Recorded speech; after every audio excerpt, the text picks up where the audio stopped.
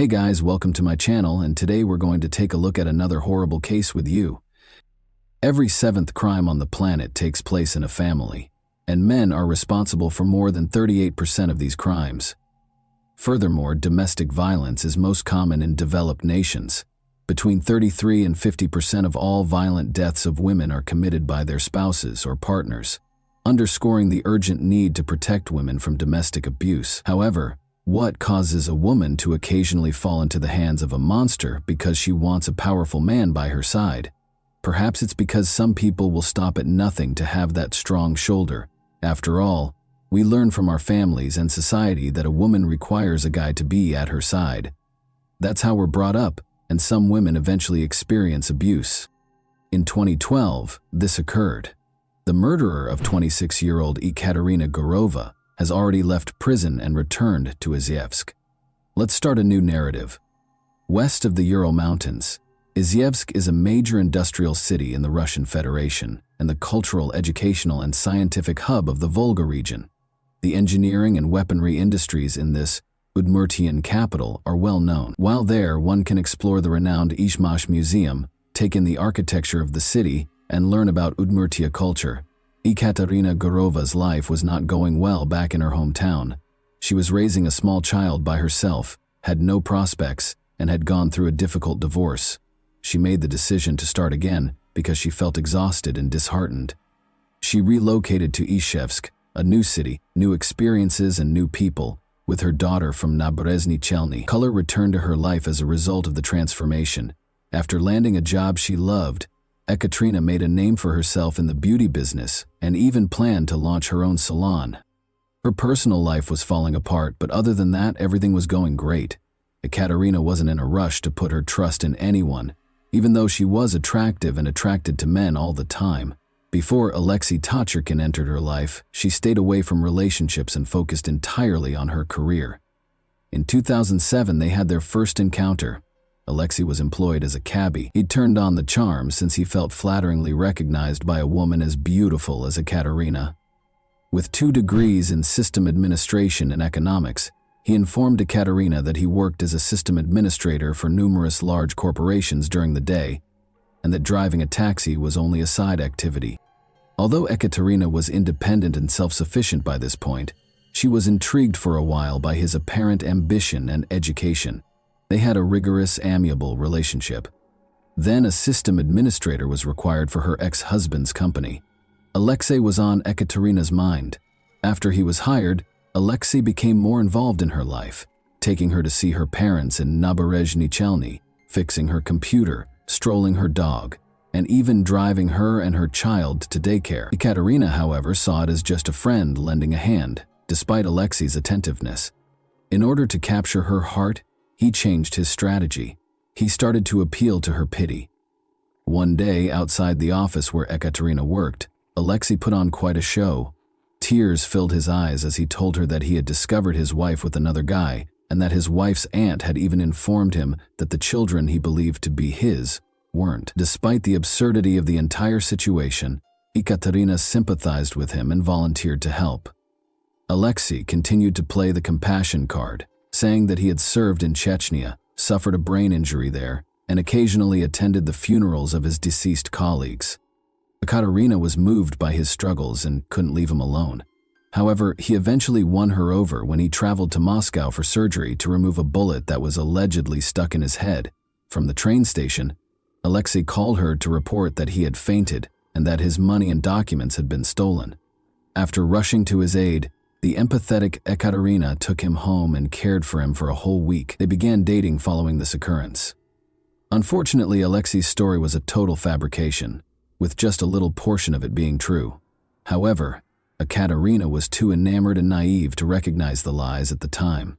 Problems in their relationship started almost immediately, because relationships based on deceit rarely last. Alexei didn't seem to care that Ekaterina was left without enough money to even buy food for herself and her child after he grabbed the final 1,000 rubles out of her purse to buy her roses.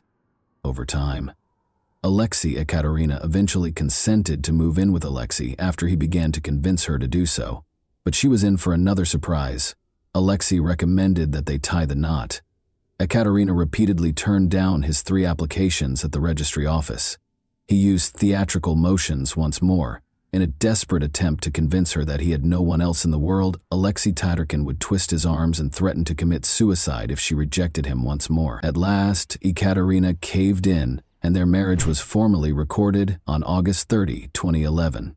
Alexei was disliked by Ekaterina's mother from the beginning. She believed he wasn't a suitable match for her daughter and regarded him to be untrustworthy. She even repeatedly told him on the phone not to rush Ekaterina into marriage if she wasn't ready. However, her daughter called her one day and said, "Mom, I'm not sure how to explain this, but we got married. Perhaps the second divorce won't be as frightening as the first," she joked, trying to lighten the situation. Their life together didn't improve after the wedding. They continued to quarrel over money. Alexei Tatarkin became deeply involved in Ekaterina's business operations just 2 months after they were married. The Kamaz trucks she received as part of her prior marriage's property partition were sold by him. They used the funds to travel to Moscow and purchase 3 foreign used cars that they intended to repair and then resale, but they ultimately only received payment for 2 of the vehicles, and the funds for the third appeared to disappear. Ekaterina no longer believed Alexei's claims that he had been duped. She insisted that he give her a car worth the same amount of money or return the money. Ekaterina took the promissory note he eventually wrote her for 400,000 rubles to her mother, asking her to store it in case something happened. Notably, Ekaterina put in a great deal of effort to provide for the family. She worked till as late as 1 in the morning and occasionally took on 10 or 12 clients in a single day. Her daily expenses included paying for her advanced training courses, gas and auto components, purchasing clothing for herself, her kid, and her new spouse, paying off the car loan, and covering daycare costs. However, Alexei would always react jealously and accuse Ekaterina of leading an unsuitable lifestyle whenever she attempted to discuss money matters with him. She frequently announced to her mother and friends that she was divorcing and that the marriage had been a mistake, but it was almost impossible to induce Alexei Tatarkin to vacate her residence. They eventually split up around the middle of February 2012, but their disagreements persisted. Ekaterina Gurova vanished on May 27, 2012, a few days after filing for divorce. A prominent Izhevsk beauty expert, Ekaterina Gurova, was reported missing on May 28. Alexei was called by Ekaterina's mother. Although she didn't want to contact him and didn't like him, Ekaterina hadn't returned her call and hadn't answered her phone since the previous evening, which had never occurred before. Though her mother realized Alexei Tatarkin wasn't being completely honest, Alexei calmly said he didn't know where Ekaterina was and even promised to check her apartment. She was able to locate her daughter's friend's phone number that same day and contacted her from Naberezhny. She reported a missing individual to the police and made calls to nearby hospitals and morgues. Ekaterina's mother hurried to Izhevsk as soon as she received the news. Her daughter's car was still parked in the courtyard, and the apartment she had been renting was locked. One of the biggest search operations in the history of the city started at that point. At an attempt to piece together what might have happened on the day she disappeared, Ekaterina's acquaintances said that she was spotted sitting at a cafe with a man at around 2:00 p.m.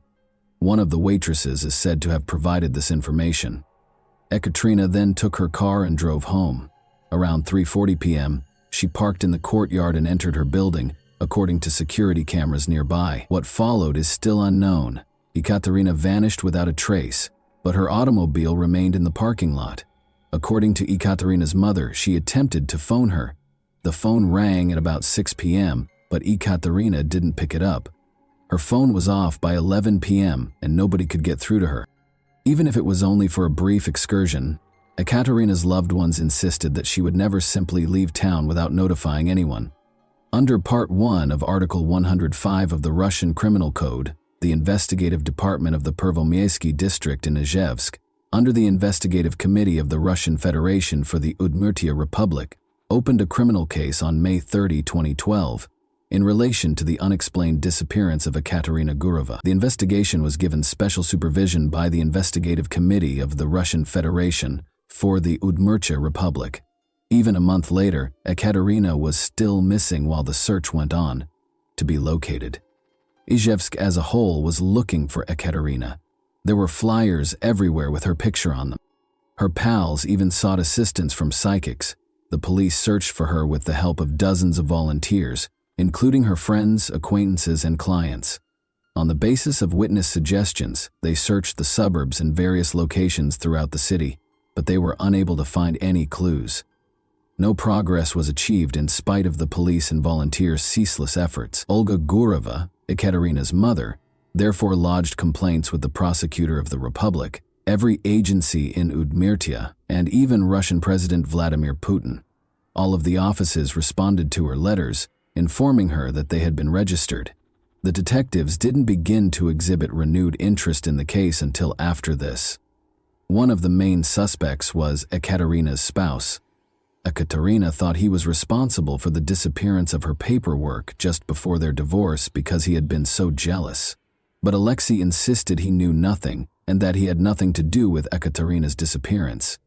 He was arrested, interrogated, and then released shortly after she vanished.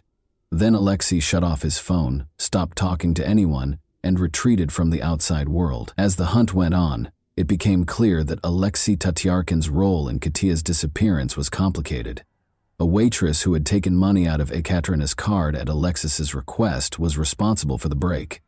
A few days later, she called Ekaterina's mother after seeing the posters for missing persons. A neighbor's testimony further bolstered the case. From Ekaterina's apartment, the neighbor had heard a scream. On the day of Ekaterina's disappearance, other witnesses claimed to have seen Alexei operating her vehicle. Ekaterina's blood was discovered in the car when the authorities confiscated it and conducted an investigation. Early in July, the forensic results were returned. Alexei Tatarkin was taken into custody by July 10. He would put on a show while being questioned, saying he felt ill and that we needed to call an ambulance, all the while maintaining that he had nothing to do with his wife's abduction. The doctors were unable to identify any problems with Yevgeny Fedorov, the lead investigator for high-priority cases with the Investigative Committee of the Russian Federation for Udmurtia, and there was no evidence to support his claim that he had suffered a mild stroke. During another interrogation on July 12, he abruptly admitted to killing his wife Alexei. He claimed that his fear was the reason he confessed. He claimed that Ekaterina had been talking to him and driving him crazy in his dreams every night. On July 13, the eve of her birthday, he tragically gave her his confession as a gift. Even after confessing, the murderer of Ekaterina Gureva continued to mislead the investigators on the day of her 27th birthday. He claimed to have committed the crime on the banks of the Kama River one minute, and then he was unable to recall where he had hidden the remains. The case of the young woman's disappearance had a lot of strange details, but investigators' diligent work helped piece together the events leading up to the crime against Ekaterina Gureva. Alina, one of Ekaterina's students, was the last person to see her alive. On May 27, they met at a cafe at 2 o'clock or 3:30 p.m. Her goal was to start a beauty parlor. I remembered that Alina wanted to recruit me. Our conversation had scarcely begun when Ekaterina's phone rang. According to what I understood, the caller informed her that her private chats had been uploaded to the internet. Ekaterina attempted to use her phone to check the internet, but was unable to access anything. She stated that she was leaving for home and would return in around half an hour. I should wait for her, she asked. According to the witness, Ekaterina called her husband while she was on her way home. She felt he was the one who had posted her texts, and they were already going through a divorce. She set up a meeting with him in the building on Udmurtskaya Street, 161, where she had been renting an apartment for the last 2 months because he was very tech-savvy.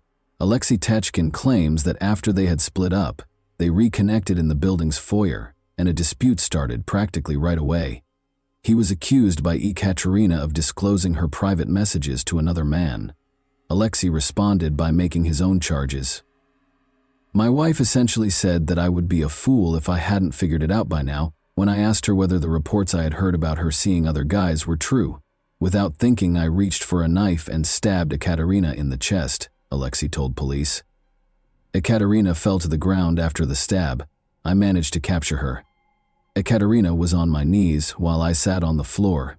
She stopped exhibiting any signs of life after I remained that way for almost 10 minutes. I understood I had killed her when I regained consciousness.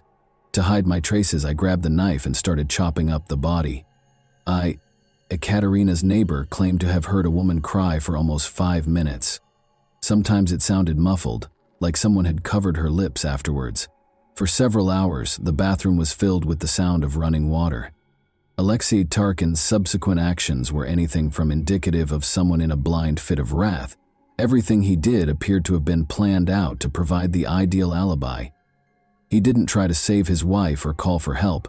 Rather, he ruthlessly cut her body into 9 parts and placed them in trash bags. He then texted Ekaterina from her phone to his own, stating that she had gone for a drive and that she would give him a call the following day. The probe was further derailed that same evening when he sent texts posing as her, using her laptop.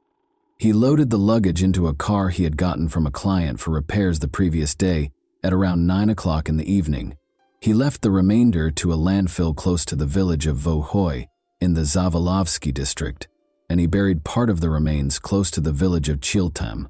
Then he went home quietly and kept watching while the whole city looked for the woman he had already buried. On July 17, 2012, Ekaterina Gurova's formal funeral was held. She was buried in a closed coffin. The hearse took her casket to Naberezhnye Chelny after a memorial service was performed for her in Izhevsk. The decision to bury Ekaterina adjacent to her father's grave was made by her family. Many of her father's old co-workers came to bid Ekaterina farewell and told her how much he had loved her. Valery Gurova has been employed at the prenatal facility for many years as an anesthesiologist. But in October 2008, he unexpectedly died of cancer at the age of 45. Nastya, Ekaterina's 6-year-old daughter, was left behind. Why then did her spouse choose to admit to the crime? Olga Gurova, Ekaterina's mother, thought that even his confession was part of a premeditated scheme a month and a half later. She thought he waited long enough to prevent the remnants from revealing the precise manner in which the crime had been perpetrated. How, where, and how quickly a human body decomposes are all covered in abundance on the internet. It's probable that Alexei Tatarkin planned everything and only made the body public when it was too late to ascertain the precise manner of his attack on Ekaterina or the number of wounds he caused. What about the motivation? Were there other factors at play, or was jealousy the only one? It's evident that their most heated arguments from the start of their relationship were always about money, and Alexei Tatarkin did have a complex relationship with money. Olga Gurova, for instance, claims that Ekaterina would provide him with the funds to settle her auto loan each month. However, those payments ceased in May 2011. Alexei continued to assure Ekaterina that he would soon repay the entire sum. He insisted that he had been paying regularly out of his own pocket and that he had provided Ekaterina all of the receipts, even during the investigation. However, a collection agency that had bought the debt from the bank called a number in their database in November 2011, and it was Alexis. He assured them that they would begin loan repayment shortly, but explained that his wife had been in a car accident, was in the hospital, and was unable to communicate. He succeeded in delaying this until May 2012. He informed them that he was now the one in the hospital following Ekaterina's passing. The most of the significant disagreements in their relationship stemmed from financial concerns. Alexei's lack of a reliable source of income and seemingly limitless expenses for what he said were business endeavors infuriated Ekaterina. Tatarkin and Gurova were diametrically opposed. He was crafty and avaricious, and to top it all off, he was incredibly envious, whereas she was straightforward and honest. Tatarkin Ken's envy had some merit, to be fair. Alexei's buddies testified throughout the trial that he had asked them to spy on his wife on multiple occasions. They discovered Ekaterina flirting with another man during one of these stakeouts. Alexei's experience as a computer specialist and system administrator also allowed him to surreptitiously monitor her social media posts, which only served to heighten his jealousy. It would be accurate to characterize Alexei Tatarkin as emotionally unstable, and any concern he had for Ekaterina was a facade. Additionally, the research found that Alexei had no college degree. He had never been in the military, much less in Chechnya, as he had claimed, and he hadn't even completed one semester of study. 7 large volumes that included explanations of the investigative procedures, the findings of numerous forensic reports, and the testimony of dozens of witnesses chronicled the full criminal case. For a month and a half, Ekaterina Gurova vanished on the evening of May 27 of last year. leaving behind not only her family and law enforcement, but also groups of volunteers. Years were spent looking for her, examining abandoned buildings, checking basements, and combing through neighboring woodlands. According to the court's ruling, as a result of Gurova's decision to revoke her marriage application and Todorkin's habit of picking disputes and arguing with her prior to their marriage, Todorkin made an attempt at suicide in February 2012. Gurova moved out of Todorkin and began living on his own. Todorkin staged an imaginary stroke in the beginning of May. The date of their divorce hearing was set for June 6. Based on Tatarkin Kin's own evidence, Gurova trusted them to manage her loan payments in 2012. After putting the body parts in garbage bags, I carried them to my Vaz 2153 and drove to Kozakino village. I attempted to submerge the bags containing Gurova's body pieces in the river, but they refused to sink. Brick bags came away from the rope I used to secure them to the torso. I then drove back toward Izhevsk from Neshkino. Upon his return to the flat, Tatkin wiped the blood off the flooring. He collected the blood-stained objects in a bag and put them back in the car with the other body pieces in other bags. Just then he saw that one of Gurova's friends, posing as Ekaterina, had left a note on her laptop. In order to provide an alibi for himself, he responded that she had allegedly gone out of town for a drive. Additionally, the murderer texted his own phone twice from hers, stating that Ekaterina was urging him to not worry and that she would undoubtedly give him a call back the following day. I left the torso in a forested area on the left side of the road after the accused's testimony to Tatarkin. I did not bury the bags. Instead, I covered them with leaves. The distance between the bags was around 30 yards. I also left the sweater I was wearing when the incident was committed there. I buried the garments and the rest of the body. Olga, Ekaterina's mother, broke down in tears as the witness statements were read in court and had to leave the room, calling paramedics to help her. The judge read the verdict for about an hour and a half. Alexei Tatarkin received a sentence of 9 years and 6 months in a prison colony with highest security. A 10-year sentence was what the prosecutor had asked for. No appeal was filed. At the sentencing, Ekaterina Gurova's mother and her family attorney were not present. A demand for damages, in which Ekaterina's mother sought 5 million rubles for mental suffering, was attached to the criminal case. She also filed paperwork to be reimbursed for 30,000 rubles in burial costs. Funeral costs were reimbursed by the court. Nonetheless, the court recommended that Ekaterina's mother bring a different civil claim in relation to the 5 million rubles in emotional compensation. Alexei Tatarkin's face was expressionless as the decision was read. His only apparent relief was that Ekaterina was no longer a part of his dreams. The thought of this amazing woman who was never able to get away from the monster she married is devastating. Ekaterina's optimistic and compassionate disposition allowed her to find the good in Alexei when there was only darkness. Perhaps the issue is that women are taught from an early age that they are incomplete without a male in their lives, and that they must have one by their sides. This kind of thinking creates a sense of self-worth that makes getting married to anyone happens to come along simple. How little did she regard herself to let a man who had to steal from her pocketbook and couldn't even afford to buy her flowers to remain in her life? Why are women so oblivious? Early on, Ekaterina saw that he was not a real man, but a fake. In order to see his girlfriend smile, a loving man would shield her and give her even the simplest presents.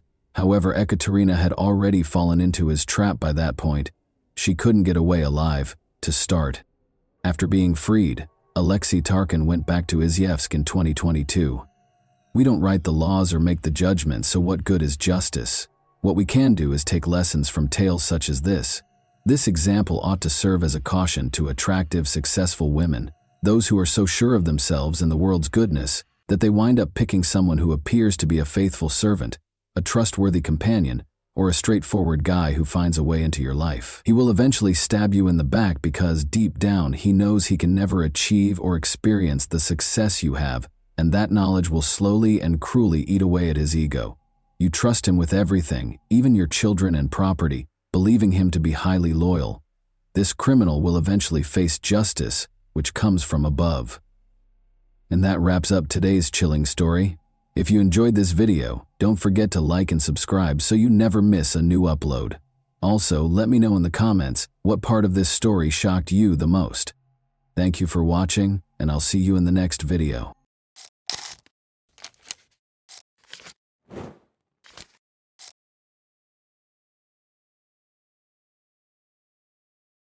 On the fateful night of February 24, 2006, Imete Sanquien, a 24-year-old criminal justice student at John Jay College in Manhattan, went out to celebrate with a friend.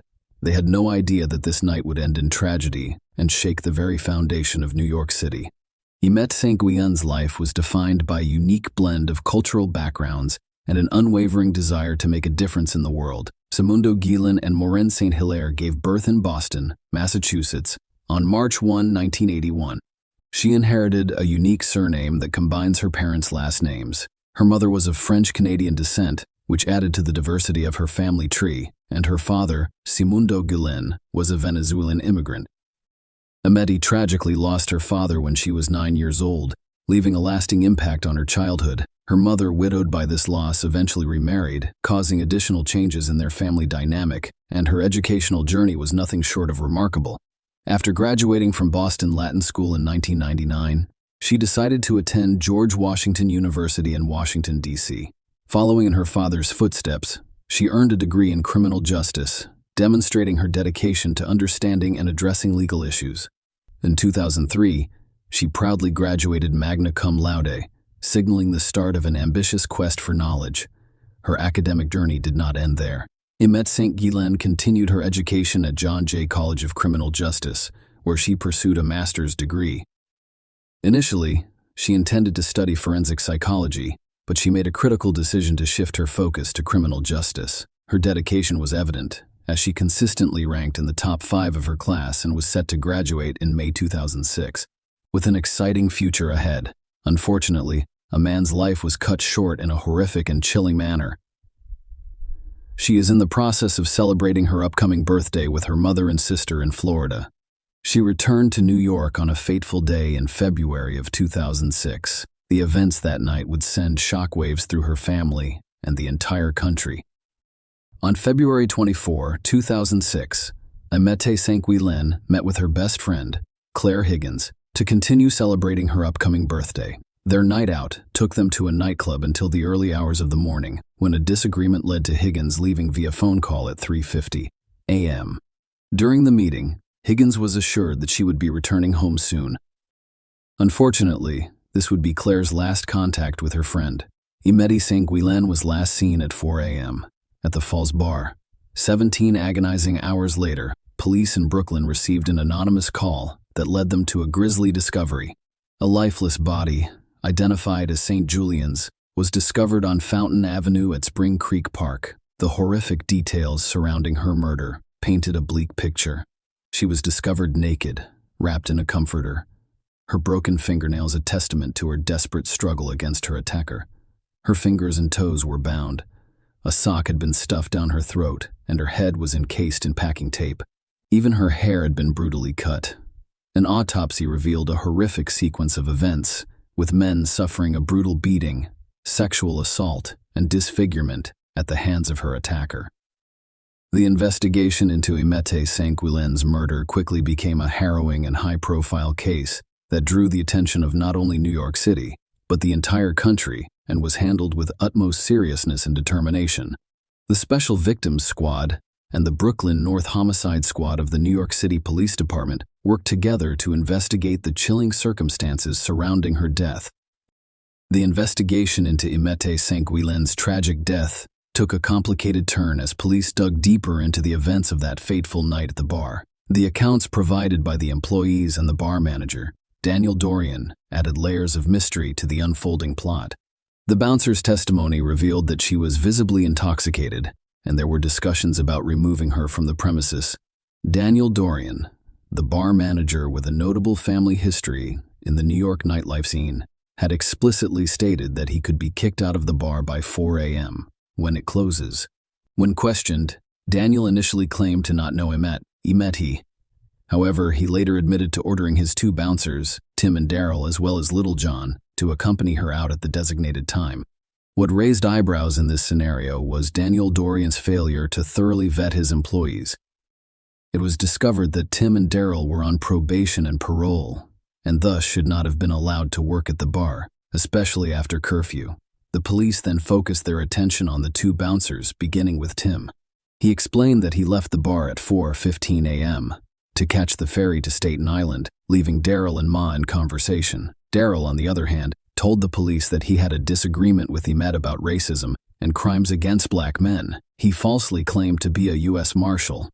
During their confrontation, Daryl claimed that he had escorted him out of the bar around 4 a.m., but he had no idea how she had gotten home.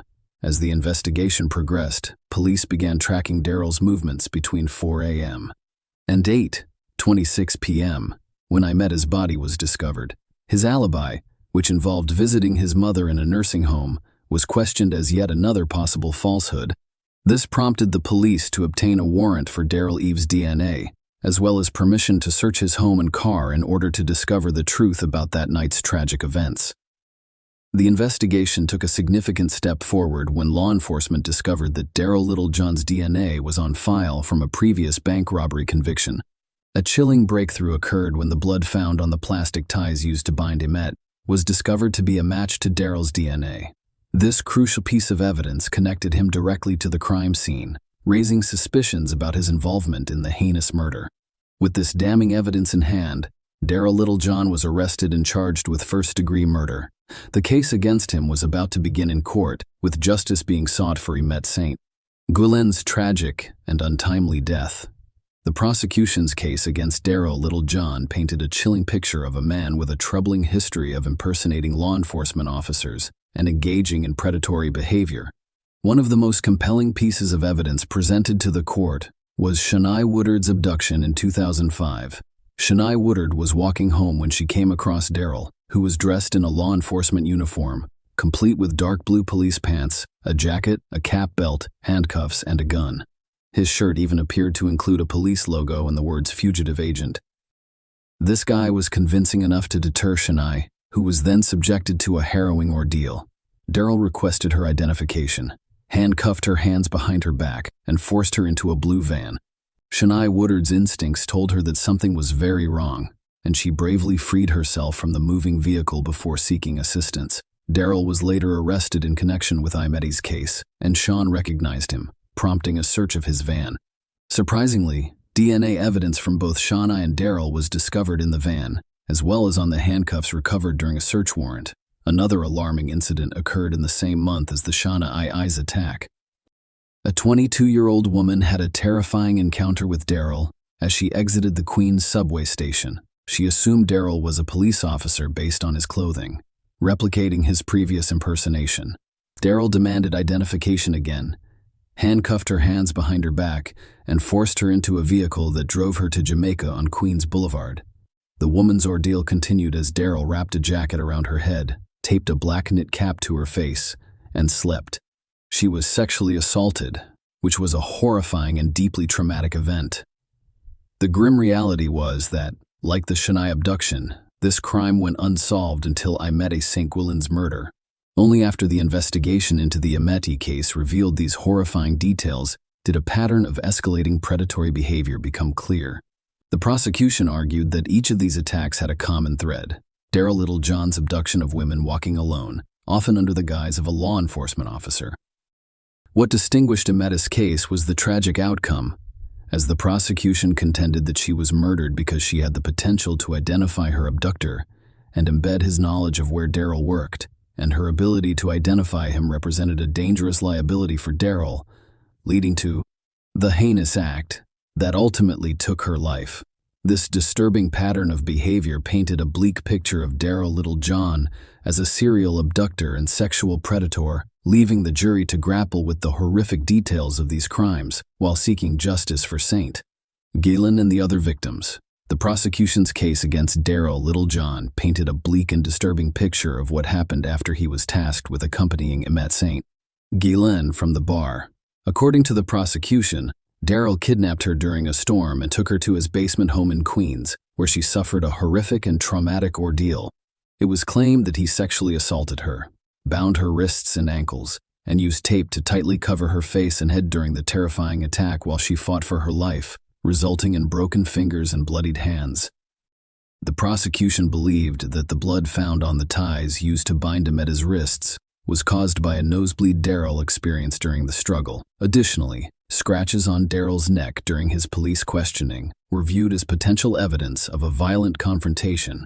The prosecution also presented compelling cell phone evidence against Daryl, who left his phone near the scene where Imede's lifeless body was discovered. The tracking of his cell phone revealed a brief movement from his Queens home to the vicinity of Imette's body.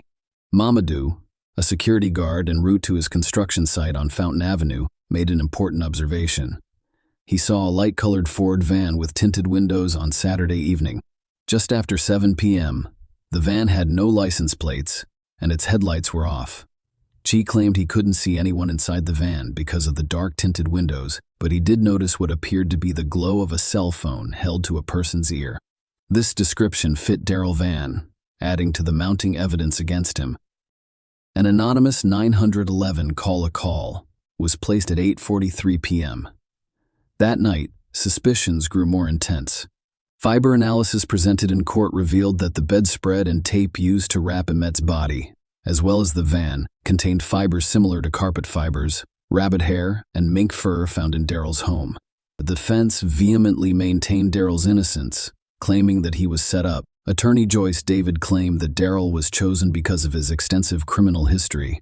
The defense argued that the true perpetrator was Daniel Dorian, the manager of the false bar. They argued that Daniel, a member of a wealthy and influential family, may have had his powerful family cover up the crime. In a pivotal moment during the trial, Daniel Dorian took the stand and admitted that he had initially been less than forthcoming with investigators about kicking Imede out of the bar due to concerns about the negative publicity it would generate. He vehemently denied any involvement with a mass murderer and claimed innocence. The trial produced two opposing narratives. One from the prosecution painting Daryl Littlejohn as a violent sexual predator responsible for Imede's tragic death, and another from the defense, pointing fingers at Daniel Dorian as a potential suspect. Ultimately, it was up to the jury to weigh the evidence and consider the arguments presented by both sides. After less than 7 hours of deliberation, the jury returned their verdict, finding Daryl Littlejohn guilty of the charges against him. This marks the conclusion of a lengthy and emotionally charged trial. Daryl was sentenced to life in prison with no chance of parole, ensuring that he would never again be a threat to society. In addition, he received a 25-year-to-life sentence for kidnapping Shania Woodard. Share your opinion with us in the comments and subscribe to the channel for more.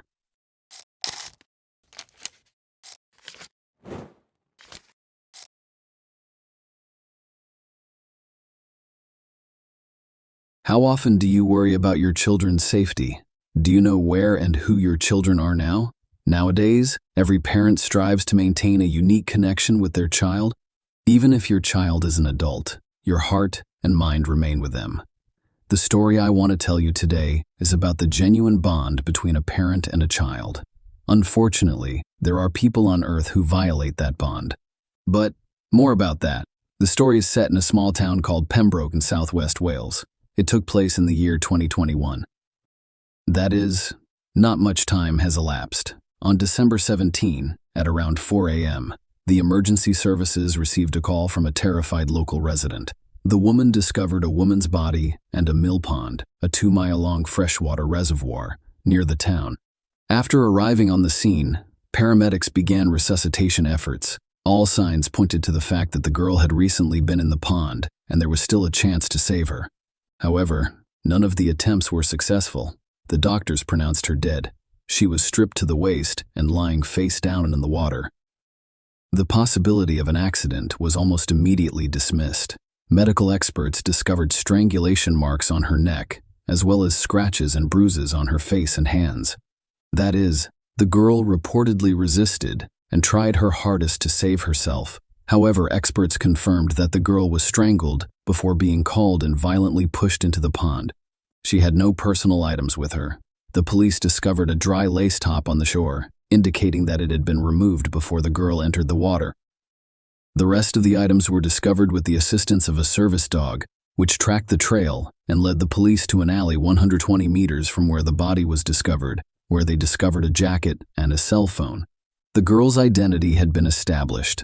She turned out to be 18-year-old Lily Sullivan, an innocent child for her mother. But, in the eyes of men, A young, blossoming, beautiful young girl was about to begin her independent life. Lily was the only and most welcome child for her mother, Sullivan, who had previously miscarried 14 times. Giving birth to a healthy baby was a miraculous event. They shared a unique bond, a trusting relationship. The mother admitted that she had already accepted the fact that she would never have children, and when Lily was born, she was overjoyed. Her daughter taught her about the true purpose and meaning of life.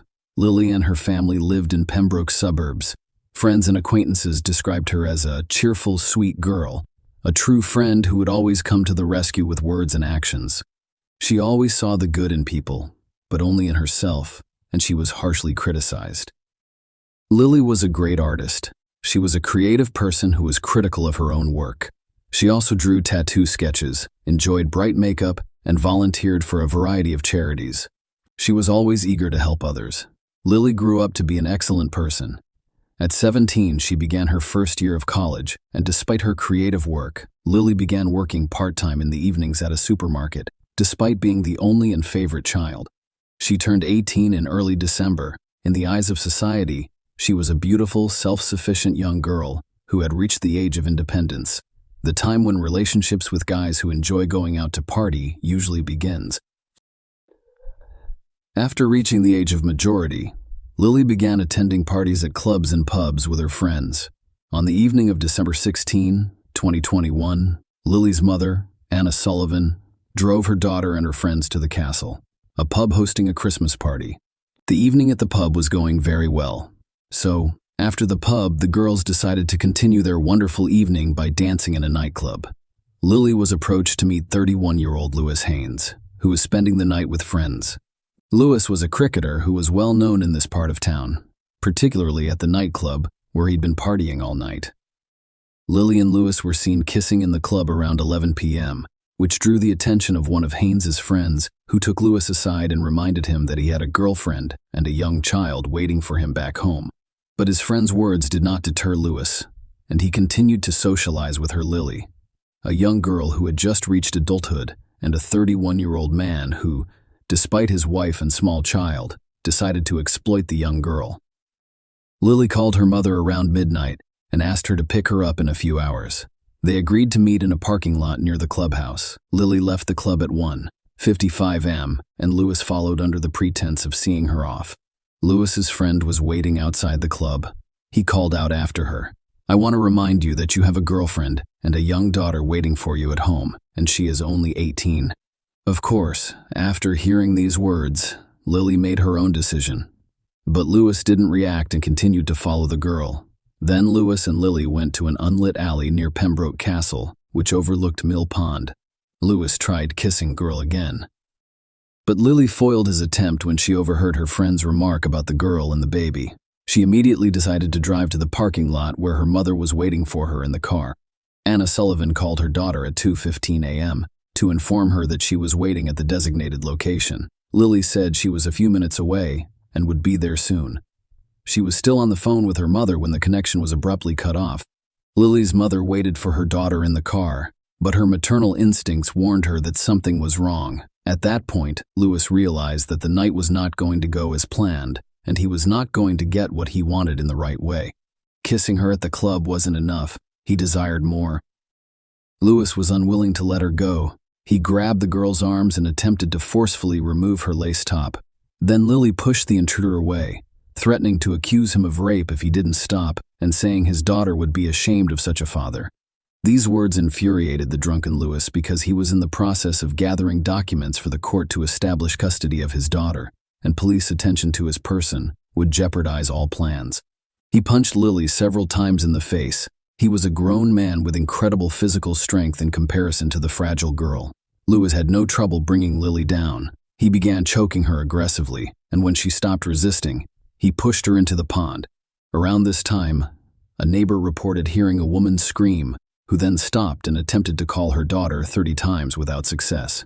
She did not pick up the phone again. In addition, police searched for evidence. They saw on one of the alleyway CCTV footage how Lily's phone display lit up repeatedly as her mother attempted to contact her. Later, while reviewing CCTV footage, investigators noticed Lewis and Lily walking together down the alley, and 3 hours and 8 minutes later, another camera captured Lewis appearing on the bridge alone. The video clearly shows him first walking, and then starting to run. Another camera at the gas station where Anna Sullivan was waiting for her daughter caught the killer just a few minutes later, at 3 hours and 10 minutes. Anna had been attempting to contact Lily for quite some time. She became very anxious and searched for her with her eyes. That's how she encountered the murderer of her beloved daughter. I am passing Anna's car. Lewis Haynes looked her in the eyes and then began behaving inappropriately. He overheard Lily and her mother discussing the location and timing of the meeting, and realized he was most likely looking into the eyes of his victim's mother. He started waving his arms and shaking his head at Anna. The stranger's behavior seemed strange. The mother couldn't believe that just a few minutes earlier, this nocturnal stranger had taken the life of her only daughter. Lewis arrived home at around 3:40 a.m. in wet clothes. His arms were deeply scratched. He became hysterical, woke his girlfriend, and begged to be taken to his parents' house. Lewis was so persistent that the girl couldn't help but comply with his request, so he tried to get away as soon as he realized what he had done. The girl wasn't aware of what was happening. On the way, he said, "I believe she is dead," which raised more questions. At 6 a.m., December 17, Lewis was arrested by police at his parents' home. Lewis' father contacted the police. He asked himself hysterically as they let him out, "What in the hell did I do?" Lewis Haynes faced murder charges on December 20, 2021, because of the overwhelming evidence. He admitted to the murder of Lily Sullivan but denied that he committed the sexually motivated crime.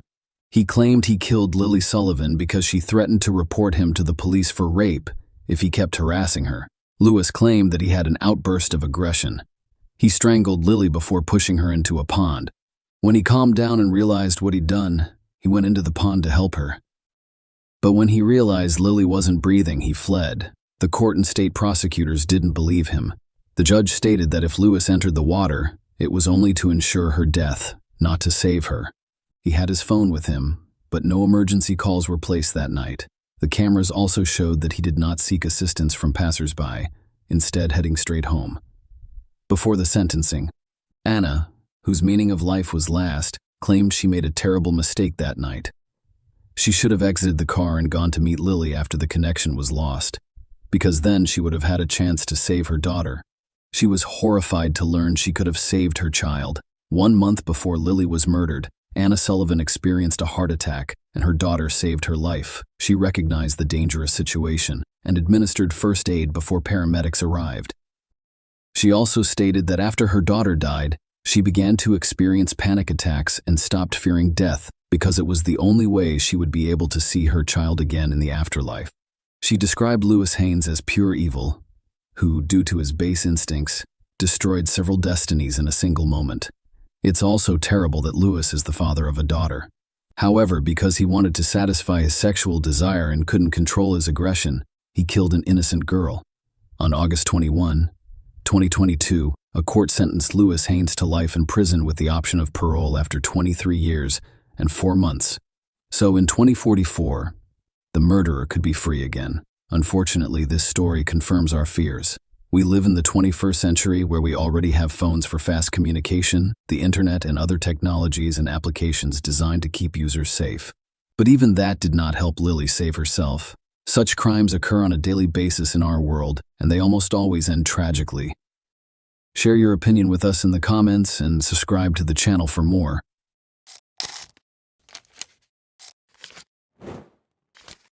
Hey guys, welcome to my channel, and today we're going to take a look at another horrible case with you. While investigating the crime scene on April 29, 1998, Delaware police noticed a car in the distance. However, the car suddenly stopped, turned around, and started back without even approaching within 100 meters. Although they were aware of the driver's actions, detectives paid little attention to them. Why would they do so after all? They had no idea, though, that this story might have turned out very differently if they had followed the enigmatic driver.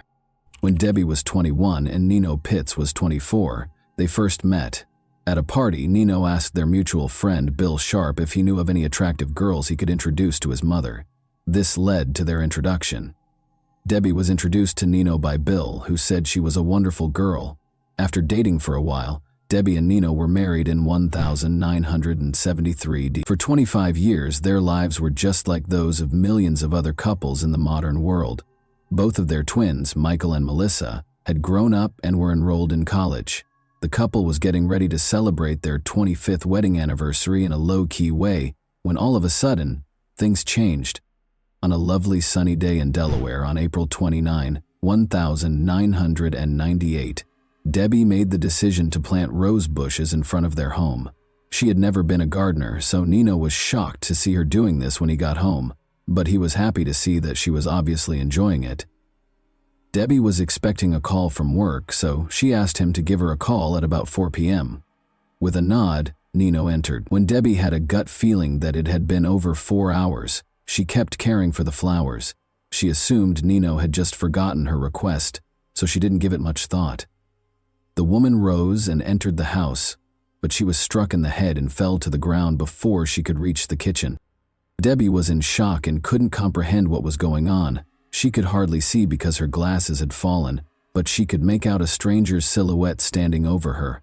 "Where did you keep your money?" he demanded. Debbie became aware that the house had been broken into. As the man searched through her possessions, she lay on the ground.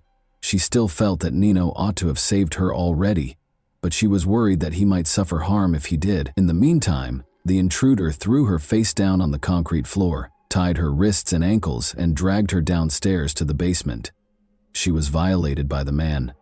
Debbie was shocked by what was happening and writhed in agony. She had been caring for her roses in her cherished garden only 20 minutes prior, and now she was facing this humiliation on her own house's floor. The attacker pulled up his sweatpants and walked away when it was all over. The brute reappeared and pulled Debbie back up the stairs, this time from the basement, just when Debbie thought the horror was over. He kept a knife to her throat, covered her with a blanket, and carried her to a car parked near the front door, placing her in the trunk. Debbie didn't even realize she had just been abducted because she was in such a state of shock. However, the man started the car, so she didn't have time for that. Debbie was trying to break free already. She wanted to break the bonds so she could begin kicking, biting, screaming, or doing anything else to get away or draw attention when the criminal opened the trunk again. But when he opened the trunk, her plan fell through. Debbie was horrified to see that no one was willing to assist her and that she was already in the garage. She was brought back inside the house by the kidnapper. It took him only one look to realize that Debbie had attempted to loosen the ropes after she was flung onto the room's bed. Furious, he violated her once more and punished her harshly.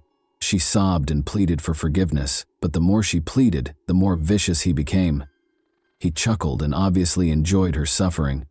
Debbie saw that he probably had some illegal substances in his system. He bound her hands and feet to satiate his desire, then tied the ropes around her ankles and wrists to render her immobile. The attacker left her, closing her eyes and mouth. She thought she was saved when she heard 2 loud shots shortly after, assuming it was the police rescuing her. Debbie's absence was immediately noticed at work. As a hospice nurse, her dependability and timeliness were always undeniable. Therefore, a co-worker went to her home at 6:30 p.m. when she was unreachable. When Debbie's co-worker noticed the Pitts family's neighbor, she introduced herself and inquired as to whether he had seen her. "She had been planting roses in the garden," he retorted, adding that the house's side door was always open if she wasn't answering. The woman came inside. There was silence. She summoned Debbie. Her glasses were on the floor, and her possessions, including her wedding ring, were on the kitchen table. The woman kept phoning Nino and Debbie. She discovered Nino in the bedroom, but Debbie was nowhere to be seen. He had been shot in the head, and it was clear that he was no longer able to be helped. Only the following day did Debbie see the kidnapper. He described how he saw the headlights pointed at his windows and assumed the police had found him. Concerned that the neighbors might have heard or seen something, he fired 2 shots from the window. Then he loudly turned up the TV or the radio.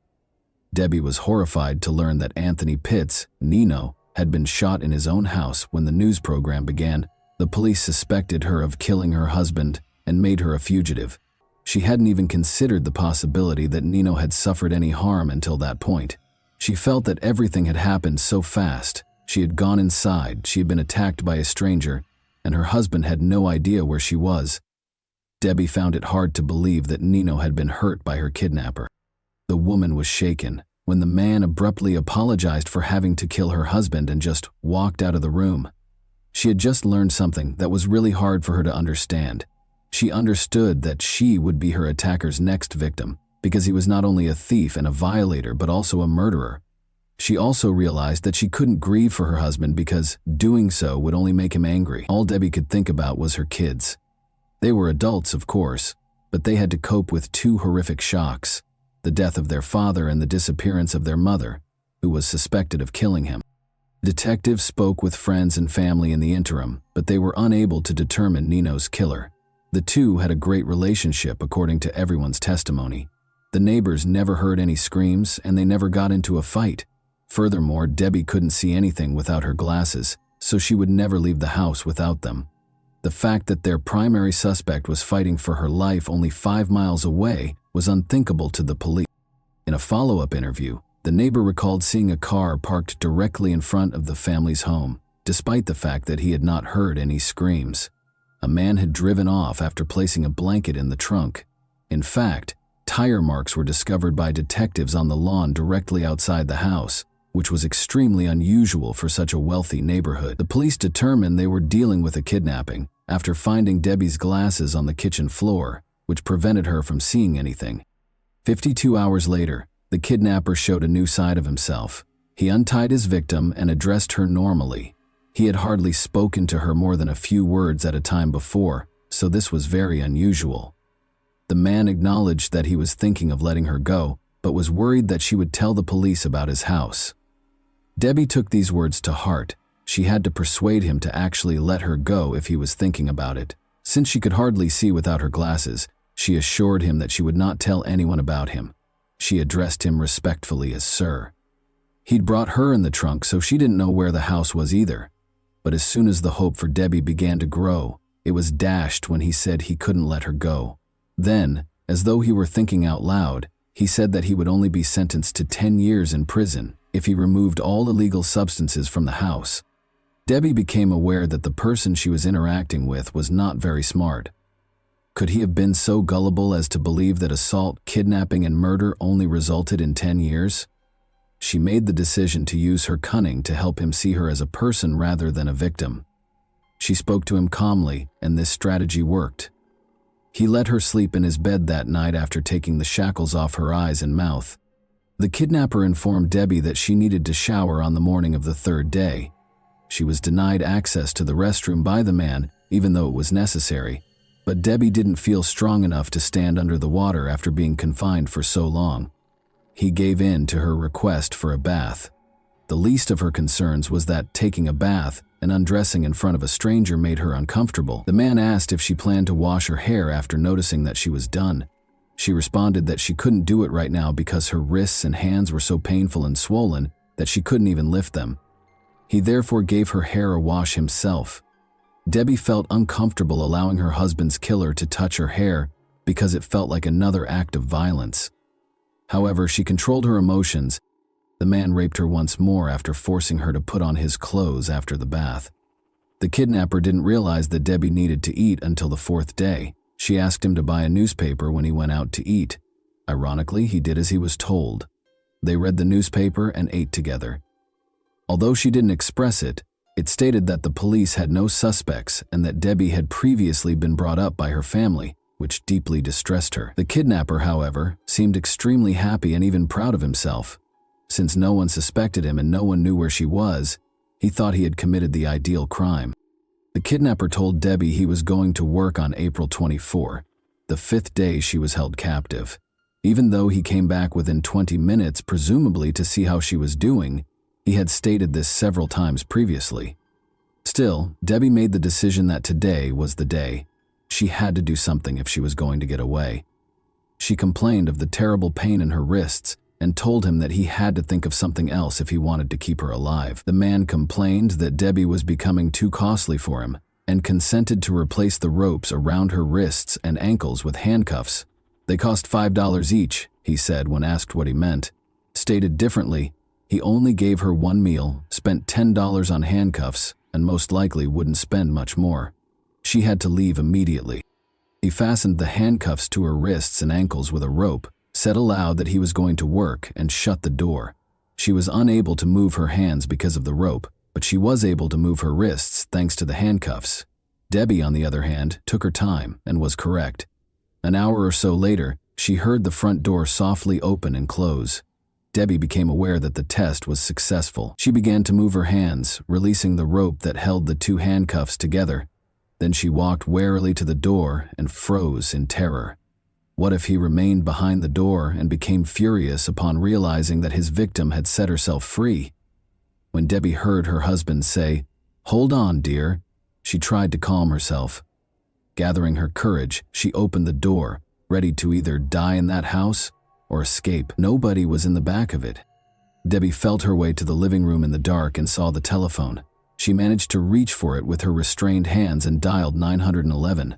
Sadly, the operator didn't recognize Debbie's name when she gave it to him. She went on to say that she had been abducted and that her husband had been killed. When the operator inquired about the perpetrator's current location, she said that he was at work, but could come back before the police showed up. Thankfully, the police arrived in less than 6 minutes after tracking down the call. She was reassured and told that the police were on their way by the operator, who stayed on the line the entire time. All of the feelings Debbie had been suppressing for nearly a week erupted when the police finally broke in. Her husband's death, the kidnapping, the violence, and the surprise rescue all blended into one. After being transported to the hospital, Debbie finally got to see her kids and other family members who had traveled from across the nation to show their support for Michael and Melissa. It was an odd mixture of emotions. Although Nino's murder consumed everyone's attention, they were also relieved to see Debbie still alive. The owner of the home where Debbie was being held was easily identified by the police. Donald Flagg was a factory worker who spent his free time robbing and attacking women. Donald gave in without protest and admitted to everything. Additionally, he provided clarification on a few points that the police were unaware of. He was just strolling past the Pitts family's home that day when he noticed Debbie caring for the roses. He went inside and waited in the kitchen, his eyes fixed on her. Because of the nearby construction and the lawnmowers in operation, Debbie was unable to hear the shot. He became acutely aware that he had not taken anything from the house after the attacker abducted Debbie. He went back to the victim's home, missing a great chance to make money. But the police officers at the crime scene had already surrounded it. Investigators had no reason to pursue the driver when they noticed a car stop suddenly and turn around. They didn't know it was their suspect until much later. The man's attorney persuaded him to enter an insanity plea in spite of his confession. Debbie was forced to testify in court as a result. Luckily, she was well prepared by her psychologist. In order to get used to the attacker's face and avoid displaying too many emotions, he asked Debbie to call him by name and look at his picture more frequently. This performed flawlessly in court. Not only did she maintain her composure, but she even turned to face her tormentor, making him turn away. Donald Flagg was convicted in spite of the lawyer's best efforts. He was given 8 consecutive life sentences, plus an extra 166 years in prison by the judge. Additionally, he will spend 10 years in solitary confinement from April 20 to April 24, the same period that Debbie was held captive. Even Debbie is relieved that he won't hurt anyone else. She later expressed regret for not going to violence victim groups.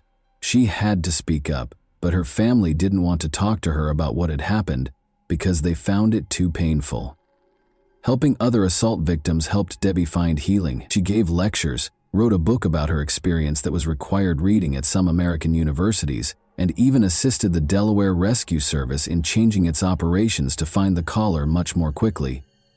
Debbie even mustered the courage to confront Donald in prison and ask him the question that had been bothering her for so long. Was he going to murder her? Yes, he replied. He didn't intend to let her die. Bill Sharp, the same Bill who had first introduced her to Nino, got in touch with her after learning of Debbie's fate. During Debbie's challenging trial process, they had a face-to-face meeting and spoke. More specifically, Bill listened to Debbie and let her speak. He started going to therapy sessions with her, and the psychologist saw them together and realized right away that his help was actually helping her get better. Bill, who became Debbie's husband in September 2000, was a true comfort and support system. And that wraps up today's chilling story. If you enjoyed this video, don't forget to like and subscribe so you never miss a new upload. Also, let me know in the comments, What part of this story shocked you the most? Thank you for watching, and I'll see you in the next video.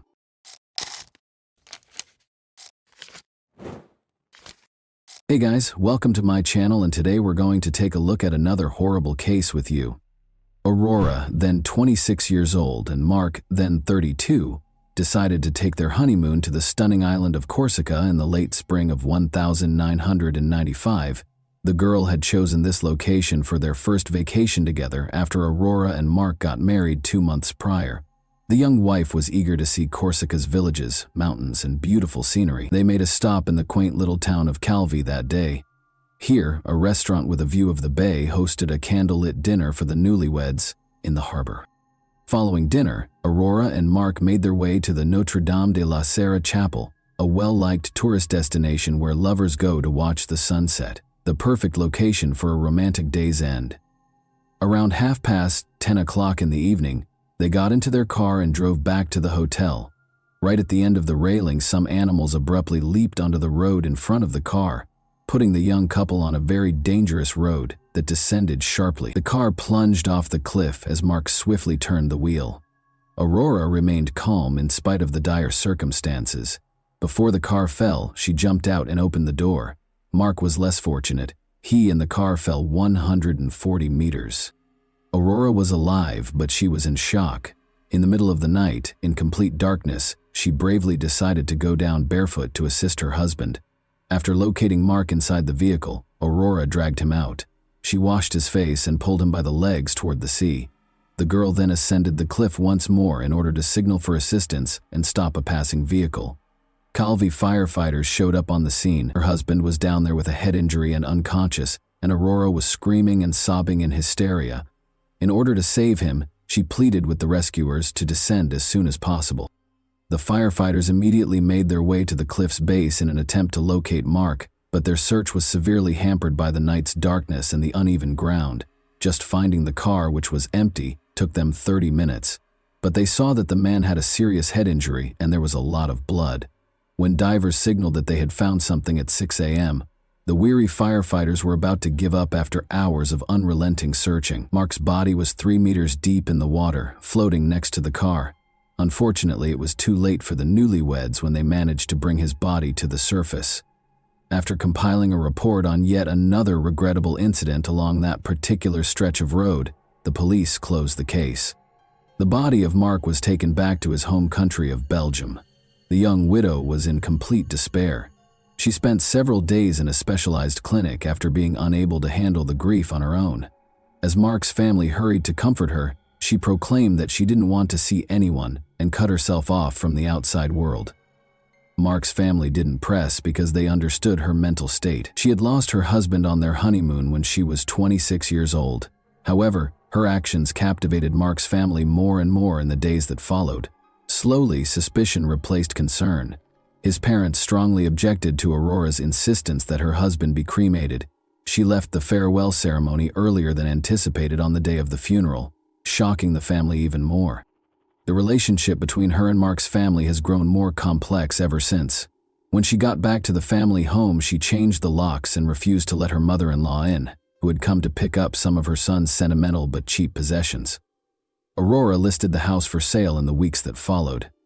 In addition to the EUR 250,000 she received from the sale of the house, there was more. After her husband passed away, it was discovered that she had gotten 7 insurance payouts. Aurora was given EUR 750,000 in total. The Van Burr couple, who were shocked by their daughter-in-law's actions, took legal action and complained about the suspicious death. As a result, the coroner demanded that Mark's death circumstances be looked into. Investigators started by researching the couple's lives in order to comprehend what truly transpired that night. Mark Vander, 31, was employed at a reputable financial firm in Brussels in April 1994, about a year prior to the incident. Everything in his life seemed to be going well, or nearly so, and he had a great job, devoted parents, and amiable co-workers. But he had yet to find a woman he wanted to live a lifetime with. Mark wanted to start a family because he was old enough. In Brussels, Mark and Aurora met at a bar. Aurora was selling ironing boards door to door at the time, which wasn't a very lucrative job. There was immediate chemistry between Mark and Aurora. Mark was enamored with the attractive girl and fell in love with her right away. Their lively relationship left Mark's friends in awe and jealousy. Mark was shy, a little overweight, and uninterested in sports, whereas Aurora was very attractive, athletic, and fit. However, Aurora moved in with Mark a few weeks after they first met.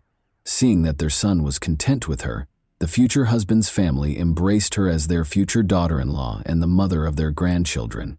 When the young couple decided to tie the knot a year later, nobody was shocked. The girl asked Mark to put half of the house in her name, among other requirements for her future husband.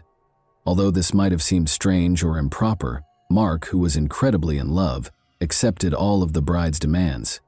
The young couple exchanged vows on March 11, 1995. Only the bride's twin sister was present from her side of the family, but the entire husband's family was present at the wedding. The husband's family gradually realized that their daughter-in-law avoided discussing her family and evasively responded to all inquiries about her background, education, and relatives. She acted as though she was from a wealthier family than theirs. More than a year after Mark's passing, on September 5, 1996, Aurora received an invitation to be questioned at the police station. She reaffirmed her earlier claims that she and Mark had gone to a chapel after dining at a portside restaurant. A wild animal unexpectedly leapt in front of their car on the way back. An unfortunate accident happened when Mark turned the steering wheel. Aurora opened the door and leaped out just before the car plunged off the cliff. No more information could be gleaned from her by the police. On October 8, 1996, Mark's body was exhumed in an effort to learn the truth. Some of the injuries were caused after death, according to the forensic expert. Although the body had many wounds, none of them were bleeding, suggesting that Mark passed away before the car plunged off the cliff. The widow was nowhere to be found when the police wanted to question her again. 2 years after the incident, the detectives made the decision to look into the crime scene in Corsica. The newlyweds' car plunged into the ravine, and Belgian police officers were at the edge of it. Armed only with photographs and without the car, the task became more difficult. However, the expert was able to reconstruct the car's pre-fall trajectory. A person's reaction to an unexpected event on the road, such as an animal running out, is to turn the steering wheel but not all the way around. Under no circumstances could the car have ended up where it was found if it had veered off the road and fallen into the water.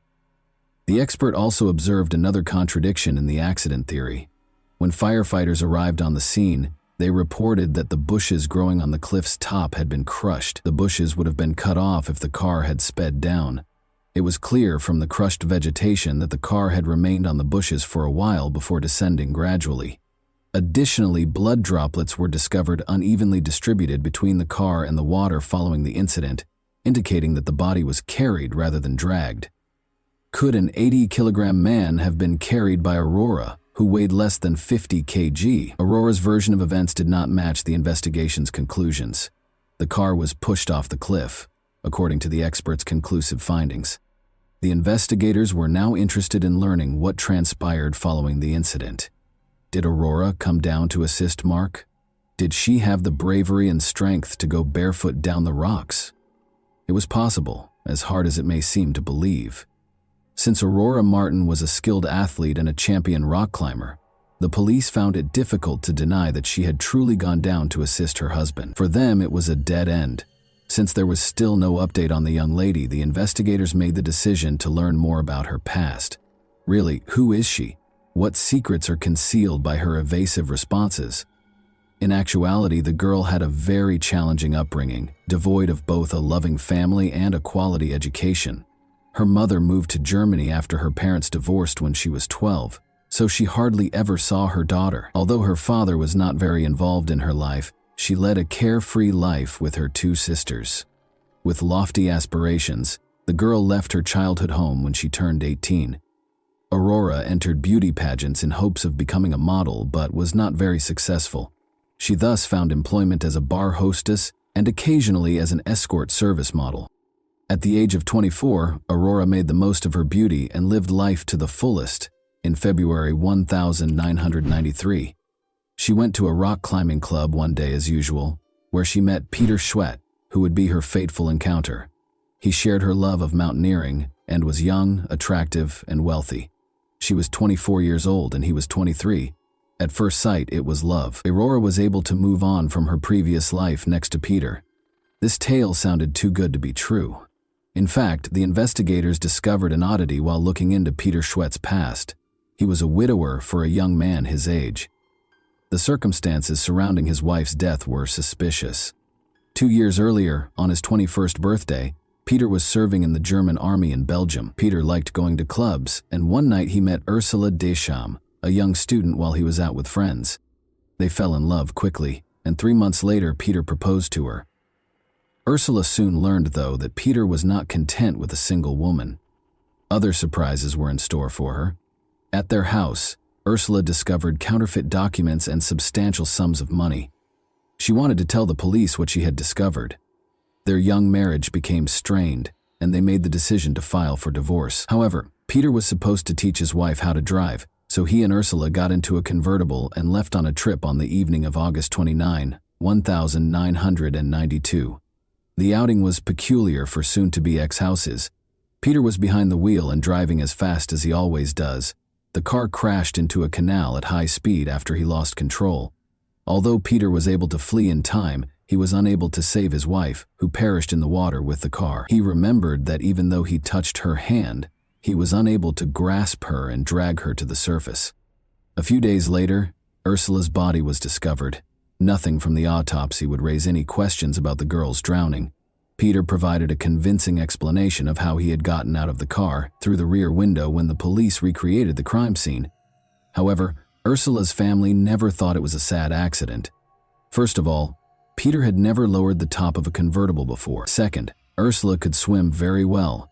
An expert who later examined the case claimed that Ursula had time to get out of the car because drowning takes 3 minutes or so as the water fills the car. The Belgian police, however, handled it as a regrettable mishap brought on by the driver's carelessness. The case was closed after the young widower received a sentence of 3 months in prison.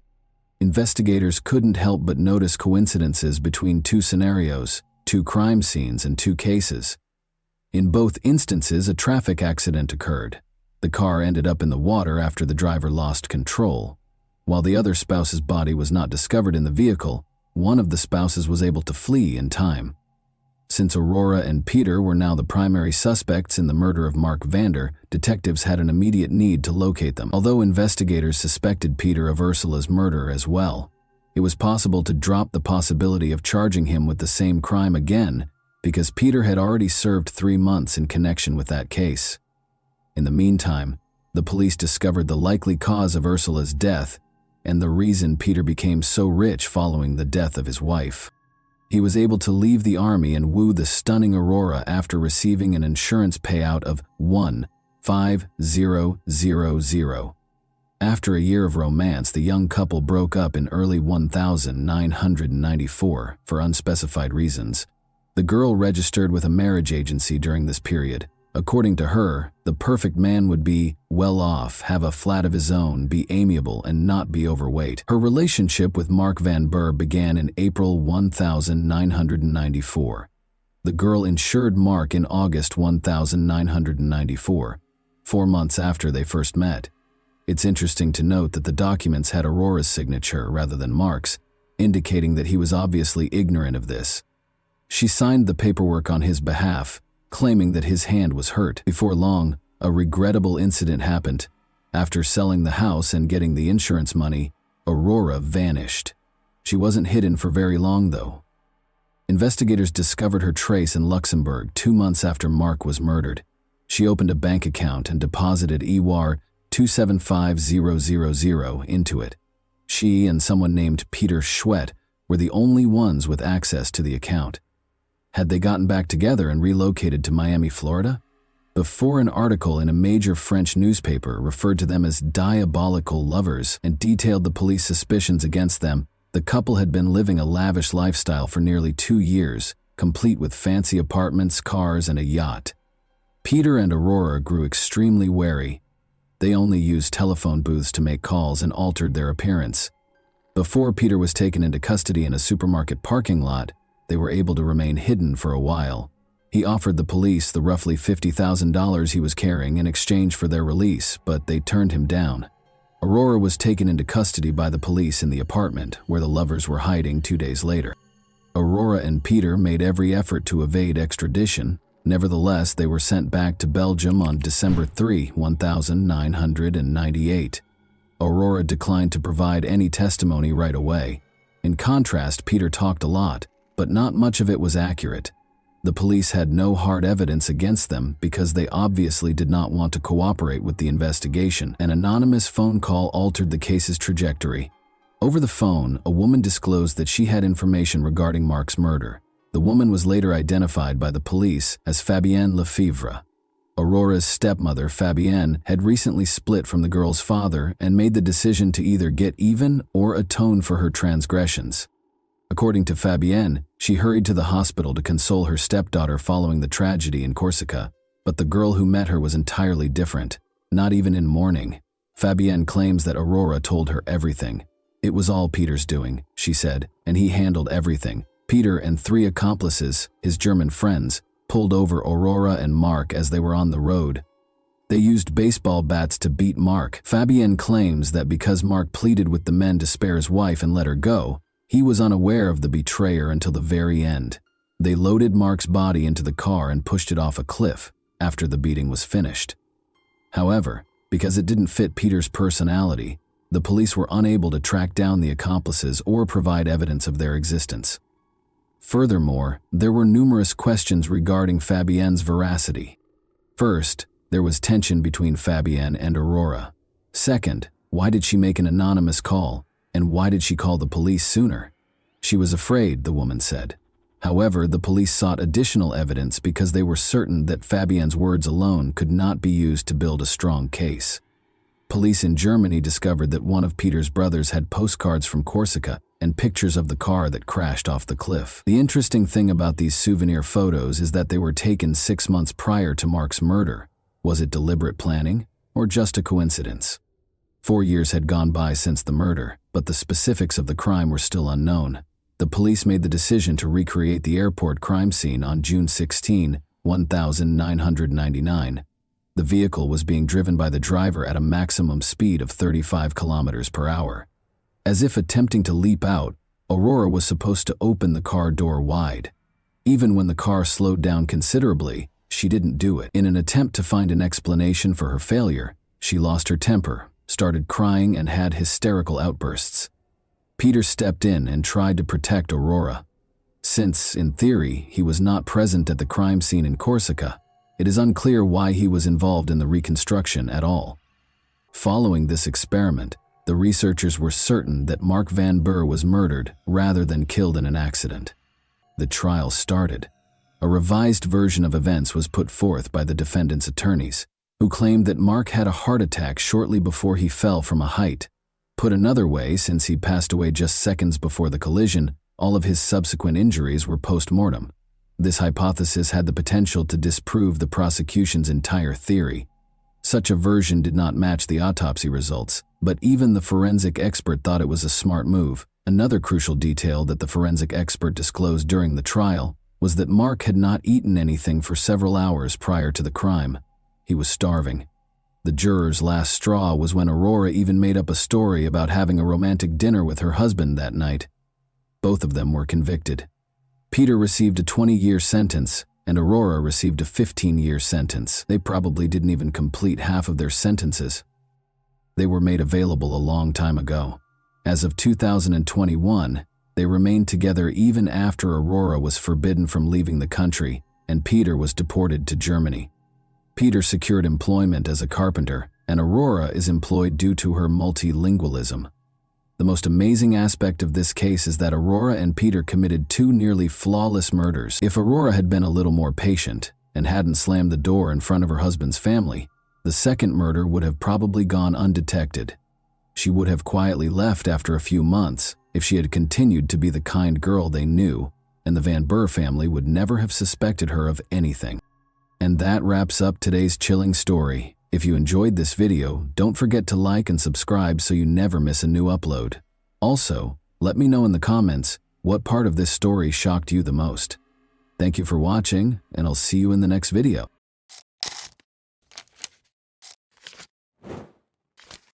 Hey guys, welcome to my channel, and today we're going to take a look at another horrible case with you. Concerned drivers who had spotted an abandoned car on the highway started calling Thurston County, Washington police on August 31, 2022. Officers discovered that their worries were not unjustified when they got to the designated spot.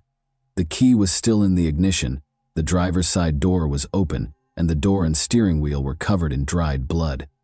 Beside the car, on the ground, was a broken phone. Whatever happened on the phone happened very quickly, because it was last used at 5:10 p.m. and found at 5:30 p.m.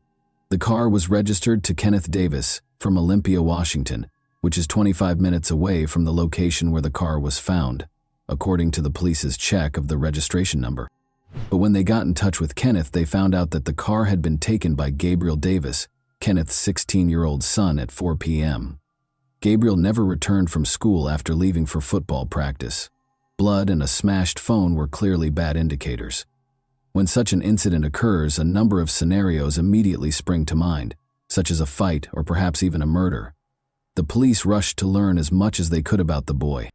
The 16-year-old Gabriel Davis hails from Olympia, Washington. His enthusiasm for football has not changed, despite a recent sharp decline in his academic performance. He never skipped a training session because he took it seriously. He was therefore immediately noticed when he failed to appear at the stadium on August 31st. No one knew where he was, not even Justin Hume, his best friend. The police immediately began a thorough search after finding Gabriel's car, the broken phone, and the blood. Helicopters and search teams were involved in the ongoing search through the night and into the next morning. People who said they had seen the boy began calling in droves as word spread about his disappearance. The teenager was spotted strolling down the highway, according to 5 witnesses. He was walking toward the park by himself. Gabriel even responded to a caller who inquired about his well-being by saying, "Yes." The young man's mysterious disappearance was not the first or even the second incident in the county, which was the most horrifying part. Within 5 miles of where Gabriel's car was discovered, 2 other young boys had disappeared during the previous 6 years. Locals wanted the police to act right away because they believed he was the 3rd victim of the same kidnapper. Logan Schindelman and Matthew Anfelt were the names of the missing boys. Matthew and Logan played a lot of sports in their senior year, just like Gabriel did. There were notable parallels between the cases, especially in Logan's case. He had no reason to be in the southern part of the county, and his car was also discovered abandoned on the side of the road. Additionally, witnesses claimed to have seen the boys prior to their disappearances in both cases. But Logan and Matthew were never located. The FBI became involved early on because of these parallels and the urgency of Gabriel's investigation. The manager of North Carolina Power Systems, a company that specializes in diesel engine repairs, called the police while the massive search for the missing teen under mysterious circumstances was in progress. She stated that Daniel McCaw, one of their staff members, had not been showing up for work for 4 days and was not returning calls. She asked the officers to come to his house and see how he was doing because this was unusual for him, and he had never been missing before. When the officers got to his home in Orting, Washington, which is 45 minutes east of Olympia, they knocked on the door but got no answer. Through the doggy door, Daniel's German Shepherd dog ran outside. At the same time, they smelled a rotten smell, so they looked around for a way to get inside the house. An unlocked door to the laundry room allowed the officers entry. Daniel was lying on the floor when they got inside. He had been shot in the head and was lying in a pool of blood. At first, they thought he had committed suicide because there were no indications of forced entry. Nevertheless, no weapon was found close to the body, and a follow-up examination showed several stab wounds and an abdominal gunshot wound. The advanced state of decomposition made it difficult to determine the precise nature of the neck wounds. They discovered 2 empty holsters and casings for 9mm and .45 caliber firearms at the crime scene. Investigators came to the conclusion that the offender or offenders had used 2 distinct firearms, most likely taken from the victim. Only locals and the mailman had access to the man's elevated neighborhood residence, according to neighbors. How the offender could have muffled the gunshots was not immediately clear. It turned out, though, that although the locals were used to carrying guns, they did not meddle in one another's affairs. Even if someone heard something, they wouldn't think to call the police. because they lived in relative isolation. During her talk with the police, Daniel's boss made a very intriguing comment. Daniel had split from Amanda Olafson, his fiancée, just 2 weeks prior. North Carolina Power Systems was another employer of Amanda's.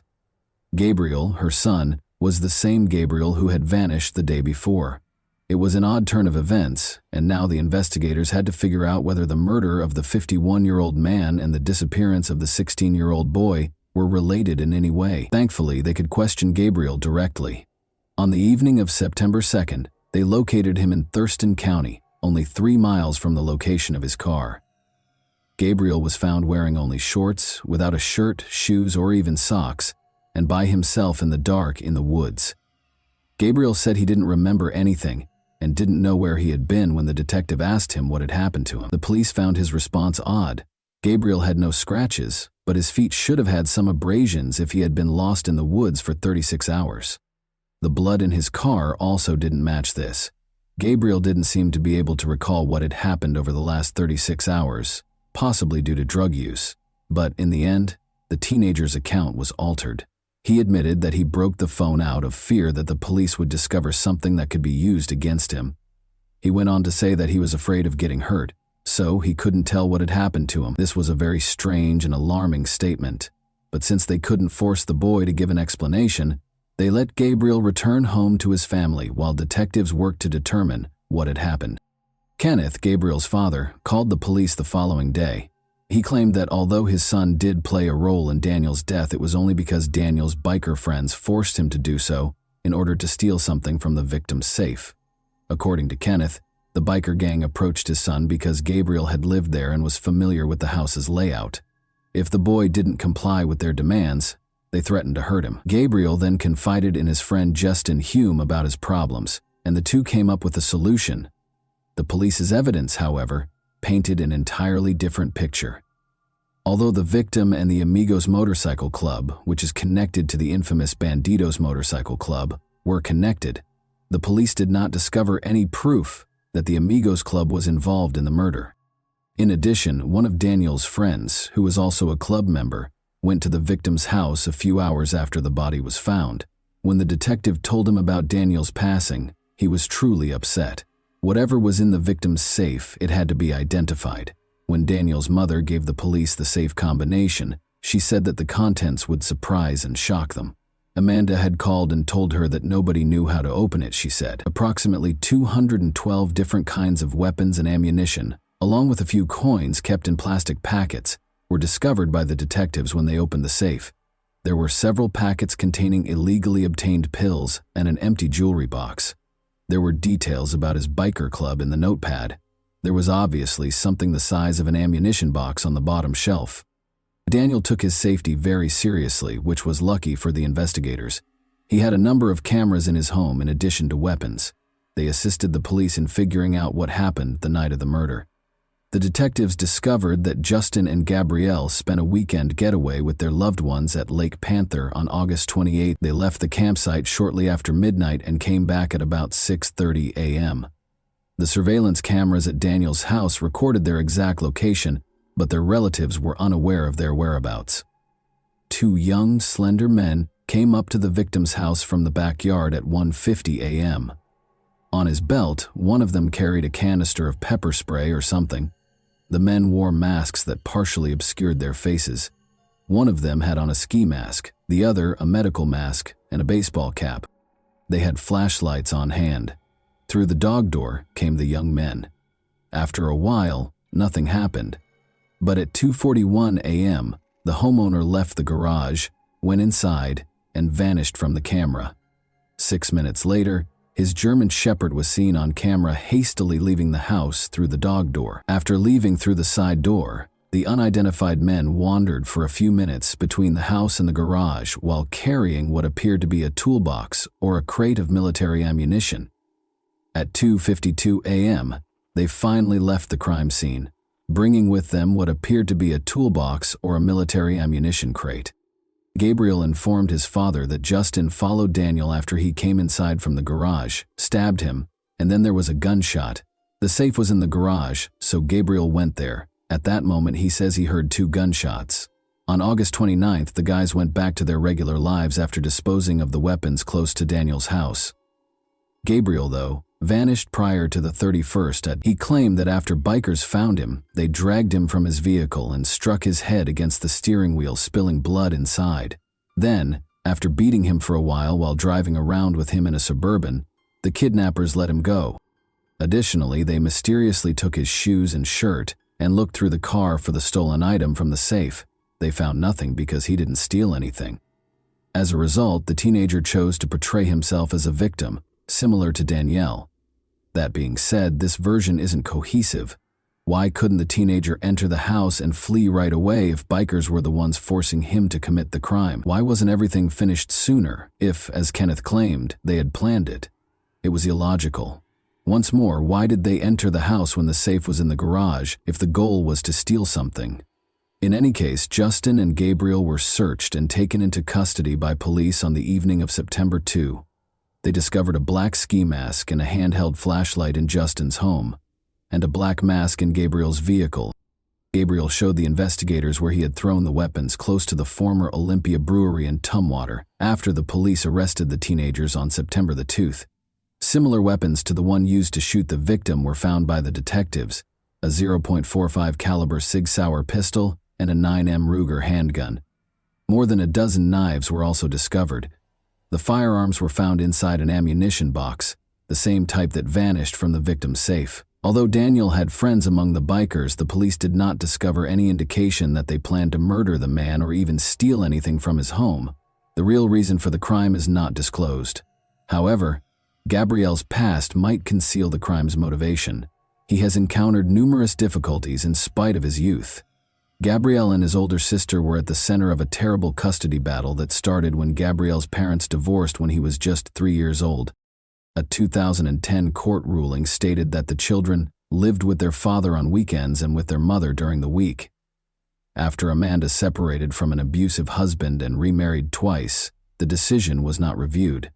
Kenneth, however, sued her after she moved in with Daniel in 2018, alleging that the kids' grades suffered and they frequently skipped class. Additionally, he claimed that Daniel was violent, threatened Gabriel with a weapon, and even threatened Gabriel's sister, who is now 20 years old, and her boyfriend.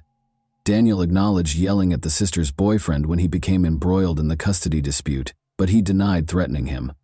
The argument started when the boyfriend broke into the house and took a phone charger, but he now feels bad about how he handled the matter. In any event, a judge in 2018 ordered that Gabriel, then 12 years old, and his sister, then 16 years old, live with their father during the week and with their mother on the weekends. The chaos didn't stop there. Because of her subpar grades, Gabriel's sister was expelled from school in January 2019. The girl reported to the school psychologist that her father had grabbed her wrist with force and that he acted aggressively, particularly when intoxicated. This only had a short-term impact. It is unclear if this was the case or if Amanda and Daniel pressured her to obtain full custody. The children were ultimately ordered to live with their father by the court. Amanda and Daniel's arguments served as the background for all of this. According to Daniel's boss, they may have broken up because of his devotion to the biker club. Amanda gave him a choice, either she or the club, refusing to make concessions to the club. His reaction is unknown, but neighbors noticed her removing items from his home on August 13, about 2 weeks prior to the murder. Gabriel made friends with Justin Hume during this period, who also had a history of getting into trouble at a young age. He was accused of making false bomb threats in high school and threatening a classmate with a knife in middle school. As a result, he had to transfer schools as soon as the academic year started. There are numerous pictures of the boy at the shooting range with Gabriel, demonstrating his intense interest in firearms. They caused mischief at school. Daniel's murder might have been retaliation for the way his relationship with Amanda ended, or maybe Amanda is lying. Anyhow, only a teenager could imagine a biker gang sending a kid to carry out their duties. The Raymond Hall Juvenile Detention Center is currently housing Gabriel and Justin. Among the many charges against them are first and second-degree murder. Because of the high probability of them trying to flee, the bail amount for each teen is set at $1 million. When police arrived to arrest Gabriel, Justin's family was seen packing their belongings into a car. suggesting that they were probably planning to flee. Gabriel has previously staged a disappearance to avoid being held accountable for his actions.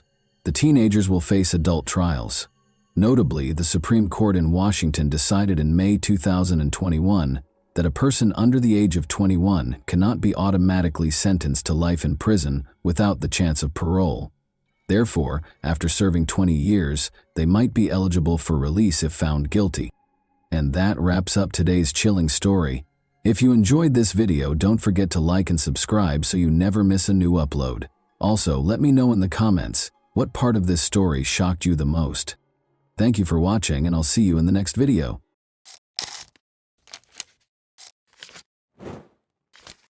Hey guys, welcome to my channel, and today we're going to take a look at another horrible case with you. Sometime between 7 and 7:30 p.m. on the evening of May 30, 2012, 19-year-old Brittany Wood got ready and left her mother's home in Mobile, Alabama. Everyone thought Brittany was going to see a friend, but that wasn't the case at all. Brittany's real destination was her uncle Donnie Holland's house, but no one around her knew it. But what started out as a routine visit would turn into a terrifying experience for the family and the police. On June 1, 2012, 2 days later, the police discovered something horrifying. A terrifying crime scene was revealed when Donnie, Brittany's uncle, was discovered in his car with a gunshot wound to the back of his head. A layer of mystery was added by the startling and bloody scene, which grew more intense as Brittany Wood mysteriously disappeared. Did Brittany contribute to Donnie's demise, and, if so, what motivated her to act in that way? Or did someone else kidnap Brittany in addition to killing Donnie? Brittany's dream has always been to work as a hairdresser and eventually open her own salon. But the little girl, who was only a teenager, would meet a man named Andy Woods. As their relationship grew, their lovely daughter Peyton was joyfully born in 2009, when Brittany was only 18. At first, Brittany relished the independence of youth, but the arrival of Peyton marked a significant shift in her life. But when Andy and Brittany split up a few months after Peyton was born, her life took an even more dramatic turn. In spite of the split, the couple decided to share custody in order to keep their relationship cordial and beneficial for their daughter's welfare. Following this, Brittany started dating and had a number of short-lived relationships. Spending time with her family, especially her brother Derek, whom she viewed as her protector, brought Brittany joy. When Brittany looks back on her past, she realizes that her turbulent experiences also stemmed from her early years. When she was a baby, her mother, Chessie Wood, and her father, Wallace Hinckley, got divorced. Brittany and her father had a good relationship in spite of the divorce. The primary issue, though, was her relationship with her uncle, Donnie Holland. Donnie was always kind to people around him and seemed like a fun-loving guy, but his story was more complicated than it seemed on the surface. In fact, Donnie was being investigated at the time of his death for his alleged involvement in a child abuse ring that involved other family members, including Brittany's household members. Is there a link between Donnie's eventual death and everything that happened in the past and Brittany's disappearance? Around 7:30 p.m. on the evening of May 30, 2012, Brittany left her home, leading her family to believe she was going to see a friend. Later that evening, they tried to get in touch with Brittany but were unsuccessful. At first, the family didn't suspect anything was wrong because they were used to her spending days with her friends. However, they were unaware that this was not one of those evenings because they did not know where Brittany was. 2 days later, on June 3, 2012, Brittany's uncle Donnie Holland was discovered in his car, the engine still running, in a remote location with a view of the Fish River. The family was met with a terrifying discovery. He was shot behind his ear, at the back of his head. After being taken to a nearby hospital, he had already died. After hearing this heartbreaking news, Brittany's family made another effort to get in touch with her and let her know about the tragedy. Sadly, their efforts were unsuccessful because her phone was dead and still unresponsive. The family became increasingly worried when they couldn't find Brittany at her regular hangouts. They quickly made their way to the Mobile County Police Station and reported the missing person. This sparked a number of inquiries that involved Brittany and Donnie. The police searched the crime scene thoroughly in hopes of finding any evidence that would help them solve the case quickly. After a thorough search, they found a phone battery and a small gun inside the vehicle. Chessie, Brittany's mother, said that bags had been placed on Donnie's hands while she was in the hospital, most likely to be tested for gunshot residue. Why these bags were taken out without being tested is still unknown, though. Along with the investigation, the police spoke with Wendy Holland, Donnie's wife, and Jennifer Gonzalez Moore, their friend, who found Donnie's body. When they discovered Donnie about a mile from the main road, they said he was still gushing blood. The reason for their search and the details of the interrogation, such as whether Donnie was still alive, are still unknown. There was a strong suspicion, though, that Wendy was somehow involved in this incident. Presuming the gun was the one used to shoot Donnie, the police collected it along with the phone battery, but when Brittany's best friend, Tiffany Bailey, acknowledged that the gun was Brittany's, things took an unexpected turn. Tiffany disclosed that just before she vanished, Brittany had bought the gun for protection. Suspicions were running high, and people started wondering if Brittany or Wendy and her friend were involved. But there was still another way to look at the story. Donnie was being investigated at the time of his death for allegedly being a part of a troubling child abuse ring that involved multiple members of his own family. He died from a gunshot wound while sitting in his car just half an hour before he was supposed to meet with the investigators to talk about these claims. According to former Baldwin County Sheriff's Office Detective Eric Winberg, Donnie probably expected to be arrested and killed himself just before the scheduled police meeting. The search for the truth started amid the assumptions and suspicions. Examining phone records was the first step in the investigation. The battery that was discovered in Donnie's vehicle turned out to be that of Brittany's cell phone. Additionally, it was verified by the call logs that Donnie and Brittany actually met on May 30, 2012, the day she vanished. According to the documents, Donnie had driven Brittany to the house near Styx River after picking her up at her mobile home.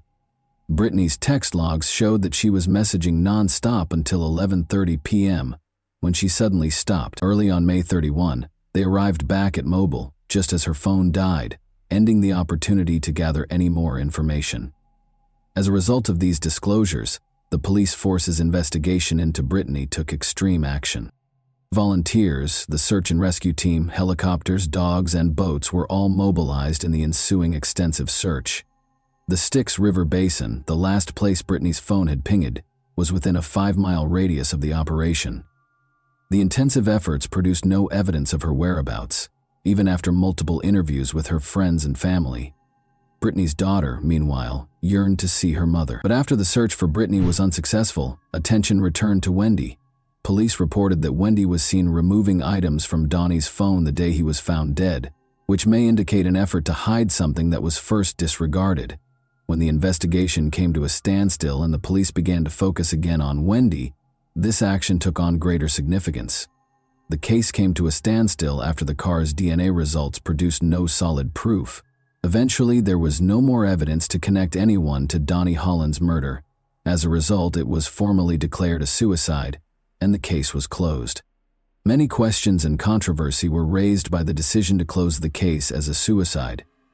Detective Eric Winberg confirmed that the gunshot residue test was not performed because it was a procedure carried out by the Alabama Department of Forensic Sciences. Becca Johnson, a private investigator who was actively involved in the search for Brittany Wood, expressed skepticism, saying, "Generally, it's 4 to 5 hours till unpreserved gunshot residue is gone, and hands in bags, it's being preserved." Cameron Busey, a firearms expert at the time, noted that if Donnie had shot himself, the bone fragments and brain matter would have probably lodged in his hands. To ascertain this aspect as well, no test was carried out. Furthermore, Busey emphasized that it would be extremely uncommon to hold the gun behind one's head. "I don't know of any suicide that was done in that position." Nevertheless, in spite of numerous worries and observations, suicide was officially declared the cause of death, and no hard evidence surfaced to refute this finding. Even though Donnie's case ended in a surprising way, the investigation went further to understand its complexities by looking into the possibility that a family member was involved in the crime. The family had been concealing a troubling past for years, but the investigations revealed it. They discovered that Donnie Holland was the leader of a child abuse ring in which at least 11 other friends or family members participated. For decades, they had been mistreating and taking advantage of children, including their own. Further evidence connecting the family to these allegations was found by the police as they looked through Brittany's Facebook profile. 11 family members were arrested for their roles in the abuse ring, including Donnie's wife Wendy and Brittany's adored brother Derek. The fact that Brittany's mother, Chessie, was charged with child abuse despite claiming innocence only served to heighten the seriousness of the situation. One of the accusations against the mother was that she had assaulted another female relative who was underage. As the investigation went on, details from Brittany's friends, whom she had confided in, came to light. It was revealed that when Brittany was only 9 years old, she had also been abused by Donnie. Brittany's friends claimed that she intended to confront Donnie and report him to the police. An important question was brought up by the revelation. Did Brittany kill Donnie in retaliation? Although the hypothesis had an interesting history, it was only speculative because there was no hard evidence to support it. Given the backstory and her subsequent disappearance, particularly after her gun was discovered, the audience might have assumed in a simpler plot or motive that Brittany was the cause of Donnie's death. However, evidence is crucial in legal proceedings, and no additional inquiry into her involvement was conducted in the absence of adequate proof. In addition to the idea that Brittany was seeking retribution, another theory surfaced. Could a previous victim have killed Donnie in retaliation and then abducted Brittany? Although the reason behind Brittany's abduction was never revealed, her mysterious disappearance raised suspicions that she was still alive. Despite a number of theories, it was indisputable that Brittany's family was about to face legal repercussions. Still, Brittany's mother, Chessie, was upset that her daughter had not yet been found. A young victim testified against Wendy Holland, Donnie's wife, in court on December 9, 2014. The victim's first memories of abuse by adult relatives, including the defendant Wendy Wood Holland, who was 35 at the time, were horrifyingly described in the testimony. The teenage girl testified that the relatives frequently participated in adult group activities, mentioning that Brittany Wood occasionally participated in these activities. During the biggest case in Alabama, which involved the prosecution of 10 people. Teresa Hines, the prosecutor, inquired as to how frequently such incidents happened. The answer was, it happened a bunch, according to testimony from a man who subsequently entered a guilty plea. He once engaged in an inappropriate six-way encounter with a group of relatives, which included Wendy Holland and the girl. Derek Wood, Brittany Wood's 23-year-old brother, entered a guilty plea to the charge of having inappropriate contact with the victim.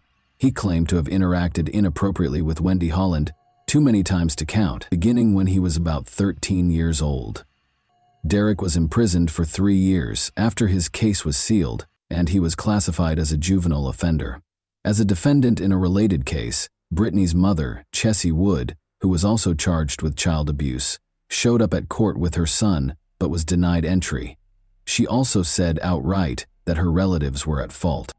During his testimony, Dustin Kent, the brother-in-law of Wendy Holland, claimed to have participated in a six-way inappropriate encounter between Wendy, the alleged teen victim, and his wife Wendy Kent, Wendy Holland's twin sister.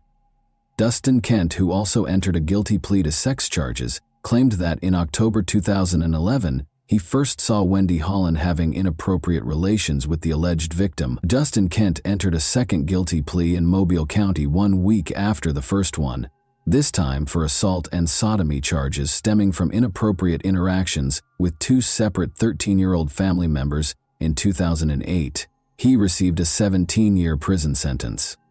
After that, Brittany's other uncle, Randall Scott Wood, pled guilty in Mobile County. All of the defendants were found guilty on charges of child abuse in quick succession. Wendy's identical twin sister, Mindy Kent, was also imprisoned after being found guilty by Mobile County jurors of sodomy and child abuse under the age of 12. She received a maximum sentence of 40 years in prison in 2015, with 20 years for each count against her. Wendy Holland was given a startling sentence of 219 years in prison in 2015 after being found guilty of child abuse and child torture. Chessie Wood, Brittany's mother, also acknowledged guilt to a misdemeanor charge of endangering the welfare of her child. There is still debate surrounding the conclusion that Donnie Holland committed suicide. There is still no conclusive answer to the important question of whether Brittany was the criminal. But beneath this mask, one thing is certain. After years of hiding these forbidden activities, Brittany Wood's troubled family finally received the punishment they deserved. In the end, justice had won out. Only one person can now provide us with the truth about the disappearance or the murderous night. But over 10 years have gone by, and she is still elusive, and no one knows where she is. What are your thoughts on this unsettling case, then? What might have occurred the night Donnie died? Was there something more sinister going on? Or was it truly a disappearance leading to suicide? And that wraps up today's chilling story. If you enjoyed this video, don't forget to like and subscribe so you never miss a new upload. Also, let me know in the comments, what part of this story shocked you the most? Thank you for watching, and I'll see you in the next video.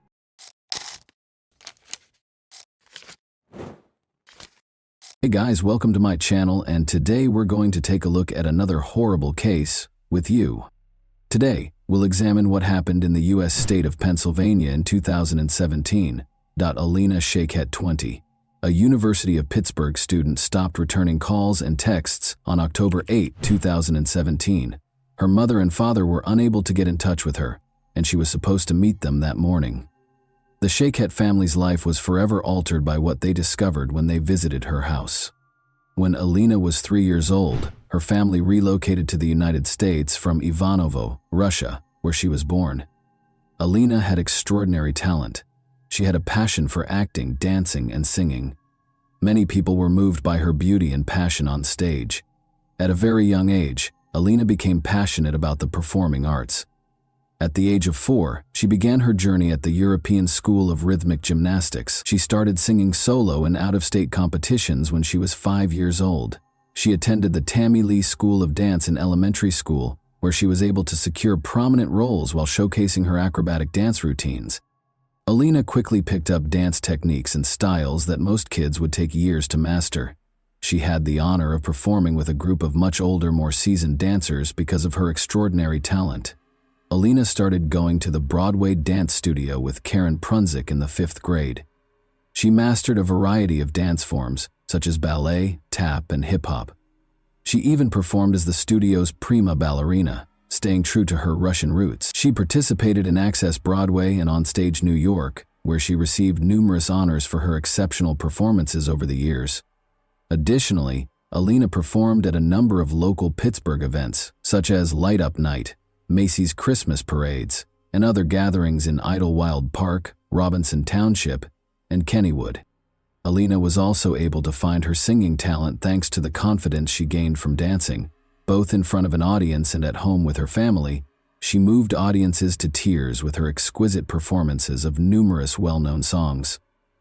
Alina had extensive surgery after suffering a serious knee injury in a ballet class when she was 14 years old. Alina was devastated to learn that she would never be able to dance competitively or recreationally again after months of physical therapy. She was determined to find a way to get back on stage, in spite of this significant setback. Alina was able to safely express her love of dancing while attending Montour High School by participating in the musical theater program. As a talented actress, dancer, singer, and comedian, Alina made a triumphant comeback to the stage, illuminating the audience with her love and light. She brought tears, smiles, and a lot of applause to her roles in a number of plays and musicals. Alina continued to shine her light and make everyone happy while performing at numerous events throughout the city as a member of the chorus at Montour. Despite the fact that Alina's injury kept her from pursuing her love of dancing and performing, her experience receiving treatment motivated her to seek a career in medicine. She wished to assist those who had sustained injuries that hindered them from following their aspirations. Alina made the decision to pursue a career as a physical therapist. Alina and her parents had a close relationship. In 2015, she wrote on Facebook, "Happy Father's Day to the greatest dad out there. Thank you for always being there for me and having my back no matter what. I couldn't get through one day without you. I love you so much, Dad." She also wrote, "Happy birthday to my gorgeous mother. I can't wait for another year of countless laughs and more memories.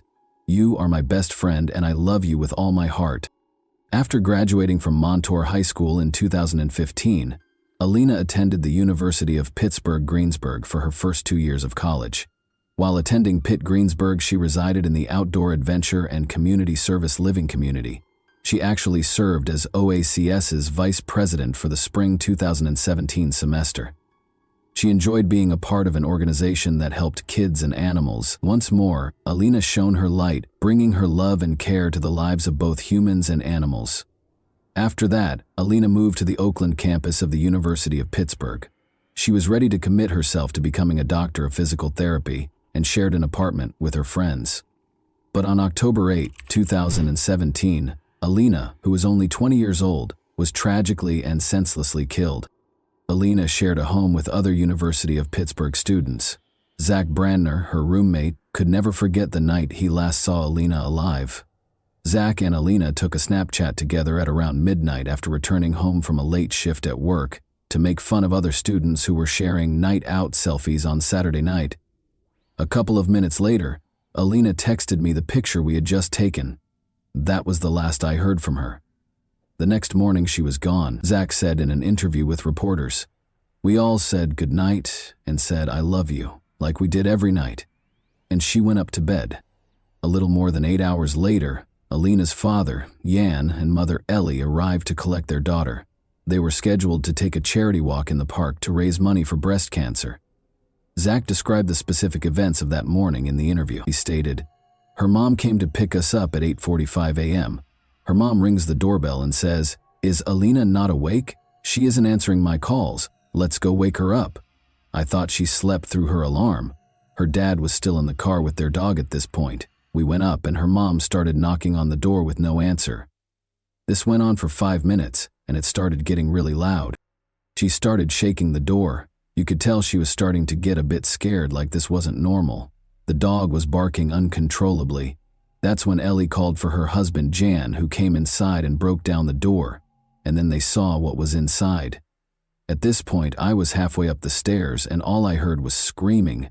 Her parents were screaming at the top of their lungs saying, 'Alina is dead. Alina is dead.' It got hard to understand. They started speaking in Russian. It was horrible. They said it looked like her face had been cut off. Running up, Zach peered inside. Looking for more than a few seconds was too much for him. I went into the room and it was horrifying. There are no words to describe what I saw. She was just lying there with her arms spread out. The whole side of her face was unrecognizable. You could barely recognize it was a face, it was so bashed in. She was lying in a pool of her own blood. As though to remind us that someone's life was at stake somewhere nearby, a siren broke the stillness of the morning. The doctors hurried inside the house as soon as the ambulance arrived. At the door, Alina's terrified mother greeted them with shaking hands and tears in her eyes. Her daughter was lying on the floor, and she led the way to the room. Regretfully, the doctors were forced to announce Alina's death. The police had roped off the house. Police Chief Scott Schubert issued the following statement. "We do not believe at this time that this was a random act of violence. There is no continued threat to Oakland residents and the university communities. However, releasing additional details at this time could be detrimental to the investigation. Our primary interest is collecting sufficient evidence that can be successfully used in a court of law. The investigation is ongoing. I encourage anyone with information that could be helpful to call police headquarters and speak to a violent crime unit." According to Detective Schubert, the medical examiner determined that Shiket's cause of death was homicide and that blunt and sharp trauma to the head was the cause of death. The police actually already had a suspect. Investigators suspected 21-year-old Matthew Darby, Alina's ex-boyfriend, of committing the crime. During her time at the University of Pittsburgh-Greensburg, Alina Shiket got to know Matthew Darby. In 2015-16, Darby participated in basketball as a sophomore at the University of Pittsburgh at Greensburg. Darby was reported by Alina, who had broken up with him after she changed schools, for breaking into her house on September 20. She described previous abuse incidents in her police report, writing, "Grabbing, pushing, emotional abuse, jealousy, control." She also stated, "The defendant climbed up the gutter on the side of the house and broke through the second-floor window of my home. He did this because I left him and stopped answering his phone calls." According to Jan Shiketh, he and his spouse Ellie went to court with their daughter last week in order to get a protection from abuse (PFA) order. "For the last couple of weeks, she had told me she tried to stop talking to him," he said about Darby. On September 26th, the day he was arrested on trespassing charges, Darby was released on $10,000 bail in that criminal case. She disconnected his phone number, Facebook, and all that stuff. I heard his name, but I never met him personally. Zach, Alina's roommate, recalled in an interview that he was constantly concerned about Alina and Darby's relationship. Halfway through sophomore year was when I started finding out that he was abusive, he stated. Zach recounted an incident last month in which Darby stood outside their room and yelled at Alina, saying, "In the time I knew them, around 3 years, there was a lot of fighting." I'm not just saying this because she was my best friend, but Alina was extremely loyal to him. She never cheated on him, unlike him, and it went on for over 20 minutes, and he kept accusing her of cheating on him with this boy outside my window on the first floor. We heard Matthew screaming at Alina. She never did anything. This boy lives in North Carolina, but he was screaming at her. All she was saying was, "Matthew, please, stop, stop." He was uncontrollable. Zach clarified that this was just one of the many times Darby would lose his temper without cause. Zach claimed that Darby's demanding behavior carried over to her social media accounts. We would go out for pizza and everything would be fine, and then he would just turn on her.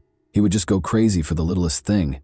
If she liked a picture of a guy on Instagram, he would go and unlike it because he had her social media passwords, he stated. This was before they broke up.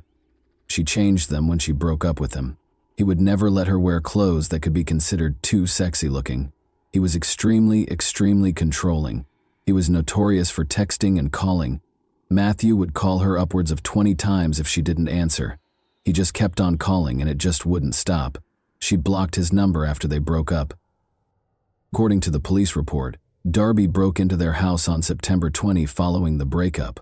According to Zach, it was approximately 12:30 a.m. when he heard glass shattering outside that evening. He texted his house group chat and ignored it, assuming it was a bottle breaking at a nearby party.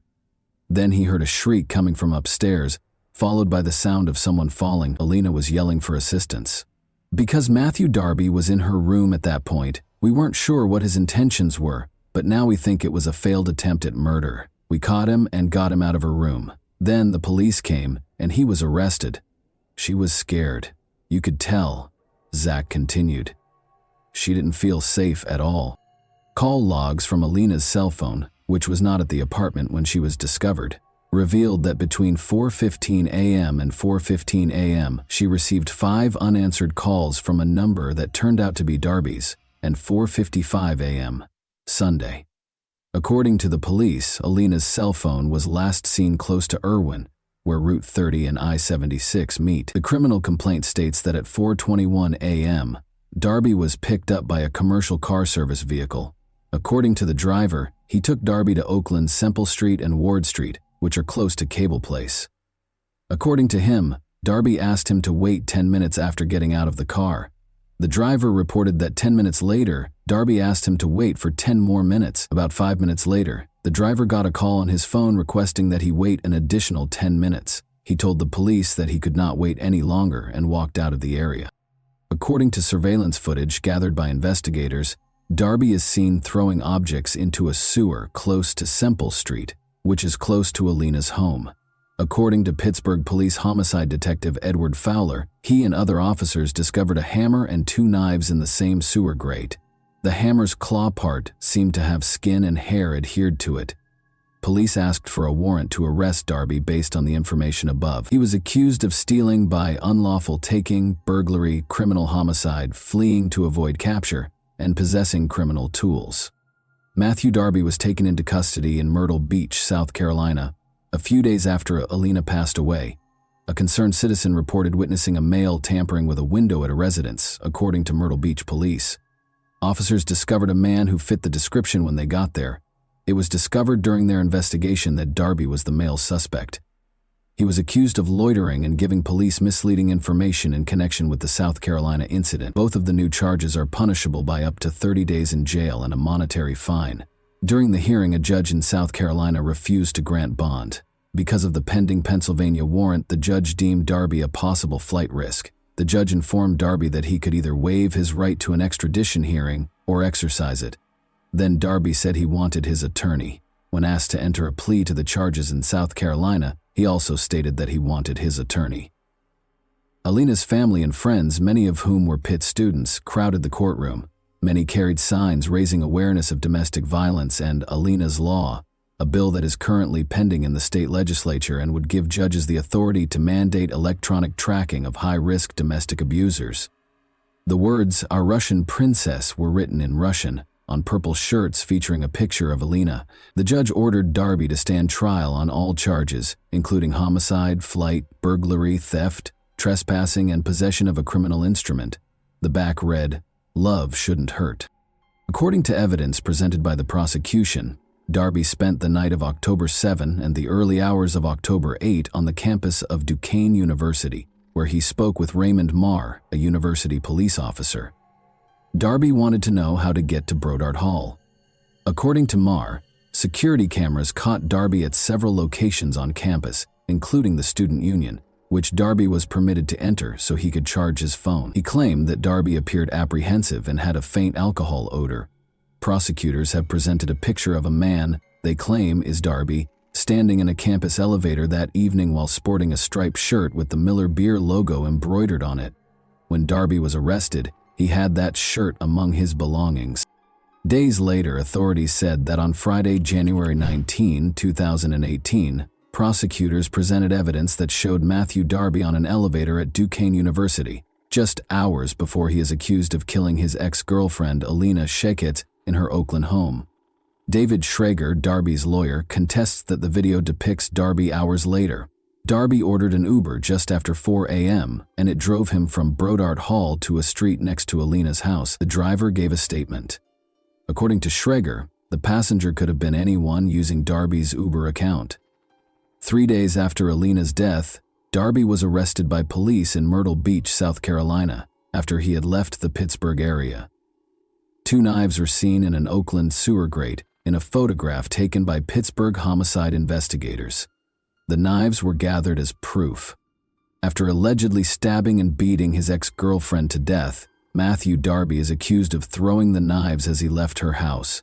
David Schrager, Darby's lawyer, stated that he was not shocked by the result because preliminary hearings had a low standard for evidence. "We have a lot of discovery. We have to do a lot of evidence gathering," he stated. He insisted that Darby was innocent, saying, "We're going to get to tell our side of the story at a later time. There is no forensic evidence. There's no testimonial evidence," he stated. "All we have is a lot of circumstantial evidence, and that provides a maybe." Using 4 required aggravating factors: that he was the target of a PFA brought by the victim, that she was a prosecution witness against him, and that he had a history of felony convictions involving violence or the threat of violence, prosecutors declared they would pursue the death penalty against Darby. In order to avoid the death penalty, Darby consented to enter a guilty plea to first-degree murder, which carries a mandatory life sentence. Alina Sheket was a bright, energetic college student who wanted to work with young children as a physical therapist. It was her dream, her father Sheket stated, and she worked so hard. "She was the best person in the world. I lost my beautiful princess," he said while weeping. He said, "I don't know what else to say." He said his daughter was popular, friendly, and loved to sing and dance. His words, "She made everyone happy. She had such a bright future. He has taken Alina from us in an unimaginable way," Jan Sheket remarked of Darby. "He has stolen so much from us, including a future with our daughter. Without her daughter, there wouldn't be a wedding gown, a graduation, kids, or family vacations. My daughter died." It's a very short phrase, but it's strong enough to shock and paralyze every single cell of my body when I have to pronounce that phrase. Ellie Sheket claimed that because her brain was not designed to understand those words, her mouth was not intended for them. After Darby was accused of breaking into her house, she recalled sitting with her daughter in the courthouse. She applied for and was granted a protection order against abuse. She claimed that her daughter still harbored feelings for the man she feared. According to Ellie Sheket, she wanted to help him. She didn't want that PFA to go to jail, according to her daughter. She wished to shield and assist him. She expressed to her mother her desire for him to stop bothering her. She inquired as to whether Darby found joy in destroying her daughter. "He failed," she informed him. Darby, wearing a red jumpsuit from Allegheny County Jail with a white long-sleeve shirt underneath, only answered Judge Manning's questions.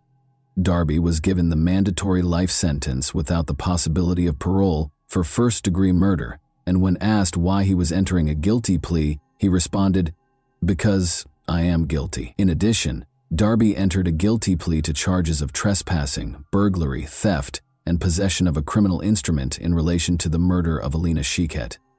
Darby entered a guilty plea to trespassing in a different case where he had broken into Alina's apartment 2 weeks prior to the murder. But a year later, Darby filed a post-conviction petition claiming ineffective legal assistance with new attorney Joseph Hudak.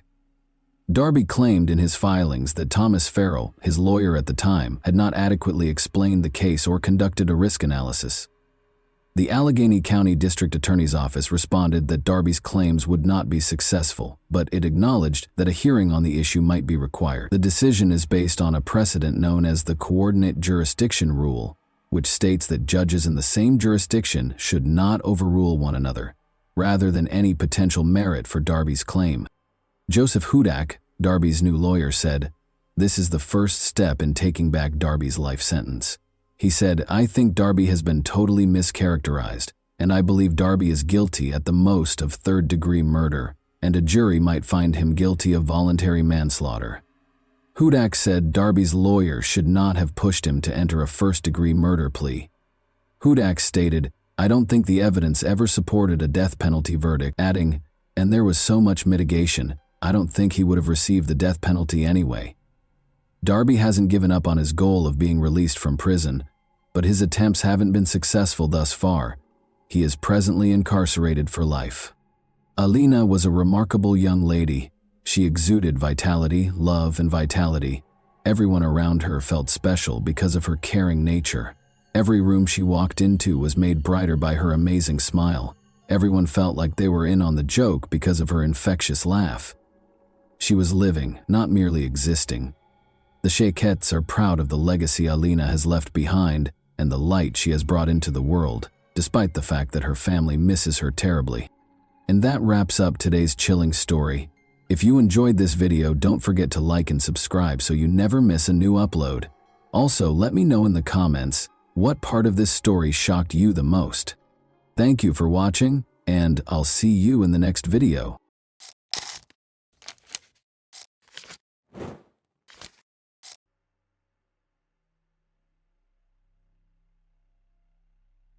A girl went missing after spending the night at her friend's house. In the morning, the bedroom window was wide open, and all of her belongings remained in the room. Police began looking for her, but no one anticipated the dark secrets they would soon discover in the small town. Amanda Linke was born on June 7, 1991 in Tennessee. She grew up in a large, friendly family with many brothers and sisters. Later, they relocated with their parents to Spring Hill, Florida, where Amanda attended the local middle school. She enjoyed dancing, writing poetry, and playing multiple musical instruments, and she was a very happy child during school breaks. Amanda would always visit her grandparents in the small town of White Cloud. She enjoys spending time there because she has many friends in the town. White Cloud was a quiet and peaceful community of only 1,400 people. The majority of its residents knew each other. Amanda finished 7th grade of middle school in 2004 at the age of 13 and went to White Cloud for the entire summer without supervision or concern for their safety. Amanda spent time with her friends, went for walks, and enjoyed her vacation. On June 20th, she stayed overnight at her best friend's house. They talked, had fun, and went to bed late at night. In the morning, her friend woke up and found Amanda was not in the room. The bedroom windows were wide open. She went to the kitchen and walked around the house, but Amanda was nowhere to be found. Investigators spoke with Amanda's friend, who stated that she did not hear anything that night and that Amanda never told her she was planning to leave. The friend's parents, brother and sister, were present at the time of the disappearance and did not witness anything. Police attempted to locate witnesses who lived near the house but were unsuccessful. No residents noticed anything unusual on the first day of the investigation. Amanda's relatives were outraged by the police's version, claiming she had no problems at home and was happy to spend the summer in White Cloud. They also pointed out that Amanda had left all her belongings, including clothes, in her friend's room. The investigators decided to check the girl's computer for information that could aid in the search. They discovered correspondence with a specific young man, and based on this, the police assumed Amanda fled to meet him, but there were inconsistencies. There was no mention of a possible meeting among these correspondents, and the conversation was about ordinary and everyday issues. Nonetheless, the investigators considered this sufficient to reassure themselves of their correctness. At the time, they did not reveal all of the investigation's details, but information about correspondence with a specific guy spread throughout the city, leading many locals to believe that the girl simply ran away from home. Despite Amanda's relatives' efforts, the police did not fully utilize their resources to locate her. If the case had been classified as a kidnapping, the FBI and other agencies could have been involved in the investigation. On July 5th, mushroom pickers discovered a human body in a forest near White Cloud and reported it to police. Investigators identified the body as Amanda Lanke, who was wearing the same pajamas she had worn at her friend's house. Medical experts confirmed her identity and determined she had received multiple blows from a heave. They also decided to look into the young man with whom Amanda had communicated online. The problem was that his nickname included the word killer.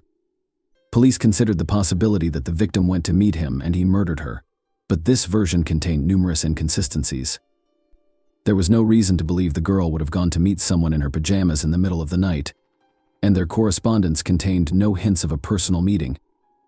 The investigator was unable to identify this individual, and the version of his involvement was quickly abandoned in order to generate new leads. Detectives decided to investigate all of Amanda's belongings, which resulted in a breakthrough. They discovered her personal diary, which contained extremely disturbing information. Amanda wrote shortly before her death that a certain man was harassing her, and the following pages were torn out.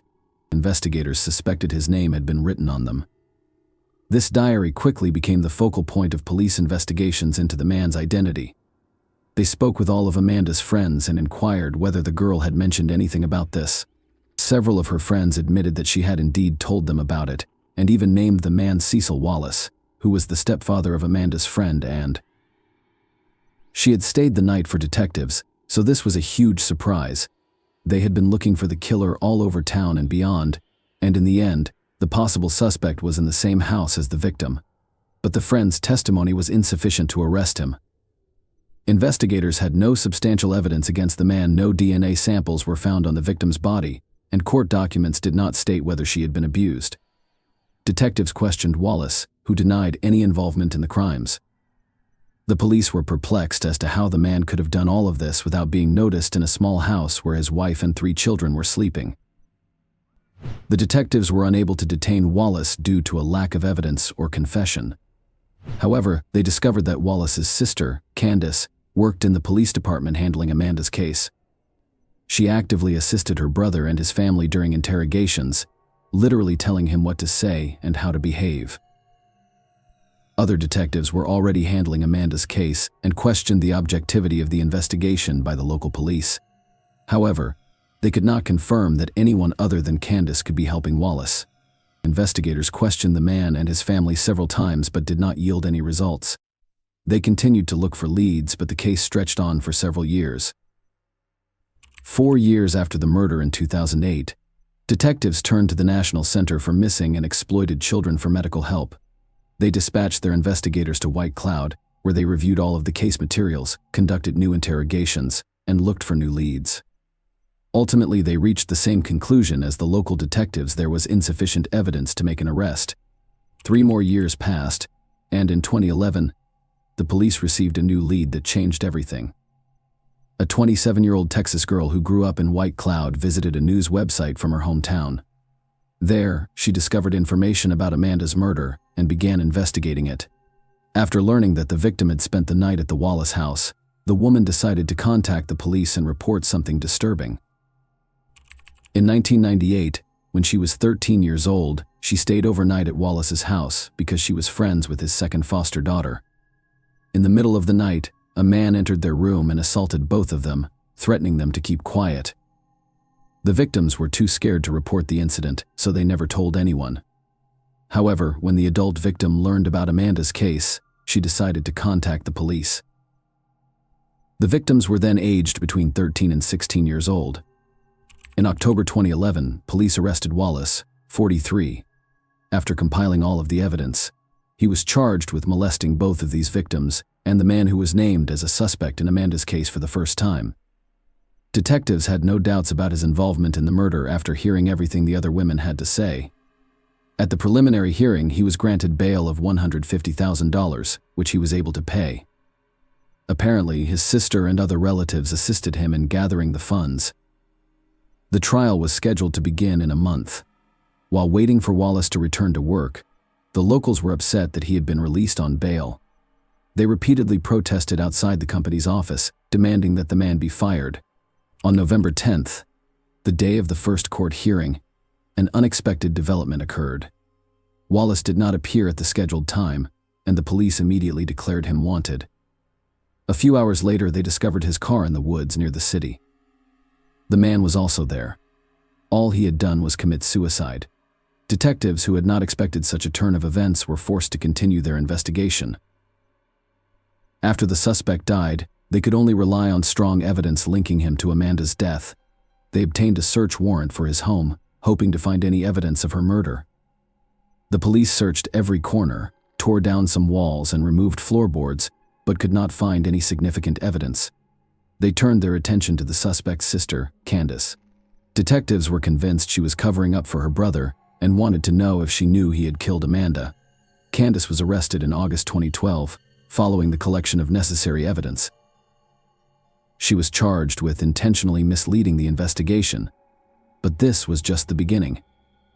During the investigation, detectives discovered that Candace had been covering up for her brother when he was dealing illegal substances. She also taught him how to not leave any evidence at crime scenes, and she demonstrated how to properly wipe his fingerprints off surfaces so that experts could not lift them. Candace also advised him to always carry a cigarette containing someone else's DNA in case he needed to plant it at the crime scene. Detectives also concluded that at least 9 people were aware of Wallace's crimes but chose to remain silent. All were family members. The police were unable to establish guilt. Candace's involvement was investigated for 2 years before she agreed to a deal with the police in 2014. She admitted to lying to the investigators, and in exchange, 2 other charges were dropped. Wallace's sister was unable to provide consulting services on a case in which she was working as a police officer. Given that she was assisting her brother during interrogations, she violated this rule and was eventually punished. Candace, however, insisted that her brother was innocent, and the court sentenced her to 30 weekends in jail. This is a dubious practice in which the convict is only required to be in the jail building 2 days per week and is free to roam the rest of the time. Such sentences are a kind of half measure, and if a person has committed a minor offense, they can face several weekends in jail. As a result, they receive a punishment that has little impact on their lives. The convicted individual can continue to work and spend time with their family. Of course, Amanda's relatives were extremely dissatisfied with the decision. They were certain that Candace had assisted her brother in avoiding punishment. However, they were unable to fully approve it, so she received such a minor punishment. Amanda's family was forced to face yet another trial in 2004. Medical experts only handed over a portion of her remains so that they could hold a funeral. The remainder was to be kept by detectives during the investigation. However, following Wallace's death, it was decided to hand over the remains to his relatives. In 2013, the girl's family had to exhume her remains in order to bury him. Her mother is still hoping that investigators will find evidence to prove Wallace's guilt. She also seeks legislative changes to alter the police approach to searching for missing children. The woman insists that investigators should not conduct an investigation based on their subjective assessments, and that the disappearance was a voluntary escape from home. There is almost no doubt that Wallace murdered Amanda, but what was his motivation, given that there is no evidence in the court documents that the victim was subjected to violence? 2 assumptions can be made. He likely assaulted her, but did not leave any biological material, so the investigation decided not to reveal this information because it was unnecessary. Detectives could also keep this information secret for the sake of the investigation, hoping that the criminal would reveal previously unknown facts. His past crimes also speak in favor of Wallace being the killer. He assaulted at least 3 victims using the same scheme. All of them stayed at his house overnight. The question remains, why did he kill Amanda? Perhaps he planned to intimidate her, like the others, but the girl threatened to tell the truth to everyone, or she tried to run away from him, And then he panicked. Something else in this case is very alarming. Detectives suggested that all of Wallace's relatives who were in the house on the night of the murder knew about this crime and even helped the man hide it. In addition to Amanda, his wife's son and daughter were there. This could explain how he managed to attack the victim without waking any of his relatives. In any case, even without a final verdict from the court, Wallace will no longer be able to harm anyone. The fact that he settled the score with his life before the trial once again speaks in favor of his guilt, even though he took the details of this crime to the grave. Please share your thoughts on this story in the comments section, and thank you for watching.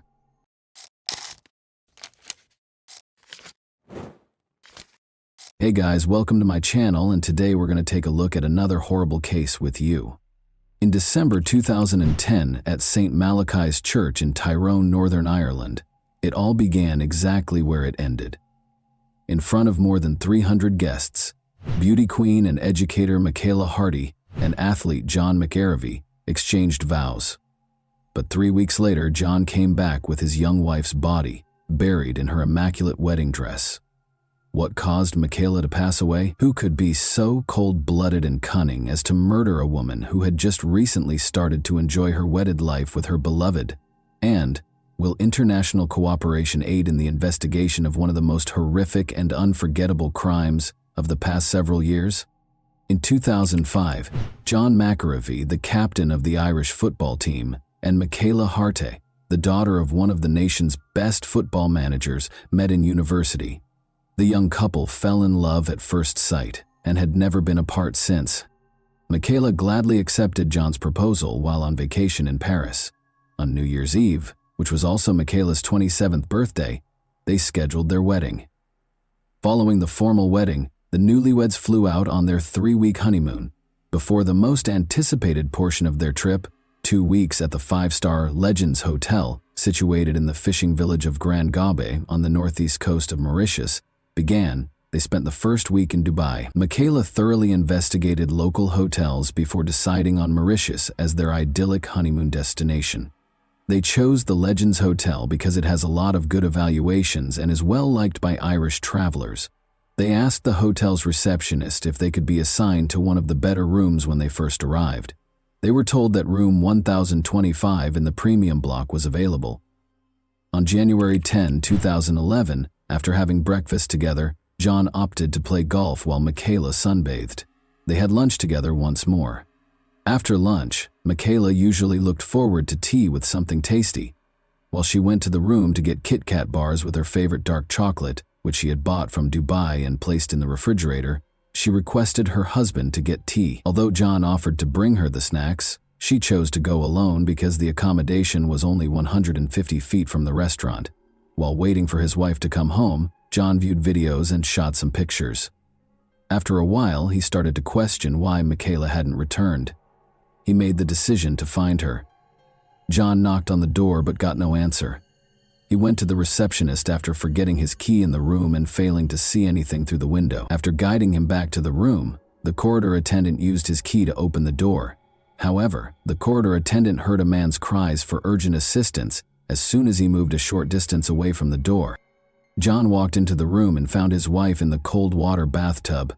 Her lips were blue, her skin was cold to the touch, and there were noticeable bruises on her neck. John tried to assist Michaela, supposing she had planned to take a bath because of back problems, but had slid or passed out. But his attempts were unsuccessful. The dreams of a young, contented married couple came to an end when medical authorities declared Michaela dead within an hour. People kept coming and going from the newlyweds' room, and no one tried to protect the crime scene, perhaps since it was initially assumed to be an unfortunate accident. When the police entered the room and saw Michaela's condition and the chaos within, they assumed a murder had occurred, even though they had been told that a tourist had drowned. After being brought to the police station, the distressed spouse was detained for 5 hours while being questioned. Given that most murders are carried out by people who are close to the victims, this was not unusual. The harshness and inappropriateness of the police officer's remarks in John's situation were unusual. John was obviously overcome with grief by Michaela's passing. He found his wife's lifeless body in the bathtub, while only 30 minutes before he had seen her joyfully making her way to their room. But when a policeman noticed that he was crying, He may have tried to comfort him by saying, "Why are you crying? You're still young, you'll find yourself a new wife." If the hotel manager hadn't stepped in, it's unclear how long they would have held John at the station. The management reported to the police that a master key that was taken and fit all the locks had been used to open the door of room 1025. It became clear that a member of the hotel staff was responsible for the murder. Most likely, it was an accidental killing. At 2:42 p.m., a staff member, possibly a security guard with the master key, entered the room. Michaela opened her own door 2 minutes later. The maid's sudden appearance forced the thief, who might have been hiding in a tiny alcove in the toilet, to make a snap decision. Since cleaning rooms is a standard procedure in hotels, he could have just grinned at Michaela and pretended to do his job if it was part of his responsibilities. Nothing would have happened. He was aware that his presence in the room would be difficult to explain, though, if he was a security guard. He then saw no choice but to hide in the bathroom and wait for the woman to just go. However, that did not occur.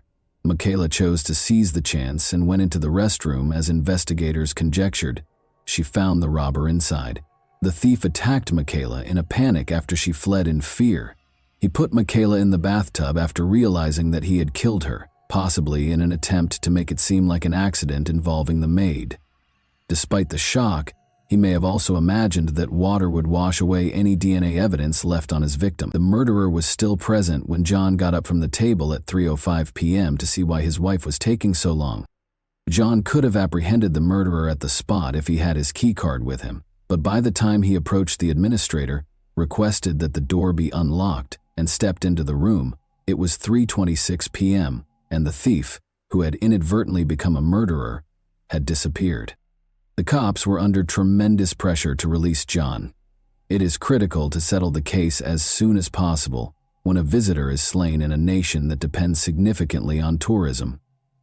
The local police head claimed that the island had a 100% homicide clearance rate, which gave the impression that the case would be resolved quickly. Given that Michaela was one of 30 persons slain on the island in 2011, and that all cases but Michaela's were resolved by dubious confessions, one might assume he was merely praising the work of his colleagues, but any professional would be cautious.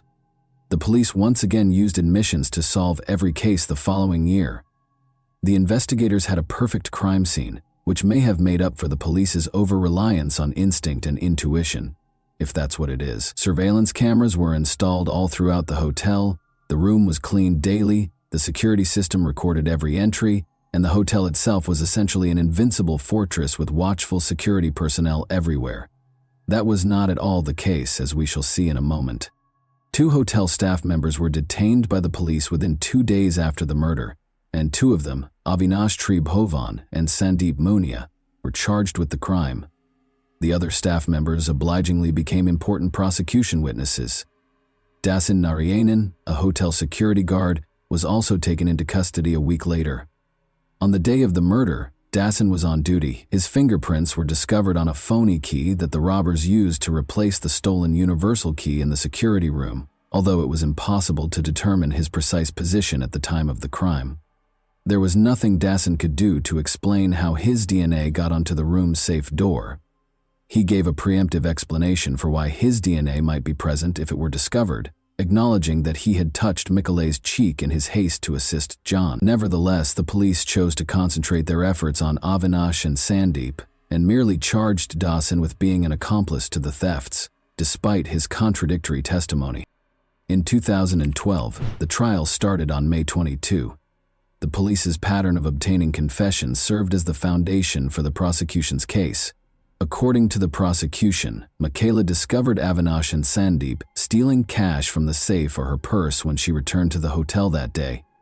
In order to save their jobs, the robbers chose to silence Michaela because hotel workers frequently provide the majority of their family's income, not just their close relatives. Their colleague Raj Thikoi also provided testimony during the trial. After being arrested at first, he was granted immunity and turned out to be the most important prosecution witness. Raj claimed that although he was close to the room and heard a woman's anguished cries, he chose not to knock on the door. Rather, he hid and watched as Sandeep and an upset, sweaty Avinash left the newlyweds' room. When he later inquired about what had transpired, they responded, "Nothing happened, Just keep quiet. If you say anything, we'll involve you in this matter." Prosecutors mostly relied on the confession that one of the suspects, Avinash Tribhuwan, gave, in accordance with standard police procedures, in addition to witness statements. Because of their negligent investigation, it appeared as though the police were being judged alongside Sandeep and Avinash, even though they were the ones who were implicated. The defense lawyers called attention to all of the investigators' obvious flaws, errors, and gaps. First of all, the hotel was not closed when Michaela's death was found, and neither a visitor nor a staff member was questioned. The evidence was compromised since some tests were not carried out and others weren't done until the hotel room was given back to them.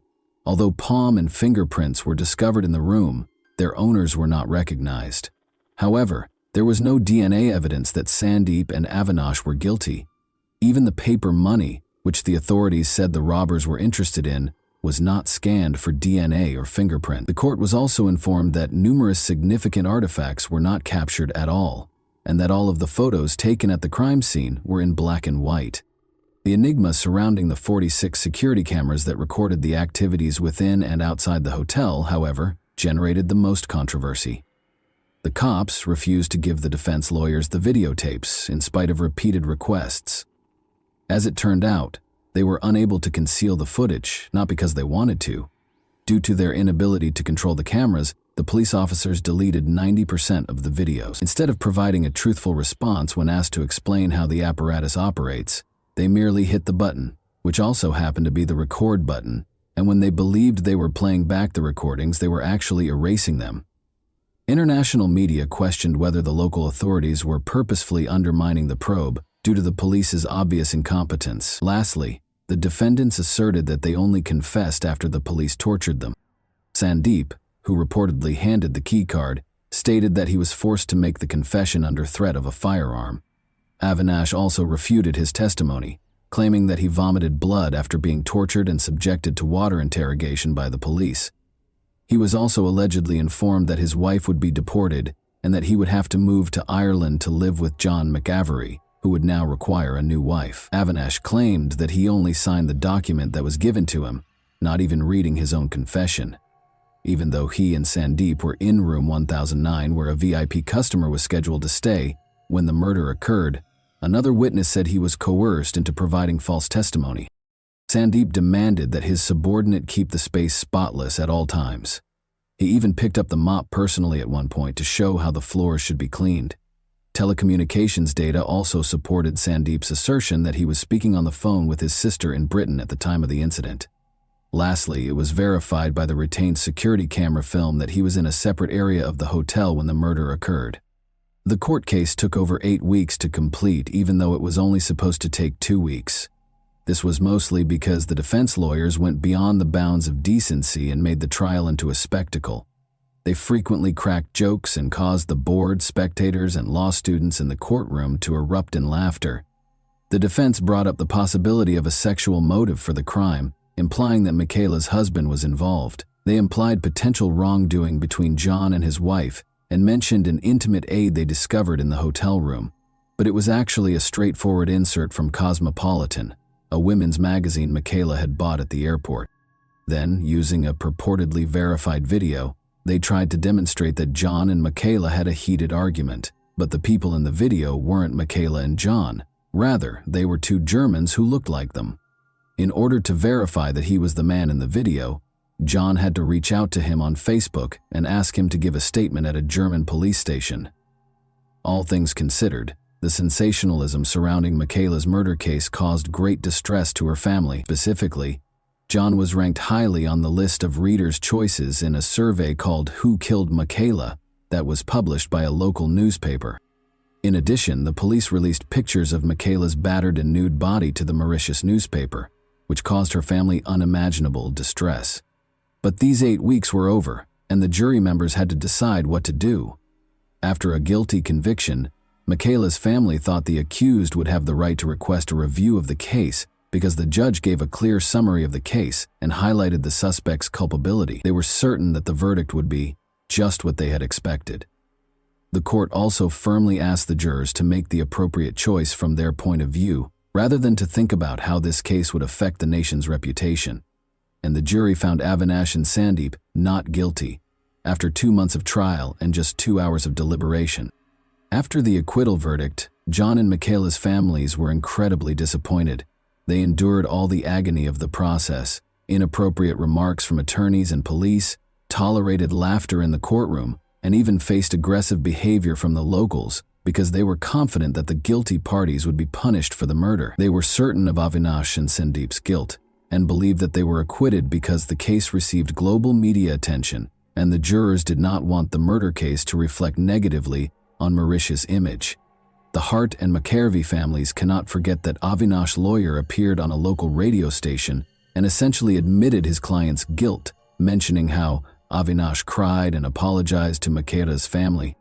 The interview was supposed to be presented in court, but the lawyer managed to evade his responsibilities. John believes that Avinash told the truth when he confessed to Michaela's murder. He is why, when everyone hears about death by strangling, they image the killer suffocating the victim, ripping their neck with 2 hands. But Avinash recalled that when they were in the honeymoon suite, Michaela walked in and spotted him clutching a pocketbook. She asked what he was doing. She couldn't have known that Sandeep was in the bathroom. When the girl tried to prevent Avinash from leaving the room, standing in his path, Sandeep approached her from behind and put one hand around her neck. The truth is, the autopsy report was prepared much later, and it confirmed that everything happened exactly as Avinash claimed. If Avinash wasn't certain, how could he have created such a strangulation technique? Avinash added that when Michaela fell, she struck her head on the ground. That was further supported by a bruise discovered on the back of her skull during the post-mortem. Furthermore, in summarizing the case, the judge reminded everyone that Avinash made his confession on January 12 and signed it on the 13th in the presence of his lawyer. Avinash would have been made to sign something else on the 12th if the cops had intended to fake the confession. Furthermore, 3 other doctors evaluated the youngster on separate days, and none of them discovered any evidence of abuse. After the acquittal verdict, a new investigation was launched. The key card that the murderer and thief used to enter the room was the main piece of evidence that the police concentrated on. Even these locks' mechanism, though, is unreliable. It is impossible to pinpoint the precise moment the murderer entered Michaela's room because the 240 locks in the Legends Hotel are not synced, and each one displays its unique time on the security system's dashboard. Because the precise hour of the crime is uncertain, this puts almost every suspect's alibi into doubt. The situation was exacerbated by the discovery of yet another serious weakness in the hotel's guest security.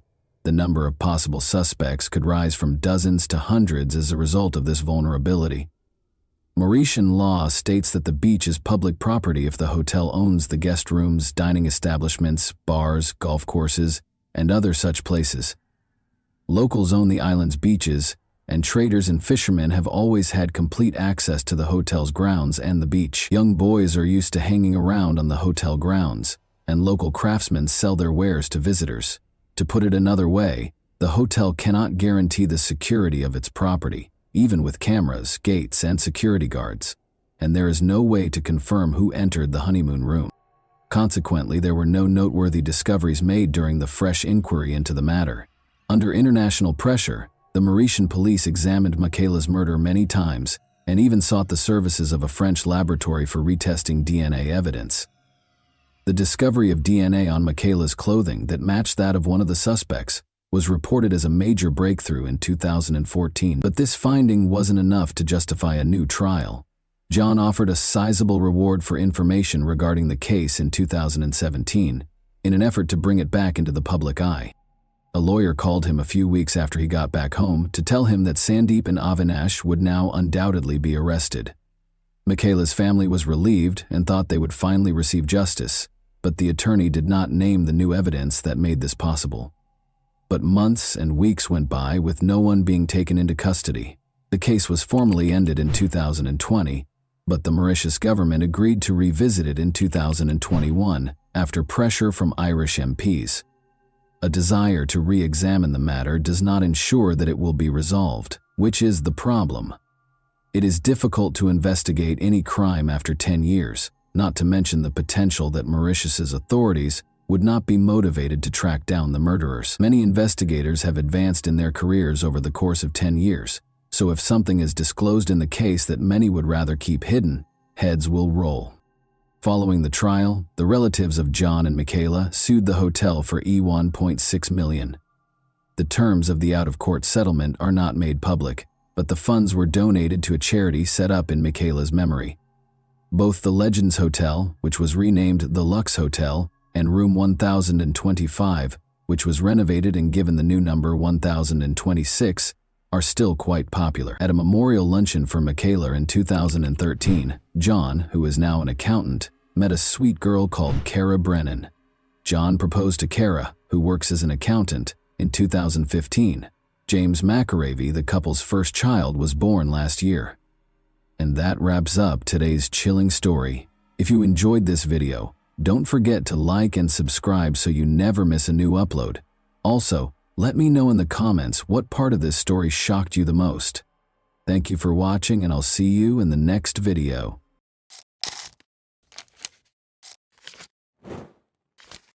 Hey guys, welcome to my channel, and today we're going to take a look at another horrible case with you. This video examines the events that occurred in the U.S. state of Washington in 2001. The mother of 8-year-old triplets, Dana Laskowski, 36, was discovered in her own home lying face down on a couch. It was a complicated mystery with multiple suspects for the police. Dana's ex-husband, her boyfriend, and other men were all investigated by detectives. However, this story had an unexpected conclusion, and Dana's family was shocked by the revelation of the truth. Dana Laskowski lived in Puyallup, Washington, a charming, peaceful city with tree-lined streets and nature trails. In 2001, although Puja has a low crime rate and is a safe city, on a typical August 2001 day, police receive a disturbing call regarding one of the city's newest residents. Dana was supposed to get to work at 7:30 a.m., but she never did. She was watching 2 doctors. She is very responsible, so this was really out of the ordinary for her. The police were contacted by her employers to inquire about her well-being. The police showed up at Dana's house at 11 a.m. to check on her. There was no response when they knocked on the door. The back door was open, so they chose to enter the house even though they had checked the perimeter and the windows and saw nothing out of the ordinary. Dana was discovered by the officers under the covers on the living room couch. Her other hand was behind her back as she lay with her head resting on her arm. Sadly, she had passed away. The body was briefly examined by police to check for wounds from gunshots or stab wounds. They saw injuries on her neck, but they didn't find any of it. She had been strangled, judging by the marks. Indeed, there are crime scenes with blood stains, a victim on the ground, obvious wounds, and possibly a mess everywhere. In Dana's home, that did not occur. Nothing was broken, and there were no weapons. When police turned Dana over, she was face down on the couch. They discovered dried blood around her ears and nose, as well as bruises on her neck. Dana was strangled to death, most likely by her own scarf, according to the medical examiner's ruling. In order to try to identify the murderer, police searched for any trace evidence, DNA, bodily fluids, or other items. Dana's body was in an awkward position on the couch. She wrapped one arm behind her back. She was in a face-down position. This indicated that she and the offender had engaged in combat. The person who did this was strong enough to overcome someone who was actually struggling for her life. It was clear from the facts that the offender was powerful. Dana was not killed, as evidenced by the abrasions on her elbows and knees on the sofa. Blood traces were discovered on the carpet in the living room after forensics applied luminol to it. This meant Dana had been killed on the ground. After that, the murderer picked her up, laid her down on the couch, and wrapped her in a blanket. Investigators hypothesized that the murderer was attempting to comfort Dana. In this instance, the fact that she was wrapped in a blanket might suggest that the offender was experiencing regret or guilt. It's possible that the murderer had feelings for Dana. The house wasn't broken into by a random burglar. When searching for suspects, it's critical to consider the possibility that this person knew her. Important information was obtained by the police following the autopsy. Detectives started interviewing neighbors, and one of them claimed to have heard a woman's screams coming from around 1 a.m. This gave police their first idea of the time frame. The medical examiner was able to estimate that Dana had been dead for a few hours before police arrived and had most likely died during the night or early morning hours of that day. Dana was probably dead by 7:30 a.m. because she had not shown up for work. Following the conclusion that Dana was murdered between 1 and 7:30 in the morning, the investigation probed further into her life in an effort to identify potential suspects. Dana was the mother of 8-year-old triplets who lived with their father, Steve, her spouse. The police learned that she had recently separated from him at the time of her death. There were more possible suspects among those Dana might have invited into her home because she had begun a new life and made new friends. The people Dana worked for as a nanny mentioned a man named Adam who started stalking her, so detectives contacted her employers to find out if any of the people she was dating had disturbed her. Adam, a cable company employee, was working at Dana's house after she recently moved. He asked Dana out on a date after finishing the work. He kept trying to spend the evening with her, but she refused. Adam refused to accept no from her, and his actions eventually started to terrify Dana. She mentioned gifts, flowers, and notes left on the door, as well as incessant messages from him that didn't stop. These behaviors suggested obsessive, domineering, and irate behavior that might make Adam think about committing a crime. Police discovered that Dana had threatened to hold Adam accountable if she were to suffer any harm. Adam became the main suspect and was in the spotlight. Despite everything, his actions and potential motivation appeared to be strong evidence of guilt. Adam denied any role in Dana's demise. The police conducted a thorough investigation of his surroundings while he was being questioned. They looked through his work locker and his car, but they didn't find anything unusual. When questioned about his whereabouts, Adam acted aggressively and insisted on his innocence. Adam stated that he stayed at home with friends the night of the murder. His statements were verified by a review of his phone records. As a result, he was placed lower on the investigation's list of suspects, forcing the police to focus on other individuals. A phone number written fluently in pen on Dana's hand was the tiny but crucial piece of evidence that investigators concentrated on. They looked up the number and found that it belonged to Julian, a 35-year-old man. The importance of the phone number to Dana was evident from the fact that it was written in pen on her hand. To learn why Julian's number was inscribed on Dana's hand, detectives located him and asked him to come in for interrogation. Their suspicions were aroused by his unwillingness to provide a cogent response, which led them to investigate his relationship with Dana further. Julian acknowledged under duress that he was close to Dana, despite the fact that she was seeing his best friend Matt. Detectives started to question whether Julian could have been the murderer after this discovery, but when his alibi was examined, it was discovered that witnesses and establishment employees had verified that he was at the bar from 10:30 p.m. to 1 a.m. on the night of the murder. Julian was thus disqualified as the murderer by his alibi. The detectives began to question whether Matt could have committed the crime after discovering that Dana was having an affair with his friend. Romantic relationships have the power to arouse our emotions, and although it may not be immediately apparent to everyone, out-of-control feelings are frequently the root cause of such crimes. Personal intimacy is frequently the cause of crimes of this kind. Matt, Dana's romantic partner, was immediately elevated to the level of suspicion as a result. Investigators examined Dana and Matt's relationship more thoroughly after receiving Julian's information. The asymmetry of feelings was clear. Dana believed she had allowed Matt into her life, but Matt was blazing with passion for her. Lacked such intense emotion. According to phone records, Dana and Matt were in constant contact the night of the murder, with calls taking place between 11:30 p.m. and midnight. As a biker who abused illegal substances and was able to confront multiple men at once, Matt was described by Dana's friends as being abrasive and rude, all of which made him an obvious suspect. Investigators found that Matt lived close to Vancouver, Canada. While looking into Dana Laskowski, however, this did not absolve him of suspicion. In a couple of hours, he could have driven from his house to Dana's. When asked, Matt claimed that he was not involved in the crime because he had intended to meet Dana but was stopped at the border due to issues with his documents. His alibi was confirmed. Investigators asked Matt for any information that could help solve Dana's murder after he was exonerated of any suspicion. According to Matt, he had called Dana the night of the murder and observed that she appeared uneasy during their chat, which may indicate that someone was present in the house with her.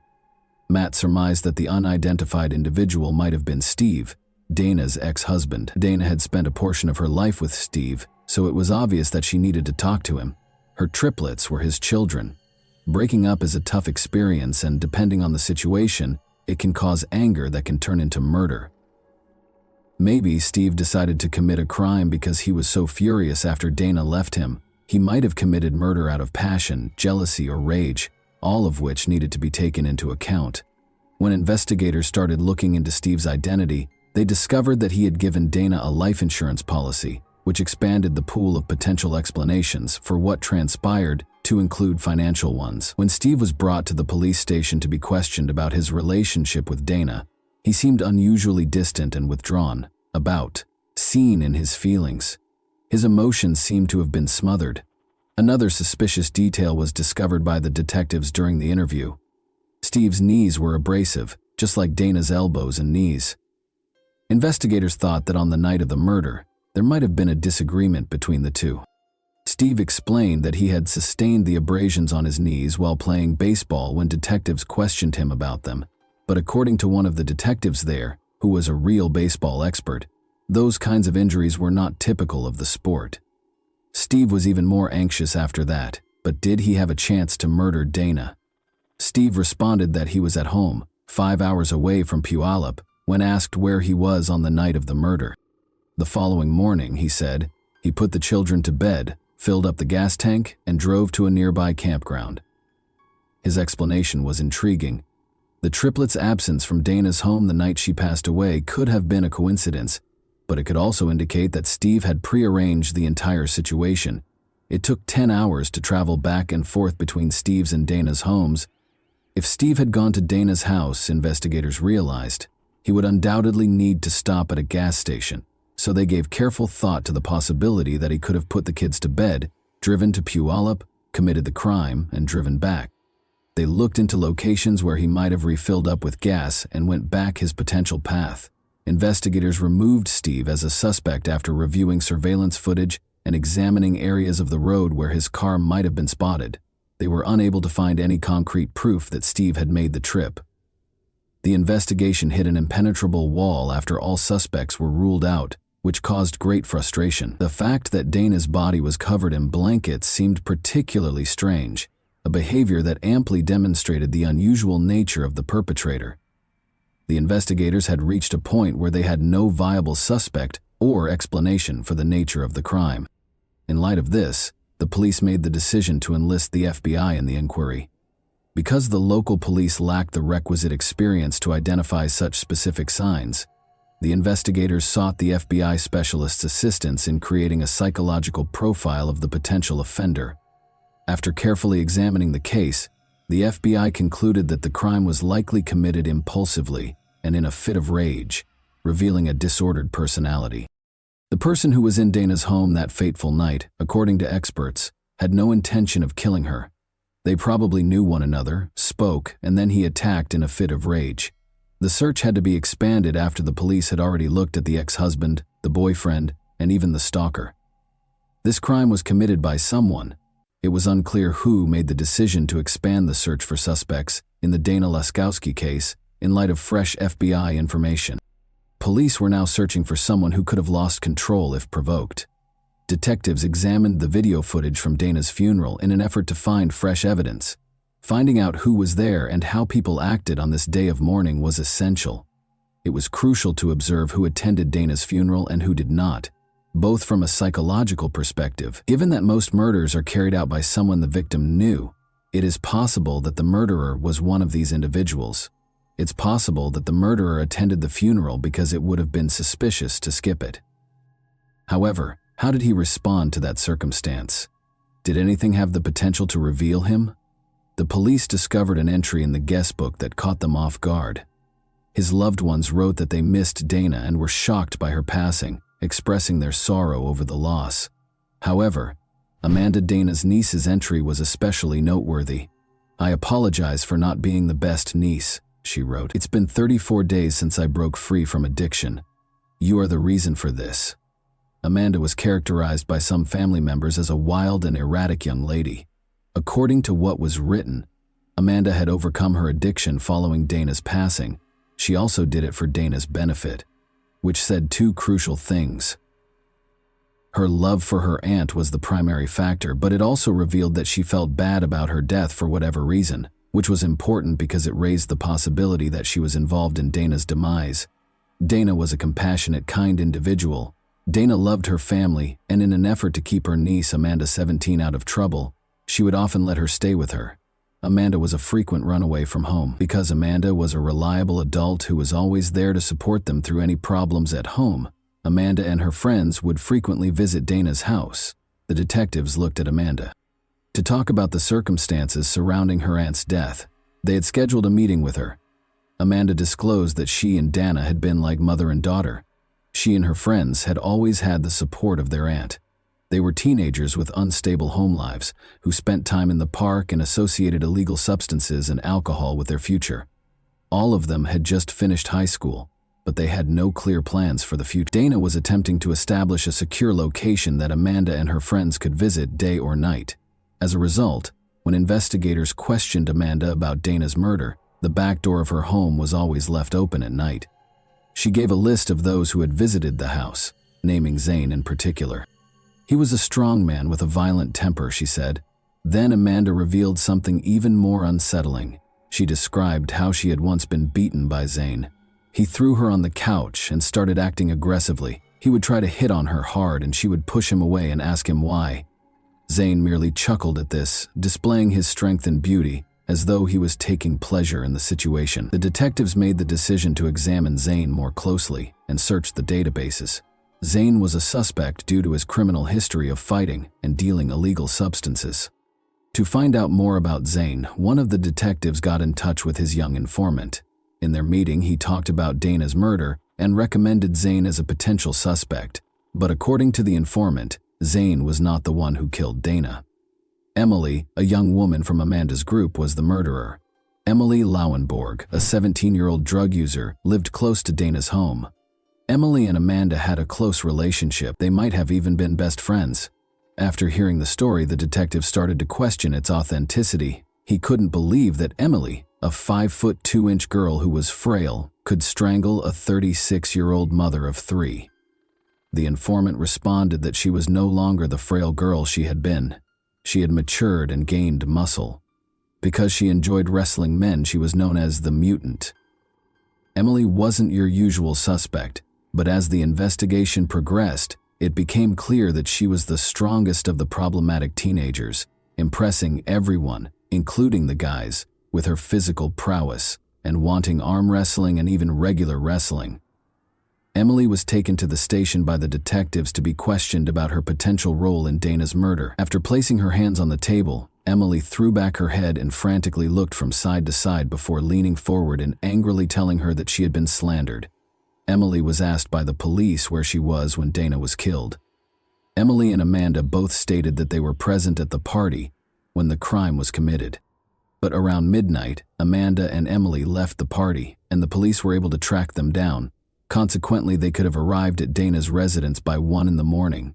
Everything suggested that they were concealing something and were most likely involved in the crime.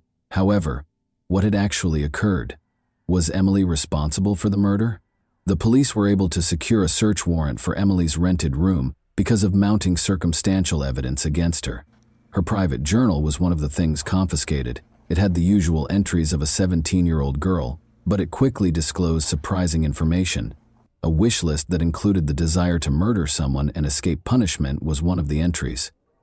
Emily expresses her anger towards Amanda in a different entry, stating that she wants to strangle Amanda in the same manner that she strangled her aunt. Emily's guilt was confirmed by this startling discovery. The murder, Dana's strangling, and the intention to potentially strangle Amanda in a similar way were all described in the diaries. Crucially, detectives had not yet made public the news that Dana had strangled to death when they discovered Emily's diary. This further suggested that Emily was to blame for Dana's ordeal. Amanda was questioned by detectives once more and was accused of lying about the night her aunt was killed. They questioned why she had deceived everyone. After all, Emily stated that she wanted money and that she wasn't there under duress. Amanda couldn't stand it any longer and told the detectives everything she knew before they even got to Dana's house. Dana woke up as they walked into the living room and heard a noise. The sight of them startled her. Dana responded that she didn't have any money when they told her they needed it. Emily, however, was not happy with that response and asked Dana for money once more. Emily was gently nudged in the direction of the exit when Dana asked them to leave. Emily didn't like it though, and she wasn't going to put up with it. In front of Amanda, she launched an attack on Dana and strangled her. Emily refused to listen to Amanda's cries for her to stop. The fact that Amanda did nothing but watch Emily kill her aunt suggests that she either feared Emily or that it happened so fast that she was likely unaware of what she was seeing. Amanda's scream, not Dana's, was heard by a neighbor at 1 a.m. when Dana was killed. Emily covered Dana's body with a blanket and placed it on the couch. Before they left, they took what little money Dana had. Emily took a brief break to get a black shirt out of Dana's closet. Emily wore that exact shirt when she attended Dana's funeral. It was her display of power and authority. Motive was the question that the investigators were struggling with. Emily had expressed her anger to her friends about Amanda's constant abandonment of her for her aunt. Given their close relationship, Emily might have killed Dana in order to fully control Amanda. However, Amanda was given a plea deal and would not be imprisoned for her involvement in Dana's murder. After much deliberation, investigators decided that Amanda was needed as a witness because she had witnessed the murder and would have the right to remain silent if she were charged with a crime. As a result, Amanda became a witness and gave information about what transpired that fateful night. It was the vital data that the authorities required. However, because of Emily's unremarkable size, prosecutors were unsure they could convince a jury of her guilt and allowed her to enter a guilty plea to the lesser charge of manslaughter. After being convicted and serving 5.5 years in prison, Emily Lollenborg was released in 2008. She later moved back to Puyallup, changed her name, got married, and had kids. Locals will undoubtedly be concerned about Emily's freedom to roam the streets. Like serial killers who wear mementos of their crimes, she was dressed in the victim's clothing, having already killed once and never regretting it at the funeral. And that wraps up today's chilling story. If you enjoyed this video, don't forget to like and subscribe so you never miss a new upload. Also, let me know in the comments what part of this story shocked you the most. Thank you for watching, and I'll see you in the next video.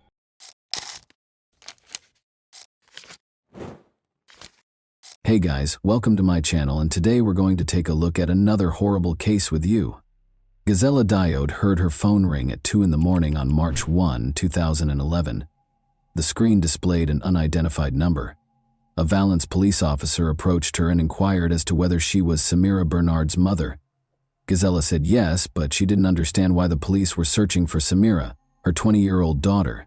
It had been 3 days since she last saw her. The police response did nothing to calm the woman, who demanded an explanation of what was going on. According to the call, Samira's boyfriend, Mile Columbia, 22, had vanished, so they were looking for her. The young couple had been dating for 8 months, the police had found out, but Gisela had no knowledge of the man. Mile had met Samira at a party. Samira Ben-Sard was a stunning woman who knew she was beautiful. She enjoyed posing for pictures and aspired to be a model. In turn, Mile was a very pleasant and kind young man. Their attraction to one another was instantaneous, and they began dating. But at 9:45 p.m. on February 28, 2011, Mile's supervisor at the construction company called the police. Since he hadn't heard from his employee in 3 days, he was concerned. When the man arrived at work on Saturday morning, his phone rang. Without giving a reason, he hurried to his feet and disappeared, never to be seen again. His boss was taken aback when he still hadn't arrived on Monday morning. It was his first absence from work, and they regarded him as a responsible and punctual worker. After learning that Mile was not returning calls from friends and co-workers, his boss made the decision to call the police.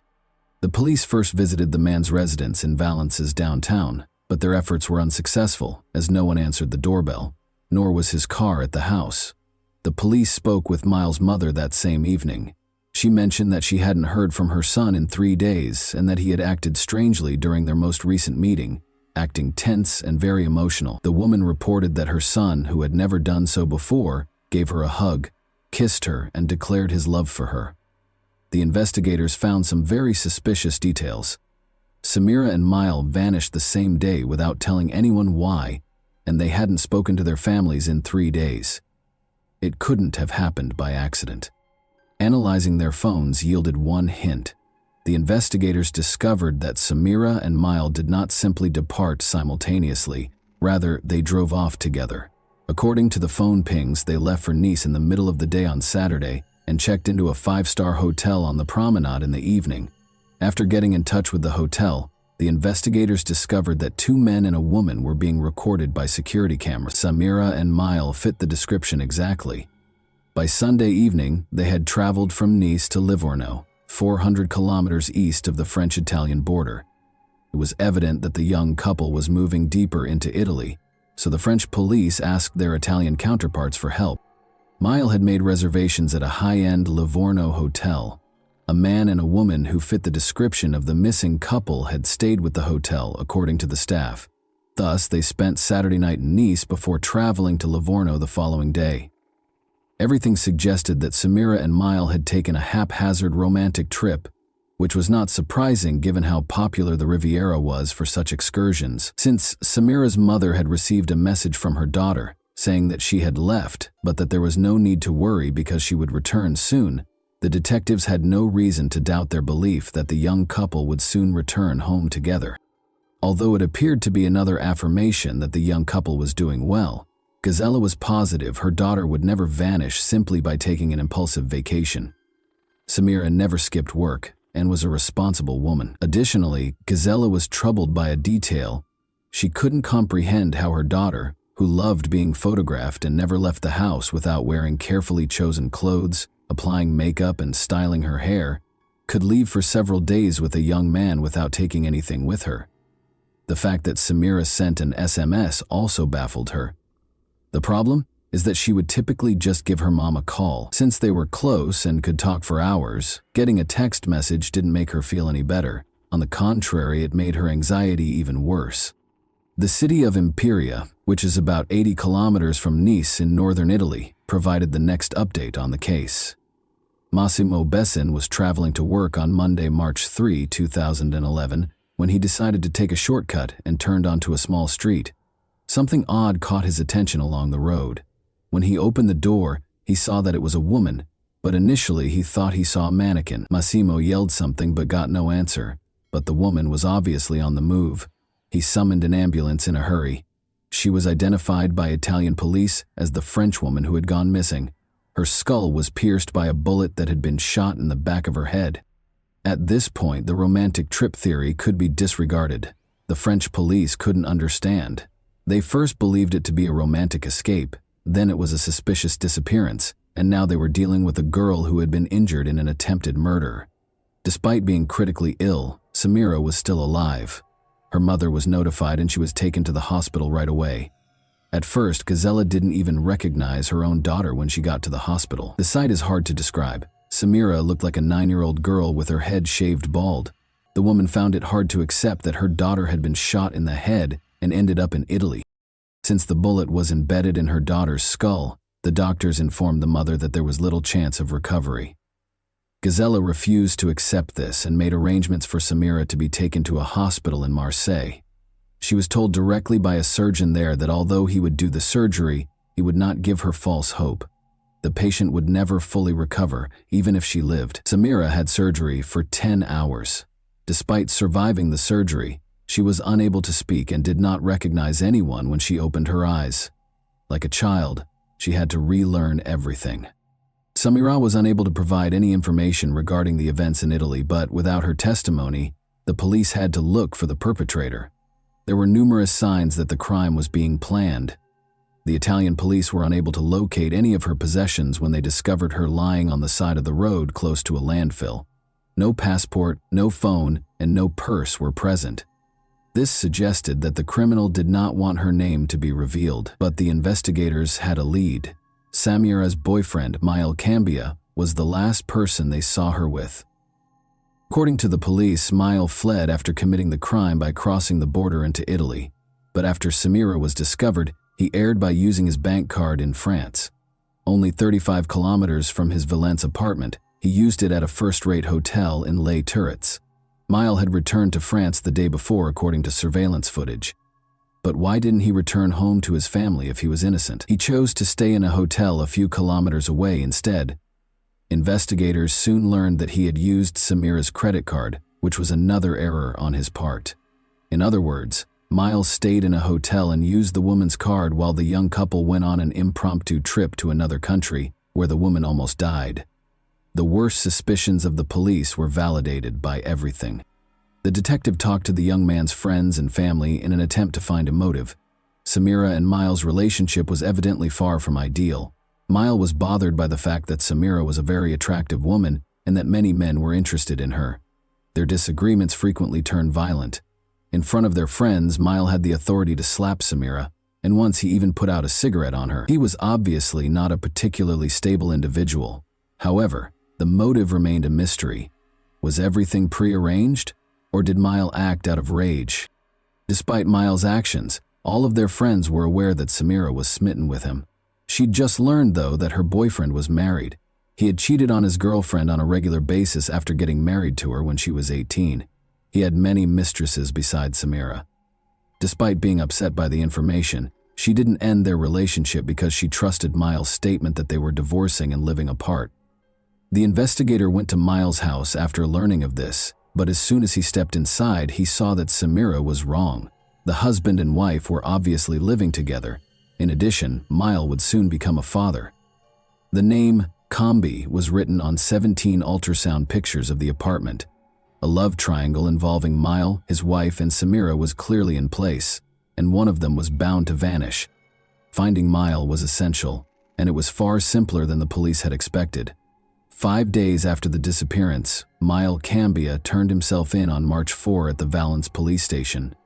The investigation was extremely fortunate to have this. Miles not only willingly arrived at the station, but he also came clean and admitted to shooting Samira. He went on to describe what had transpired. According to the young man, Samira was merely a friend with whom he could have fun. She knew there was no future in their relationship. Samira was unable to accept Miles' explanation that their romance was over. She never left him alone, calling him non-stop and occasionally dialing his number 150 times in a single day.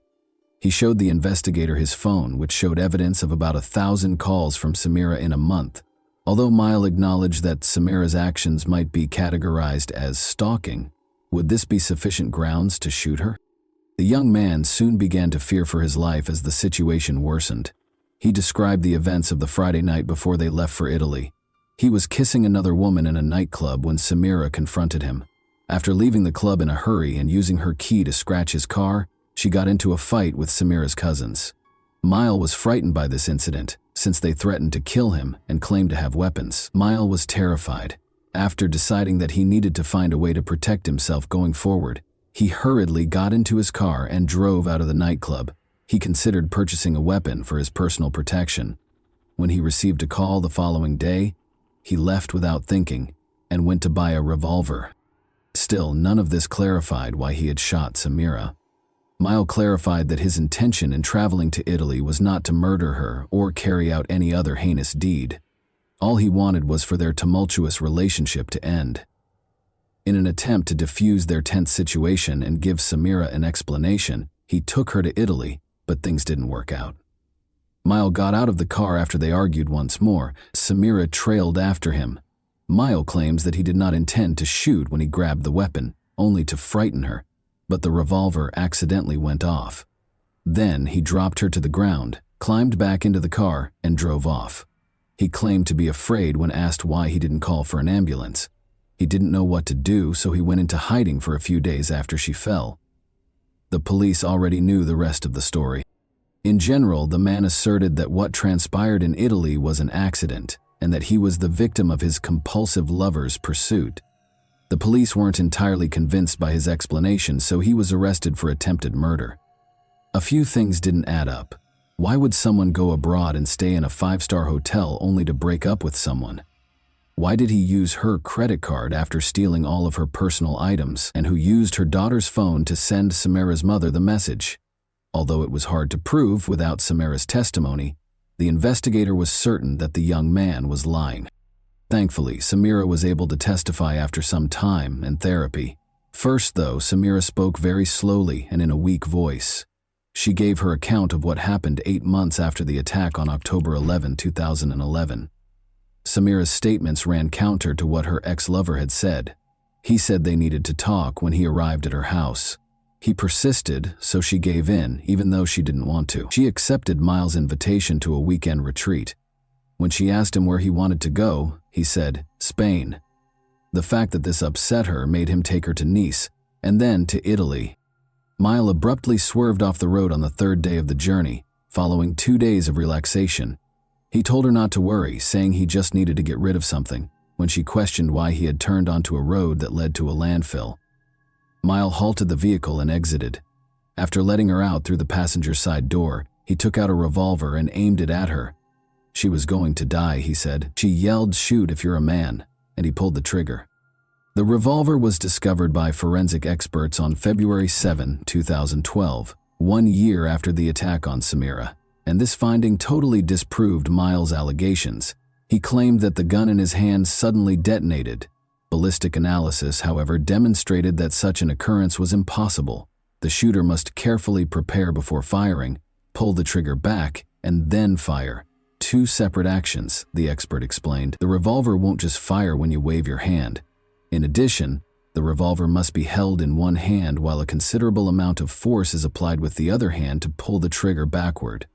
There was no way such a gun could be accidentally fired. Miles Cambia lied because he intended to murder Samira. Detectives were finally able to piece together the murderer's plan after months of investigation. Miles left work on February 26, 2011 at 9 in the morning. He bought a weapon because he was determined to prevent a recurrence of the scene from the night before. He loaded it, tested it, pulled the trigger, and fired it as he made his way into the woods. Everything had been planned by him. Samira was to vanish across the border after spending a romantic weekend in Italy.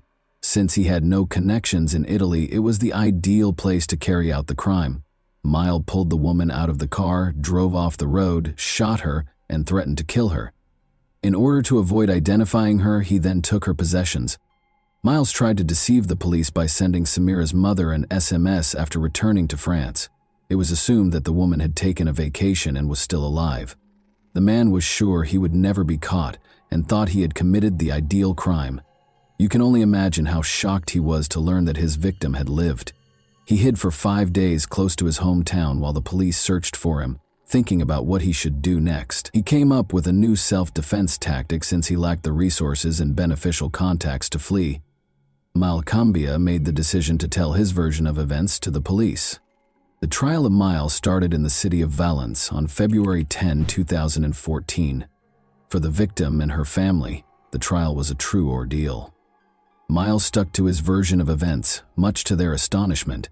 He maintained that everything that transpired in Italy was a regrettable accident, and that he was the victim in this instance, having been harassed by Samira. According to his friends, he had never been violent and bought the revolver out of fear after Samira's cousins threatened to kill Miles and destroy his car and apartment.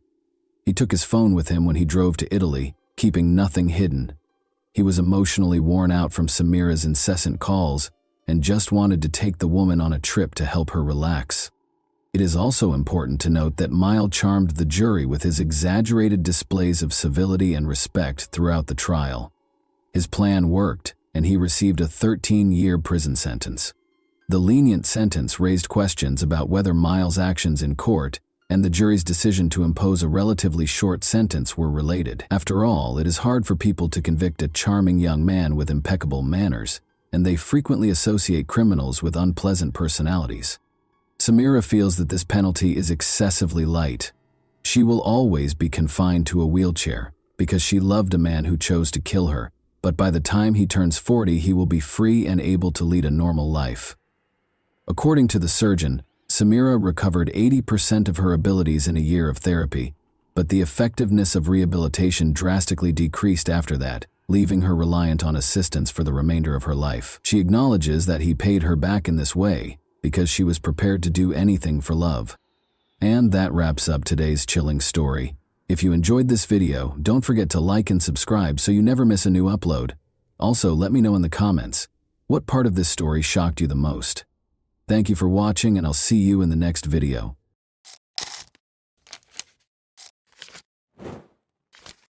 Hey guys, welcome to my channel, and today we're going to take a look at another horrible case with you. Many people can get to the point where they suspect a loved one of betraying them. Others may give in to the influence of fantasies of retaliation against the betrayer, while others may decide to end the relationship due to such suspicions. However, what if a katana were to make these fantasies come true? The setting for this story was Camas, Washington, in 2018. The topic of discussion was a woman who lived in a nice home in a quiet neighborhood. Alex Lovell was the man's name. For 29-year-old Alex, playing video games was his main passion. He was in front of the computer for about 12 or 13 hours every day. Alex took his pastimes so seriously that he routinely performed shoulder, wrist, and hand exercises. He even worked on a unique mouse control method to improve his efficiency as a gamer or player. The age of 30, Alex's girlfriend Emily Javier was not pleased with his obsession. After 2 years of dating, the young couple noticed that Alex was spending more and more time playing games and having less time for her. Emily, of course, did not like this situation. When Alex made the decision to pursue a career in professional gaming, her patience reached a breaking point. Emily struggled to accept a gaming rival, even though she was somewhat comfortable sharing her boyfriend's gaming habits. When she found the Tinder dating app on Alex's phone, her resentment reached new heights. She became very suspicious of this. She therefore realized that Alex had found another girl when she saw red hairs in the shower and scratches on his back, even though her hair was then dyed green. Convinced that he would simply deny everything, Emily started to plot a retaliation that would enable her to permanently get rid of him, rather than confronting him head-on. She considered purchasing poison, getting a gun, or hiring a killer.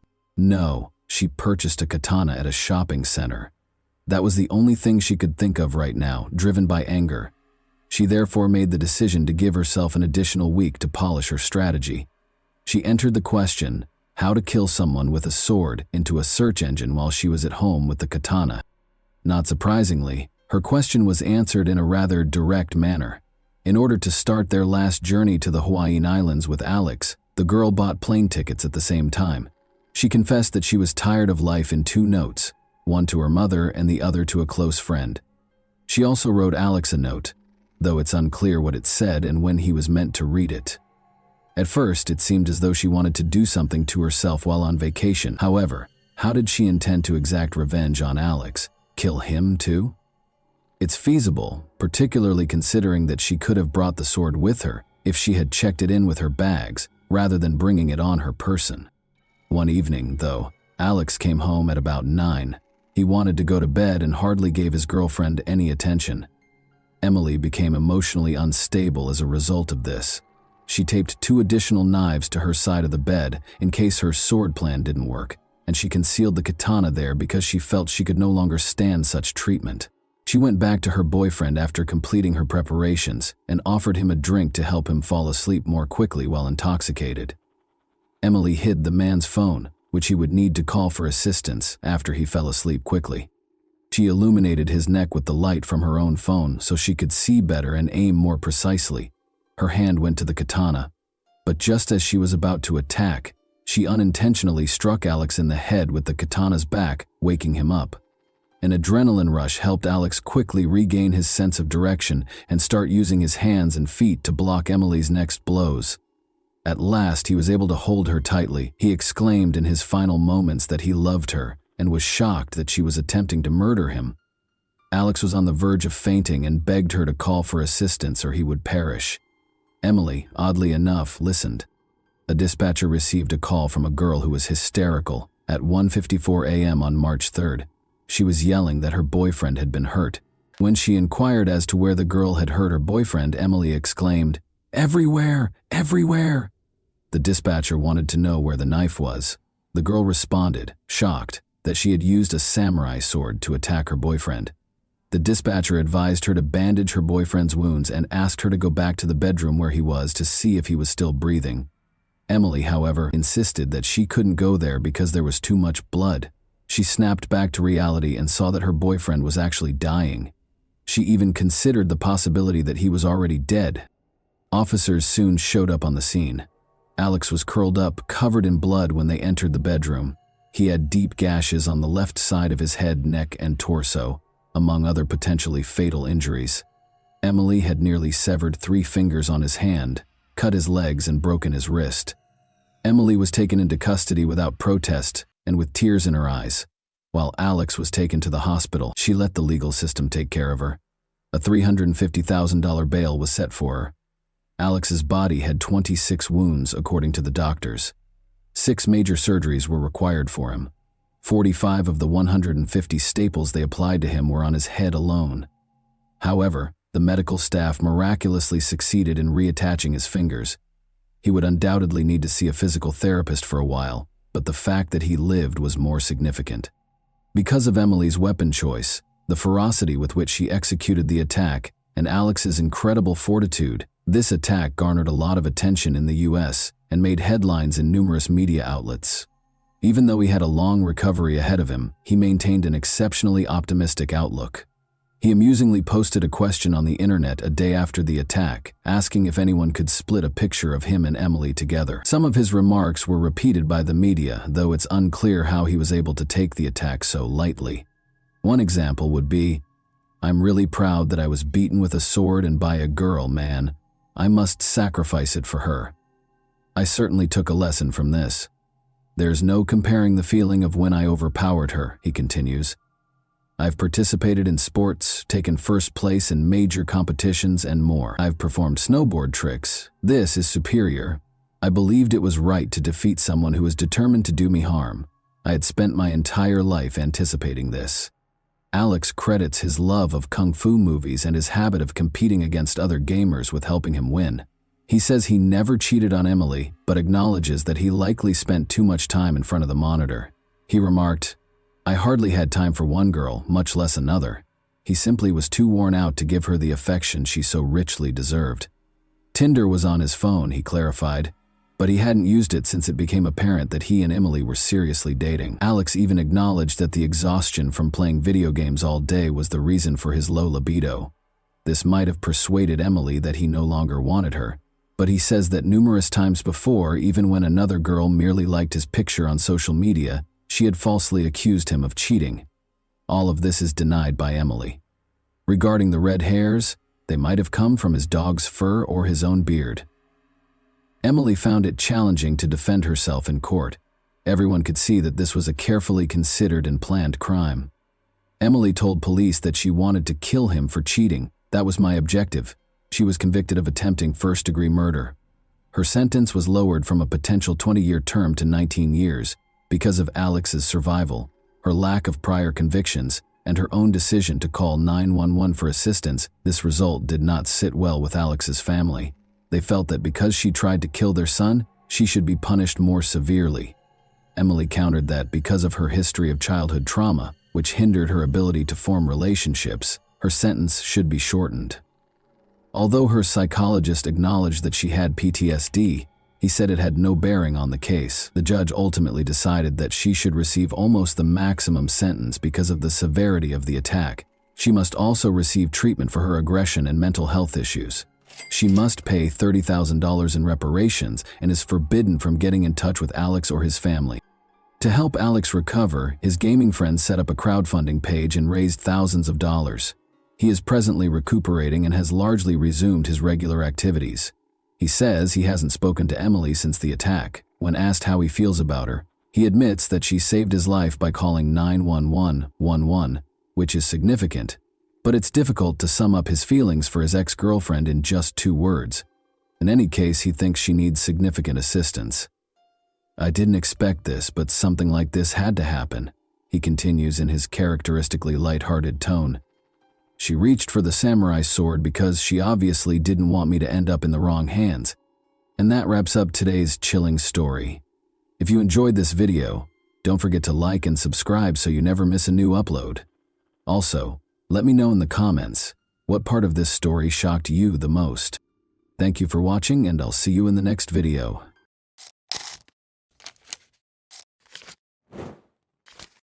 Hey guys, welcome to my channel, and today we're going to take a look at another horrible case with you. A young woman disappeared as though she had just melted into thin air. She didn't come home one morning even though everything around her appeared to be completely normal. There were no signs or calls, just a harrowing quiet and a deluge of unsolved questions.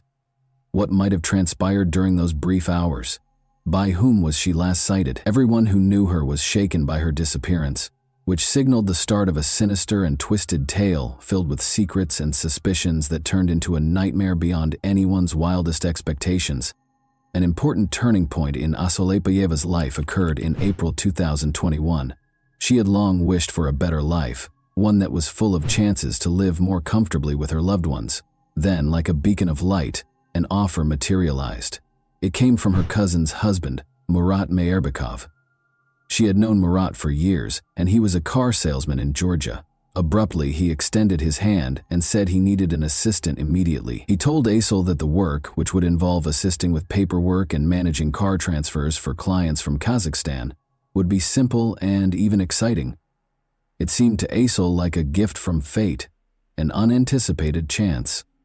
Murat went into great detail about her duties, which would include managing the car sales process, setting up meetings, and preparing paperwork for clients. He clarified that Georgia's auto industry was flourishing and that there was a strong demand for used cars, particularly from Kazakhs searching for less expensive models. Additionally, he said that his staff was amiable and prepared to assist Asel in settling in and feeling comfortable. The offer appeared to her as a long overdue reprieve from her cycle of constraints and issues. Everything seemed ideal: a $500 monthly salary, paid housing, and a flexible schedule. Asel's prospects had never been so bright, and she thought her dreams might finally come true. She felt hopeful for a better future and financial independence when she considered working overseas. She had plans to support her parents in their later years, save money for her own apartment, and put money aside for them. She felt strong and confident that she was making the right decision because of these hopes. Asel was raised in Kabanbai Betir, a small village encircled by endless, vast steppes in the Akmola region of Kazakhstan. She lived here for the majority of her life, seeing many of her classmates go through the normal village routines of getting married young, working on nearby farms, or finding employment in agricultural businesses. There were few options in the village, and opportunities were frequently reduced to a daily struggle for survival. Asel, however, had higher hopes. The lure of large cities, the possibility of altering her fate, and the aspiration to accomplish more all enthralled her. In search of her identity, Asel relocated to Nur-Sultan after high school. There she found work as a fitness club receptionist and lived with her older sister, who helped her through difficult times. Although working as a receptionist gave her a reliable source of income, the salary was low, and she was still unable to realize her dream of owning her own apartment. She cut back on little things and saved every extra tennet she could, all the while clinging to the hope that one day she would have her own place, where she could make a comfortable home and experience the independence she so desperately desired. Asel thought she could improve her family's situation in addition to changing her own destiny. Since her parents had put in so much effort to raise her and make sure she had everything she needed, she wanted to return the favor. However, reality showed her that her dreams were still a long way off, month after month. She was aware that it would be extremely difficult to achieve the degree of financial security required to support herself and her loved ones back home. Although it provided some stability, her job at the fitness club did not provide any of the opportunities she so desperately wanted. Then her cousin's husband, Murat Meyerbekov, offered her a job in Georgia. For Asel, this appeared to be the opportunity she had been seeking. It was well known that Murat knew business, and he talked confidently about the opportunities he could present. He clarified that he handled car sales in Georgia, serving Kazakhstani buyers seeking more reasonably priced cars, and that he needed an assistant to assist with paperwork and client relations. The offer wasn't taken lightly by Asel. She discussed it extensively with her older sister, who was first apprehensive and gave it careful thought while assessing the dangers. Her sister was concerned about Asel traveling to a foreign nation, far from home, and being in the company of strangers. Nonetheless, Murat persuaded them that Georgia was secure, that he would personally protect her, and that the position might be a fantastic first step toward a better future. Asel was aware of the dangers, but her determination to make a difference in her life overcame her uncertainties and anxieties. She kept thinking that this might be her only chance to escape the constraints of her current circumstance. Although she was aware that it wouldn't be simple, she had faith in her ability to overcome any obstacles. Despite all of her uncertainties and fears, Assel decided to accept the offer because she was sure that it was her opportunity to change her future. This was her chance to escape her routine, and she was going to take advantage of it. Despite their limited financial resources, Assel was supported by her family. Despite leading modest lives themselves, her parents and sister supported her emotionally and shared her aspirations. Assel had no idea at the time that this chance would trigger a series of unanticipated circumstances that would fundamentally alter everything. Eager and hopeful, Assel took a plane to Georgia shortly after. She felt that this move marked the start of an exciting new chapter in her life. When she got there, she moved into Murat Mirbekov's apartment in Rustavi. Murat assured her that although the apartment was small and had some older furniture, it was only meant to be a temporary place for her to stay until she found a better place to live. Assel initially communicated with her family on a regular basis, sharing her experiences in her new life. She talked excitedly about the local food she was sampling and praised the city's historic streets and distinctive architecture. She enjoyed even the small things, such as strolling through Rustavi in the evening. Everything appeared so novel and fascinating. She sounded content and assured in her choice, and her voice exuded real excitement.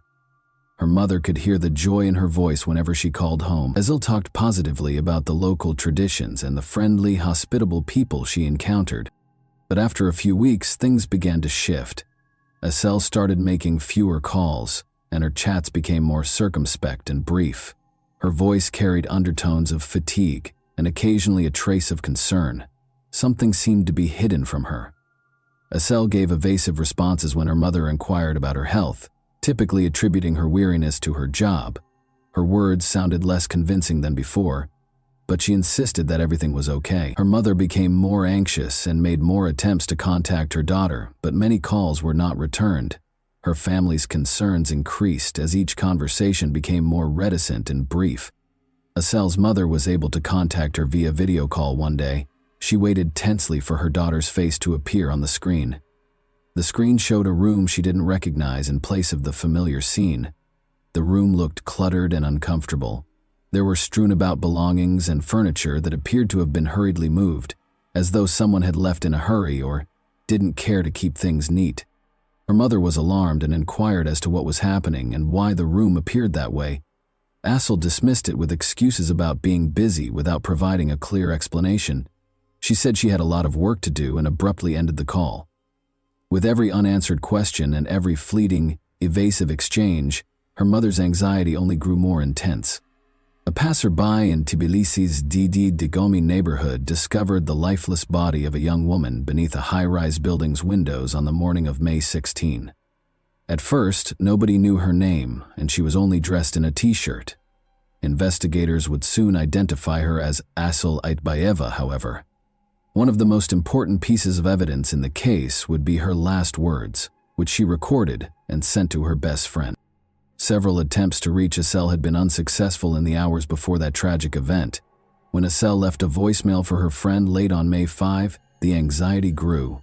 A man's voice could be heard on the recording berating Assel and accusing her of taking advantage of him.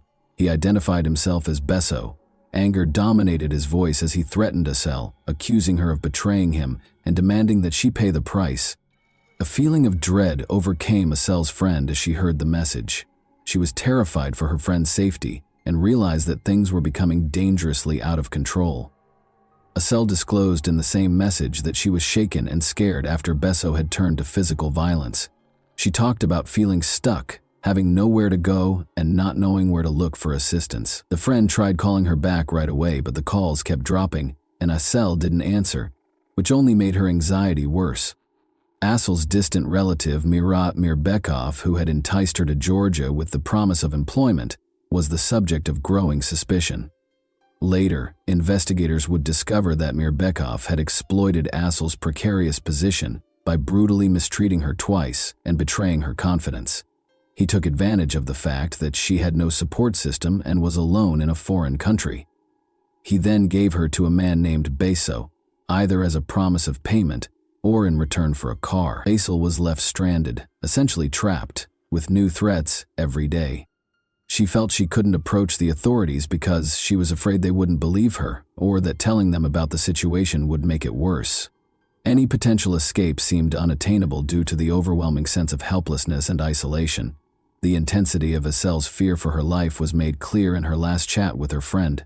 Her voice was filled with fear and desperation, and she was clueless about how she would ever escape this predicament. Although her friend wanted to help, he was unable to act quickly enough. Eselle's body was found beneath the windows of that tall building on the morning of May 6. Georgian authorities confirmed the identity of the man involved in the tragic case of Eselle Aitbayeva. He was Besik Tordua, a 57-year-old Georgian with a troubled past who was known in criminal circles as Beso. He had a history of aggressive behavior and had previously served a 10-year sentence for auto theft. Beso had already left Tbilisi and was making his way toward the border in an attempt to avoid capture by the time news of Eselle's death reached the public. But the police moved quickly, and he was captured in a day. In the meantime, the man who had invited Eselle to Georgia, Murat Mirbekov, returned to Nur Sultan as soon as he learned of her death, apparently in an attempt to avoid any repercussions. As they attempted to piece together the circumstances surrounding Eselle's premature death, her family, friends, and the authorities were left in a state of uncertainty. Eselle had contacted a friend a few days prior to the tragedy, requesting a loan of 1,000,000 tenge, roughly $220, to pay for travel expenses. She probably didn't want to worry her family, so she didn't call them, but in the end, her independence backfired.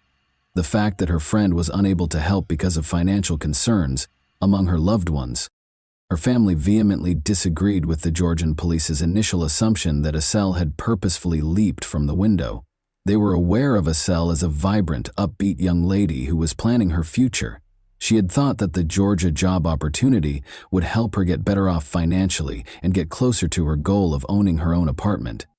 To the police, the conclusion seemed unimaginable. The injuries on Eselle's body that didn't fit the description of a normal fall from a great height particularly worried her mother.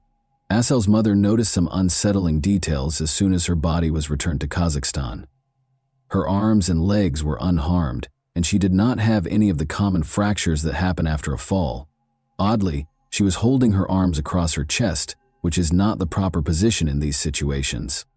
Additionally, her head was free of the typical trauma associated with falls from high altitudes. The internal injuries, which included a ruptured spleen and other organ damage, were even more worrisome as they raised the possibility of serious abuse. Her body also had several burns that resembled cigarette marks before she died, and some of her teeth had been knocked out, which raised the horrifying possibility that she had been tortured. The family's suspicion that Eselle had been abused in her last hours was only strengthened by these disturbing findings. Her mother was shocked that her daughter would act in such a drastic manner. When her body was returned home, the disturbing details that surfaced only raised more unsettling questions, none of which seemed to have definitive answers. According to an examination, Eselle had been mistreated prior to her passing. In an effort to create the impression that Eselle had committed suicide, her mother insisted that her body had been placed beneath the high-rise's windows after she had already passed away. The Georgian police did not carry out any additional investigations and refused to admit any criminal involvement in Eselle's death, in spite of these alarming facts. While in detention, Besik Tordua, popularly known as Beso, first refused to cooperate. He acknowledged that there had been physical contact, but insisted it was consensual after investigators disclosed that evidence verified an intimate encounter with Eselle prior to her passing.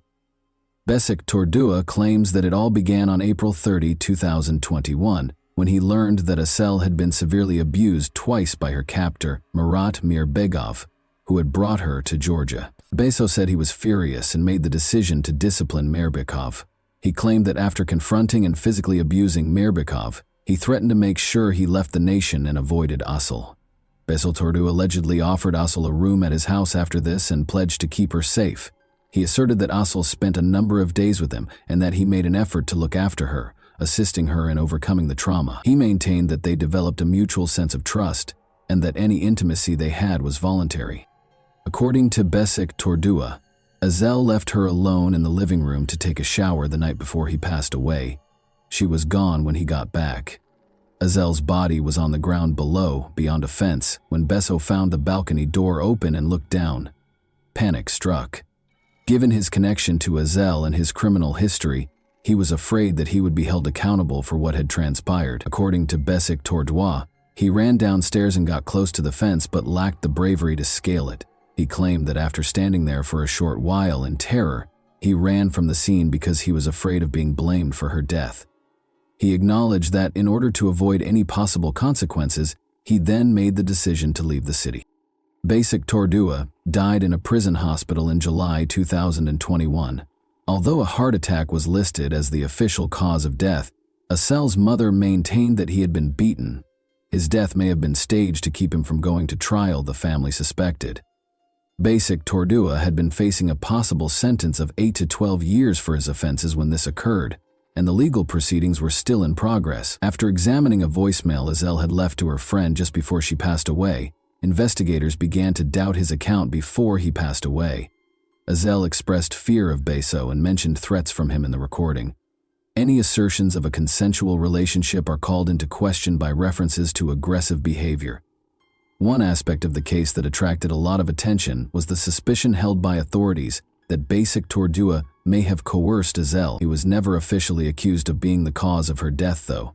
Although his actions might have pushed her to act in a desperate manner, the official position remained that there was insufficient evidence to pursue additional charges. The lawyer in Azel's family had a different opinion. They believed that she had been murdered and that the death was staged to make it look as if she had committed suicide. The injuries discovered on her body and the circumstances surrounding her fall, which didn't match the usual outcome of a leap from that height, confirmed this theory. When Murat Mirabekov returned to Kazakhstan, he was captured. He was accused of both human trafficking and aggravated assault. Azel's parents petitioned to have him extradited to Georgia for trial because they thought he was directly responsible for her death. Local authorities, however, took a while to address their requests or look into the matter further. Things didn't start to change until Azel's mother's morgue photos were uploaded online. The prosecutor's office took the issue more seriously after the pictures sparked public outrage. Journalists and the general public both took notice of Azel's untimely death and began their own online investigations. Details started to surface, some of them unverified. On the night of the tragedy, witnesses reported seeing two men allegedly push Azel off the balcony. Police stated that they had not discovered any evidence to support the rumors that the incident was captured on video. Azel reported Murat Mirbekov's violent actions to the local authorities after arriving in Georgia in order to obtain protection, but her requests were ignored. When Georgian journalists started looking into the case themselves, it became clear that the police had done nothing. One of Azel's acquaintances in Tbilisi consented to testify amid the events that were taking place. He revealed that Azel had sent him a desperate message the day before the tragedy. She mentioned Mirabekov in her message, claiming that he had attacked her twice. She talked about the intense psychological anguish she was experiencing in addition to the physical pain. She had requested assistance, but was hesitant to demand it because she still believed she could manage things independently. Being stranded in a foreign nation without any support system made Azel feel trapped. She tried to remain strong despite her fear of Mirbekov, she confided in her acquaintance. Despite her persistent belief that she could find a way out, she frequently talked about feeling as though she was in a hopeless situation. The inquiry also turned up other information. In addition to offering Azel a job in Georgia, Mirbekov had made similar promises to other young Kazakh women. He had promised them good jobs, good wages, and good housing. Luckily, none of them had agreed to his terms. Some had found his messages, which emphasized the ostensibly exceptional opportunities he could offer, to be especially persistent. All the women, however, had refused. Later, their families thanked them profusely for their foresight, saying it had prevented them from being in danger. The case took a dramatic turn by the end of July 2022-208. After more investigation, Georgian forensic experts found Mirbekov's DNA traces on Azel's clothing, which is a crucial piece of evidence. This bolstered the prosecution's case in court and validated witness statements. Ultimately, the work of investigative journalists and the new evidence obtained through forensic analysis started to provide a more comprehensive picture of what Azel had gone through in her last days. The truth was slowly emerging, in spite of all the barriers. One of the most talked about occasions in Kazakhstan was Mura Merbakov's trial in Nursultan. The case gained even more public attention when Georgian investigators, who were invited to the proceedings, presented the evidence and conclusions they had gathered. The tension in the courtroom was evident when Mirbekov showed up. He insisted he had nothing to do with Asel's death or any violent actions toward her, even in the face of overwhelming evidence to the contrary. He maintained that he was innocent and that he had been falsely accused. Those in attendance were left perplexed and incensed by his cold-blooded attitude and total lack of regret. Given the seriousness of the situation, Mirbekov's aging parents made the decision to apologize to Asel's distraught family. They hoped that their gesture would provide the victim's loved ones with some small solace. Mirbekov, however, continued to deny any wrongdoing and showed no interest in any attempts at reconciliation. The prosecutor made a resolute and firm statement. He offered a story that implied Mirbekov had given Asel to him for his own benefit, in an effort to improve relations with a strong Georgian man named Bashik Tordua. The prosecutor stressed that Mirbekov knew he was seriously endangering Asel and was well aware of Bashik Tordua's violent tendencies and criminal history. Tordua was infamous.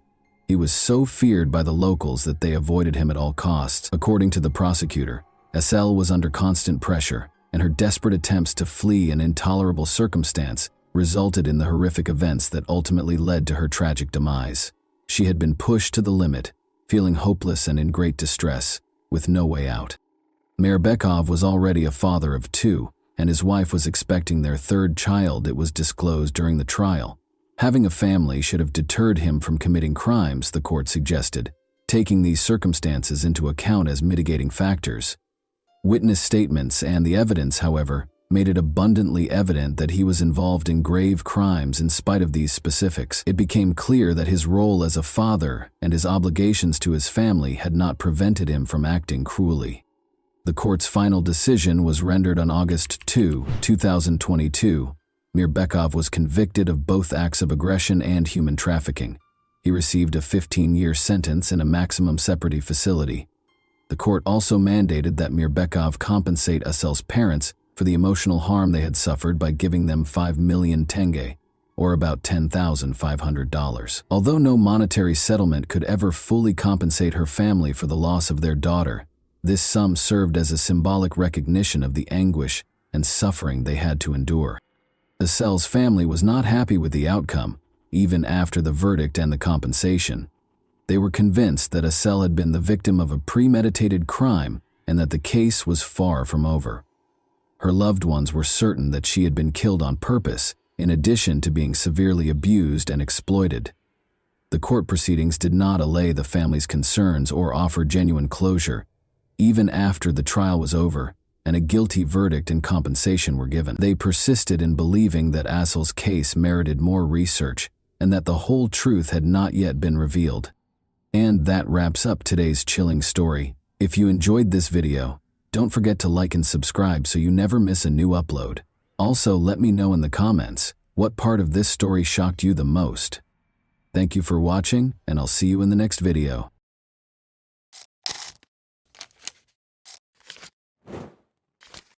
Hey guys, welcome to my channel, and today we're going to take a look at another horrible case with you. Born on May 23, 1973, in a small Tennessee town, Matthew Winkler came from a family where religion was very important. His life was centered around church activities from a young age, and his parents, who were devout Christians, gave him a solid moral foundation grounded in Christian principles. Matthew was taught the value and strength of faith at a young age, and it seems that his relationship with God served as his beacon. He was the youngest of 4 children, and despite their lack of wealth, the family was content, despite their financial struggles. Although Matthew enjoyed his studies, it wasn't until he was in his teens that he realized his true calling when he started participating in church ministries and assisting with youth events. He exuded confidence, charm, and a unique ability to connect with others. He made the decision to become a pastor at the age of 18, having already completed his education. Following his high school graduation, Matthew enrolled at Henderson, Tennessee's Freed Hardeman College. Students from all over the nation who were looking for a theological education were drawn to this university because of its strong Christian tradition. Despite his concentration on his studies, Matthew remembered to engage in extracurricular activities. He served as the soccer team's captain. He frequently planned events for students and took an active part in campus life. He immediately made a name for himself as a leader among his peers thanks to his enthusiasm and drive. He met Mary, his future wife, at the same college. Despite attending the same college, Mary's personality was very different from Matthew's. She was quiet and unassuming, and even though their paths crossed at different occasions, she did not receive the same level of attention as he did. Born in Tennessee, Mary came from a traditional family. Her family always upheld modest values, and she had a mild upbringing. She was more concerned with building a family hearth than she was with ambition, unlike Matthew. However, they were united by their shared religious convictions and a desire to serve God. Matthew first became acquainted with Mary while she was volunteering for student council-organized projects on campus. Her kindness and gentleness of heart impressed him. Mary wasn't looking for attention. She was not overlooked. He started their friendship, which swiftly developed into a more committed partnership for someone with Matthew's charm. Surprisingly, Matthew's vivacious personality was ideally matched by Mary's serene and prudent disposition. They were soon inseparable. The couple started assisting the underprivileged, volunteering at community events, and working together on church projects. In addition to being his wife, Matthew viewed Mary as a ministry partner who shared his philosophy of life. Mary, however, believed she had found a man who shared her beliefs and was supportive. After graduating from college, they got married and relocated to Selmer, where Matthew accepted a position as a pastor at the nearby Church of Christ. There was more to the Church of Christ in Selmer than just worship. It served as the town's most significant hub for activity. It was situated on a hill with a lovely garden all around, and the congregation always congregated there. The entire town seemed to have assembled for prayer. Matthew immediately won over the locals with his innate charm and talent for communication. He planned a lot of charity concerts, youth classes, and events to aid the underprivileged. Everyone was talking about him, and he rose to prominence in the community. Mary actively assisted him in this ministry in spite of her modesty. She was present when Matthew took care of the house, assisted with event planning, and delivered significant announcements to the congregation. She stayed in the background, unlike her husband, but everyone could always see how much she loved and cared for her family. The Winklers seemed to be the ideal family. Patricia, Mary, Alice, and Brianna are the three daughters that Matthew and Mary raised. You could frequently hear the children's laughter reverberating throughout the house because they were energetic and full of fun.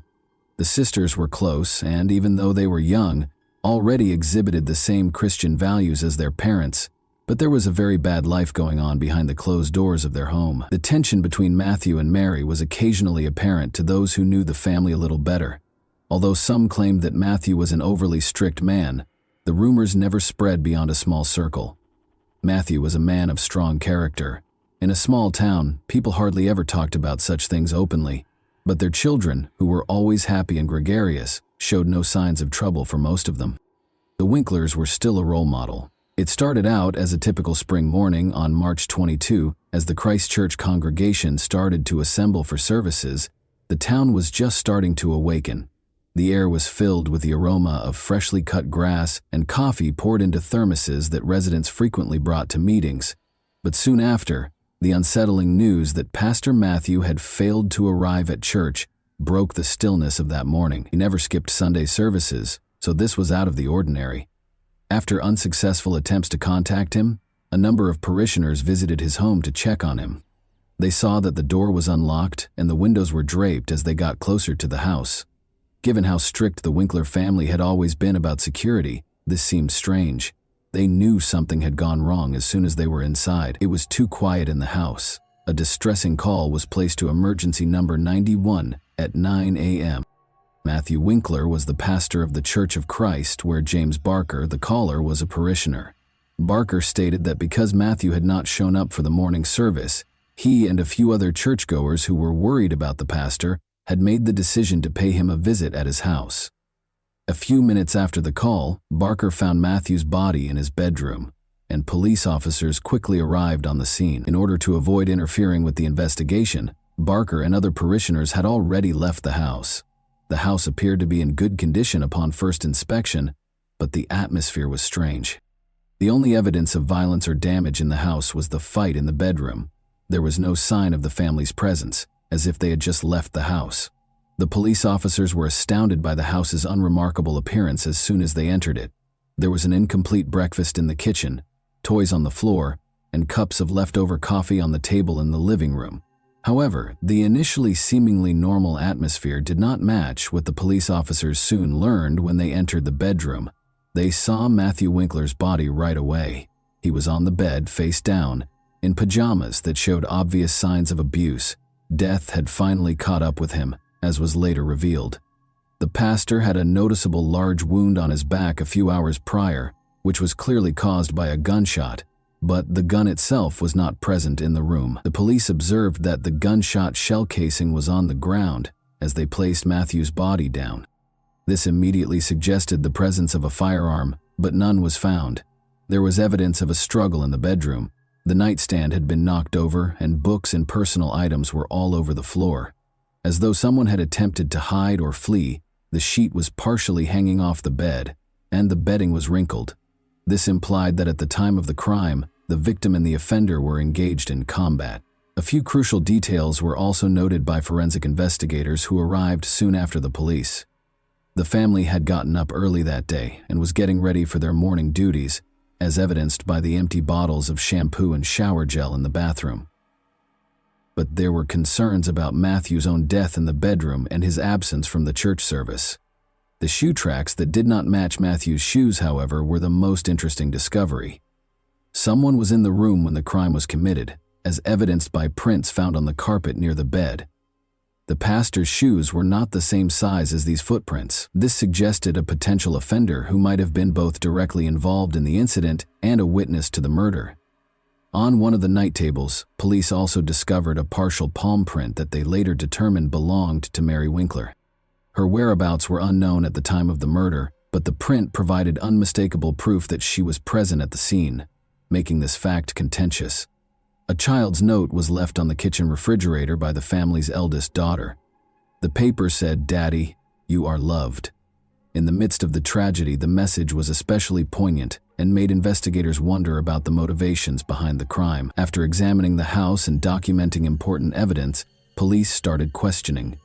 James Barker, who saw the first events, was the first person interviewed. Barker attested that he and a number of parishioners visited the residence early on March 22 in order to locate the pastor, who had not arrived for service. The next question posed by a neighbor is whether the perpetrator knew the family, because he also stated that there were no indications of violence or forced entry in the house, who also claimed that he saw Mary Winkler on March 21st in the evening. According to him, there were no indications of tension or conflict, and the Winkler family seemed friendly and at ease.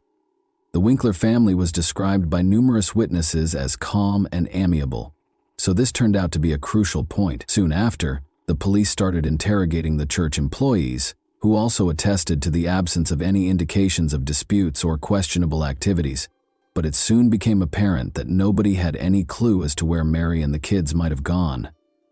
The main thing that caught people's attention right away was that Mary and the Winkler kids were nowhere to be found. The family may have been kidnapped or on the run because their car was out of place. This turned into the primary query that investigators were attempting to address.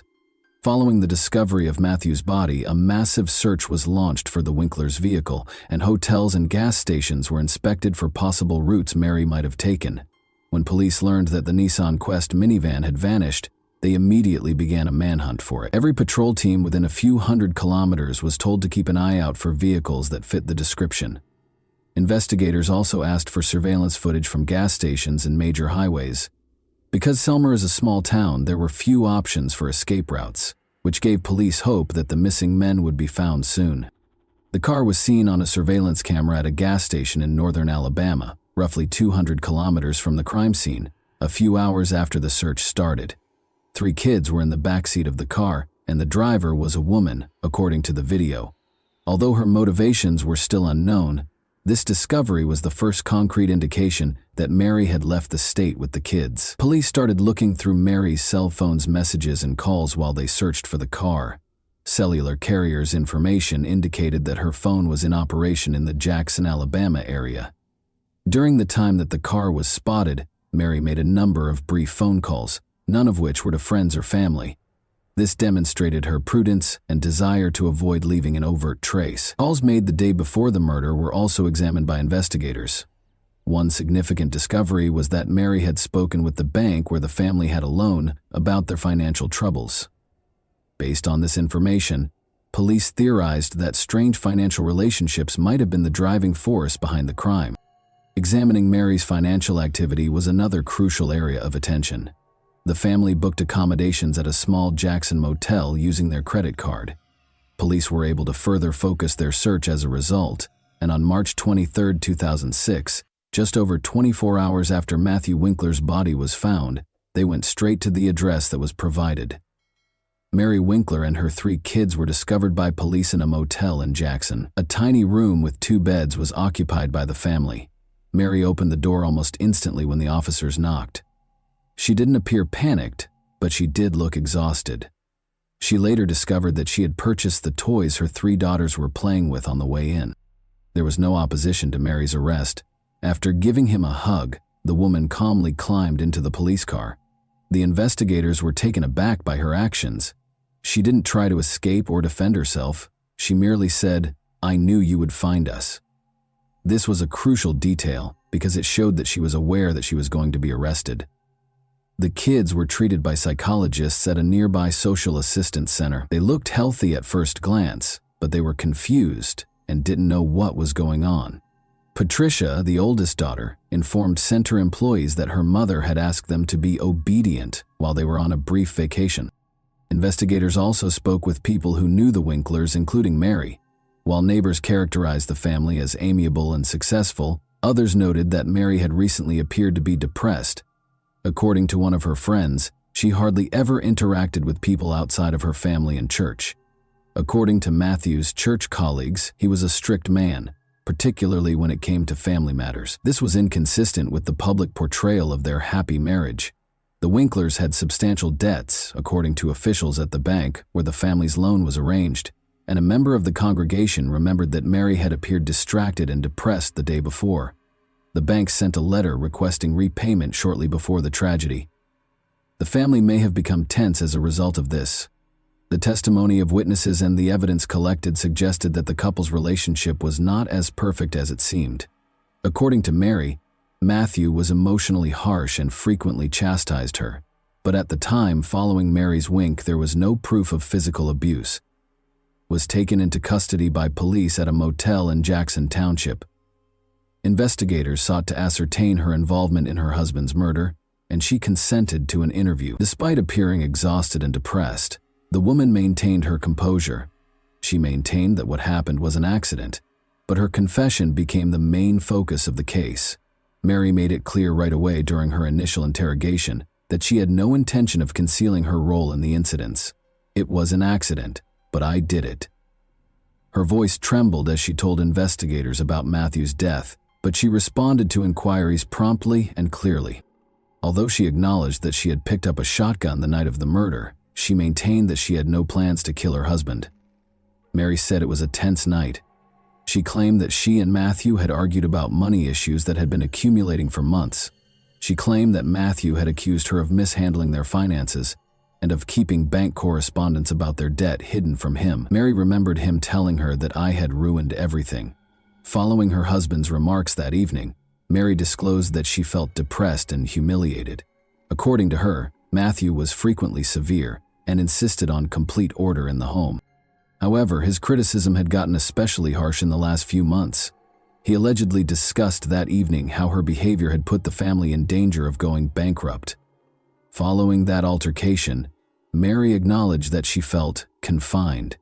She said that in order to get her husband to listen, she took a shotgun. She claims that she only wanted him to stop yelling and had no intention of hurting him. He was standing by the bed when she came up to him, explaining that she had taken the weapon from a closet in the bedroom. "I wanted him to see me in a new light. I wished he would stop yelling." "I said," she said. Mary said she had no idea how the weapon operated. She claimed she didn't have time to realize anything because it happened so fast. "All I can recall is the sound. It was really noisy." She recalled realizing what had happened when she watched Matthew fall onto the bed following the shooting. Mary recalled that she first froze in place after the shooting because she was in shock and unsure of what to do next. She couldn't get close to her husband to check on him. Instead, she hurried to the children's rooms, where they were already asleep, woke them up, hurriedly packed her things, and walked out of the house.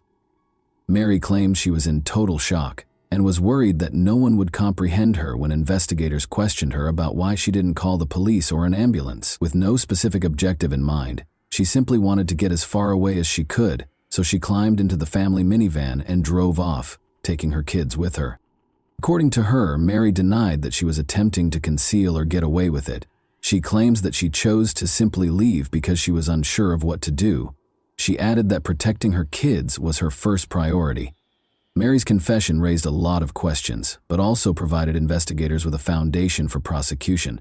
The shotgun needed a lot of force to pull the trigger and remove the safety, according to forensic specialists who examined the weapon. The fact that Mary brought the gun with her raised suspicions among the police, who began to wonder if the shooting was really an accident. Investigators suspected this was a deliberate choice or an attempt to conceal evidence after the murder.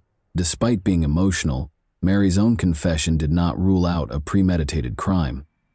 In an interview with psychologists, Patricia, the family's eldest daughter, claimed to have heard her parents talking loudly the night before the trip. The girl remembered that her mother had later entered the room, woken her up, and informed her that they were leaving, but she did not understand what was being said. Mary's claim that she left the house right away after the murder was supported by this testimony.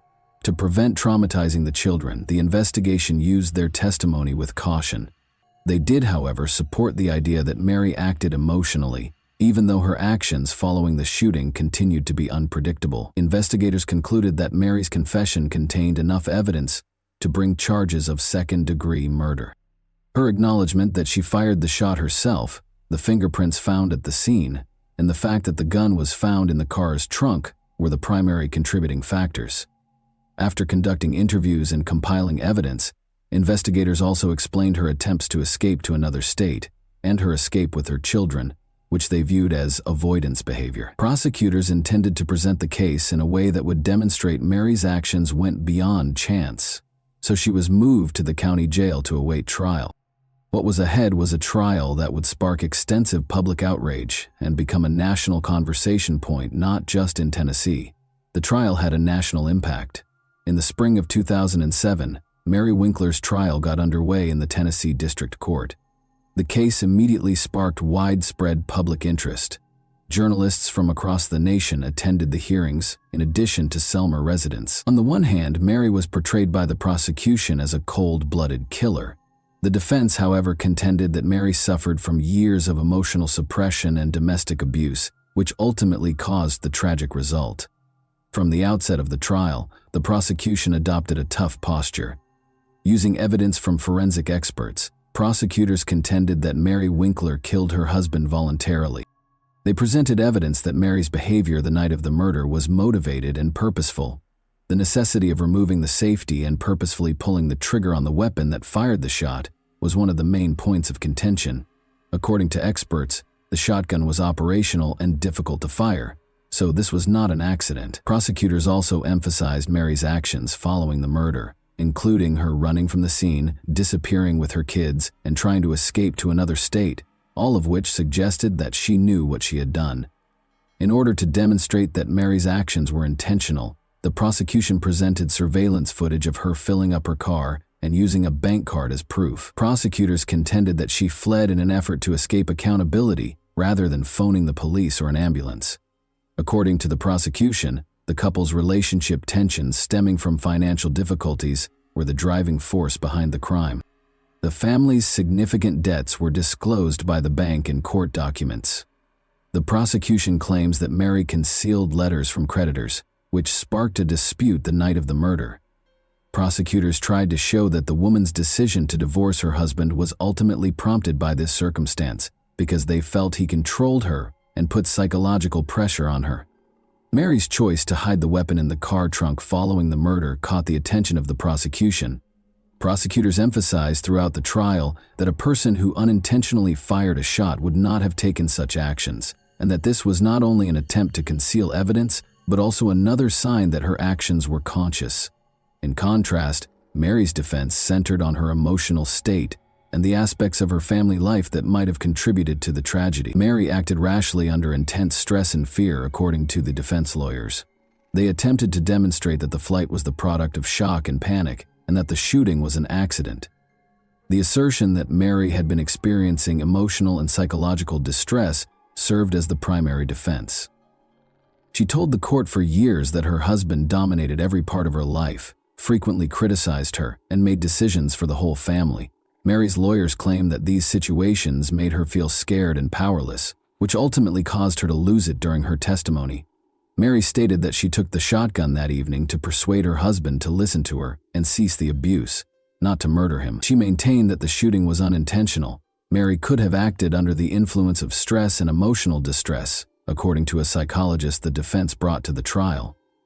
The expert pointed out that people frequently do things they wouldn't normally do when they're depressed and afraid. Her actions following the murder were another area of focus for the attorneys.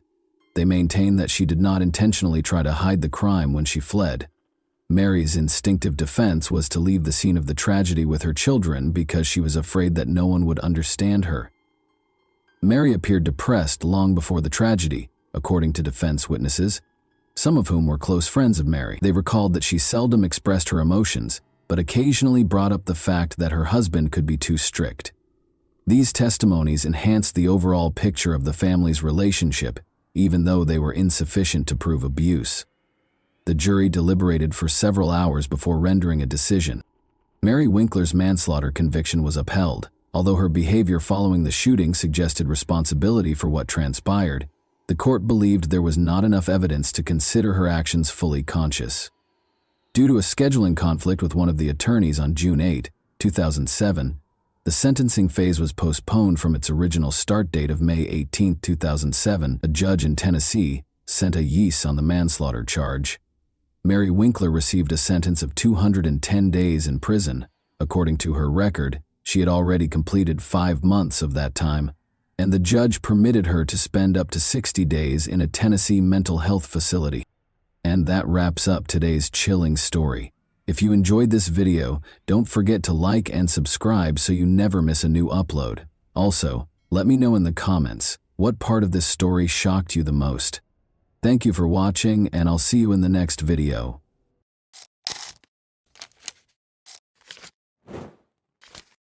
Hey guys, welcome to my channel, and today we're going to take a look at another horrible case with you.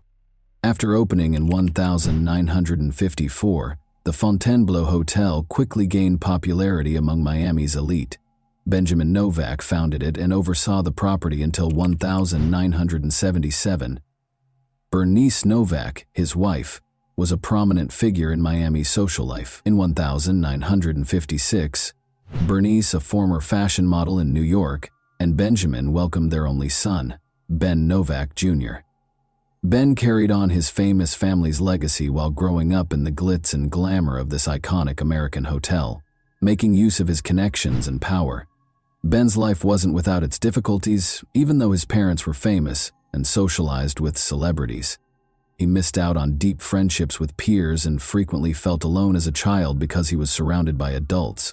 Many of his early experiences seemed to him to have been staged and fabricated by the adults in his life. He turned to comics as a means of escape, and Batman emerged as his favorite character. His early interest turned into a major passion as he grew older, and he eventually accumulated one of the biggest collections of memorabilia in the world, which included his very own Batmobile. Ben Novak Jr. inherited his parents' business sense in addition to their wealth. He was more than just a comic book fan. He was a clever businessman who loved what he did. He entered the convention industry with the intention of becoming well-known because he was determined to establish his own identity apart from the family legacy. He continued to work in the hotel sector, organizing conventions with success and making good money each time. Unfortunately, he would ultimately meet a tragic end at one of these conventions. Ben, however, pursued a different interest prior to that depressing development. His life took a drastic turn when he met Narcissa, a stripper at a Miami strip club. He had a thing for strippers. In 1983, Narcissa Sierra Valise Pacheco relocated to Miami. Being the youngest of 6 children and the family favorite, she grew up in a rural part of Ecuador and was well protected by her older brothers. She married Angel when she was 17, and the two of them had a daughter, May Abad. The family moved to New York City when May was 4 years old, but Angel soon left Narcisa and their daughter after the marriage rapidly soured. Narcisa remained in New York as a single mother and put in a lot of effort as a seamstress, but she felt that a life of more luxury was her destiny. In her ideal world, she would be able to drive fancy cars, go to glitzy parties, own and flaunt expensive clothing, and take luxury yacht cruises. Driven by this aspiration, Narcisa imagined a life devoid of worries about money and rent. But in the end, this dream would take her in a problematic direction. Narcisa made the decision to move to Miami with her daughter in the summer of 1983 in order to start over. At first, she struggled to find work because of her poor command of English. Narcisa started working as a stripper in order to make quick cash and provide for her and her daughter. She saw it as a chance to meet rich men who were prepared to spend a lot of money. When Ben Novak Jr., a 27-year-old millionaire, entered her club shortly after she opened, she struck gold. She and Ben clicked right away after a lap dance. Ben gave Narcisa lavish presents, lavished her with lavish vacations, and gave her sizable sums of money. Narcisa's fascination with luxury only grew as a result. But this new relationship didn't exactly sit well with Ben's family. His mother, Bernice, who was very close to him, was unimpressed, and his father had died. Ben's mother's disapproval of Narcisa did not stop him, even though they spoke every day and she had a big influence on him. Instead of marrying a stripper, Bernice had hoped he would wed a reputable Miami socialite. When Narcisa married Ben in 1991, she accomplished her goal. She had a knack for it and was actively involved in his business from the start, managing bookings, attending conventions, and interacting with clients. Narcisa, however, favored a relaxed way of life, engaging in endless shopping and leading a carefree millionaire's lifestyle. While Ben followed his passion for Batman collectibles and became the second largest collector in the world, she developed an obsessive shopping habit. They enjoyed their gourmet meals, fancy cars, and mansion vacations. They also took in May Abad, Narcisa's daughter, who was in her late teens at the time. Ben became the father figure she had been missing for 18 years, and they grew close. May, Ben, and Narcisa led a lavish lifestyle, but on April 4, 2009, Ben's mother, Bernice, died suddenly, turning his life upside down. A neighbor found Bernice's body in her Fort Lauderdale residence. Her death was officially declared an accident, despite the suspicious circumstances. Blood was discovered flowing through the kitchen and into the laundry room from her car. According to the authorities, she must have fallen and hurt herself, striking her head on the car mirror, before bleeding as she entered the vehicle and eventually passing away. After his mother passed away, Ben was devastated by the loss and went into a deep depression. Narcisa pretended to be a helpful wife while attending the funeral. Ben threw himself into his work at Convention Concepts Unlimited as a way to deal with his loss. Ben and Narcisa arrived in New York on July 12, 2009, where Ben was in charge of a significant conference at the Rye Brook Hilton. More than 1,000 people attended the event, which was for the esteemed client Amway Global International. Around 7 a.m. on the morning of the 12th, Narcisa left their room to join her daughter for breakfast. About 30 minutes later, she came back into the room to find her husband bleeding and bound on the floor. He had already passed away. Another member of the well-known Novak family had been murdered only 3 months after Bernice's passing. Ben's death was promptly deemed a homicide by the authorities. Ben was discovered with his hands bound behind his back and his legs duct-taped together below the knees, only wearing his underwear. He had been lying in bed, probably asleep, when he had been hit in the head by something. The attacker left his body face down on the floor after bludgeoning him to death. Police discovered the bed covered in blood that had spilled onto the floor around his dead body. Ben's eyes had been gouged out at the scene, which was a terrifying detail. Narcisa told the police right away that she thought the murder might have been a robbery, but the room didn't seem to be lacking anything. Not even a few $100s in an envelope was damaged. One would anticipate that valuables, particularly cash, would have been taken if it had been a robbery. Additionally, according to Narcisa, Ben had a recent heated argument about money with someone at a Comic-Con, and the other person had allegedly threatened him. Lead detectives swiftly rejected it, despite the fact that they could find no proof for it. Investigators briefly looked into the Novak family's prior ties to the mafia, but quickly concluded that this approach was fruitless because Ben Jr. had no affiliation with organized crime. Rather, Narcisa was the subject of increased police scrutiny. Even though she was in control, she asked strange and inappropriate questions, like whether Ben might have had a heart attack and died. Given the graphic and brutal manner of his death, his body was bound and his head bludgeoned. This question raised eyebrows. At the station, Narcisa was taken in for additional interrogation. Her answers cast serious doubt on her version of what happened. She said that after returning from breakfast, she stumbled over Ben's body and screamed as she called the operator. Despite the blood-soaked room, she also claimed that she didn't recall seeing any blood, which ran counter to the police's account of the scene. She also mentioned sitting next to Ben and rubbing his leg, which seemed strange given that his head had sustained the majority of the damage. Suspicions were heightened by her inconsistency in failing to notice the blood. Additionally, investigators were attempting to ascertain how the murderer entered the room. The hotel's electronic door locks tracked each key's usage by date and time, and Narcisa was the only one with a key. The last time the key was used, according to the hotel's records, was 11:30 p.m. the previous evening and was only used once more when Narcisa came in at 7:30 a.m. following breakfast. The key had no other applications. A hotel witness also claimed to have seen a woman who fit Narcisa's description strolling around with two men. When the police questioned Narcisa, she denied this. Detectives became more and more certain that Narcisa was responsible for Ben Novak Jr.'s murder as the investigation went on. Their suspicions were confirmed by May Abad, Narcisa's daughter, who disclosed that her parents' marriage was strained. She clarified that, despite being married, Ben continued to engage in stripper activities due to his struggles with infidelity. May implied that Narcisa's anxiety was more related to the possibility of divorce than jealousy. Narcisa knew that a divorce would cost her the way of life she had become used to, so she was terrified that Ben would leave her for another woman. This was a legitimate fear. Narcisa hired men to break into her and Ben's house in 2002 as part of a home invasion plot. For 25 hours, they held him captive while he was restrained.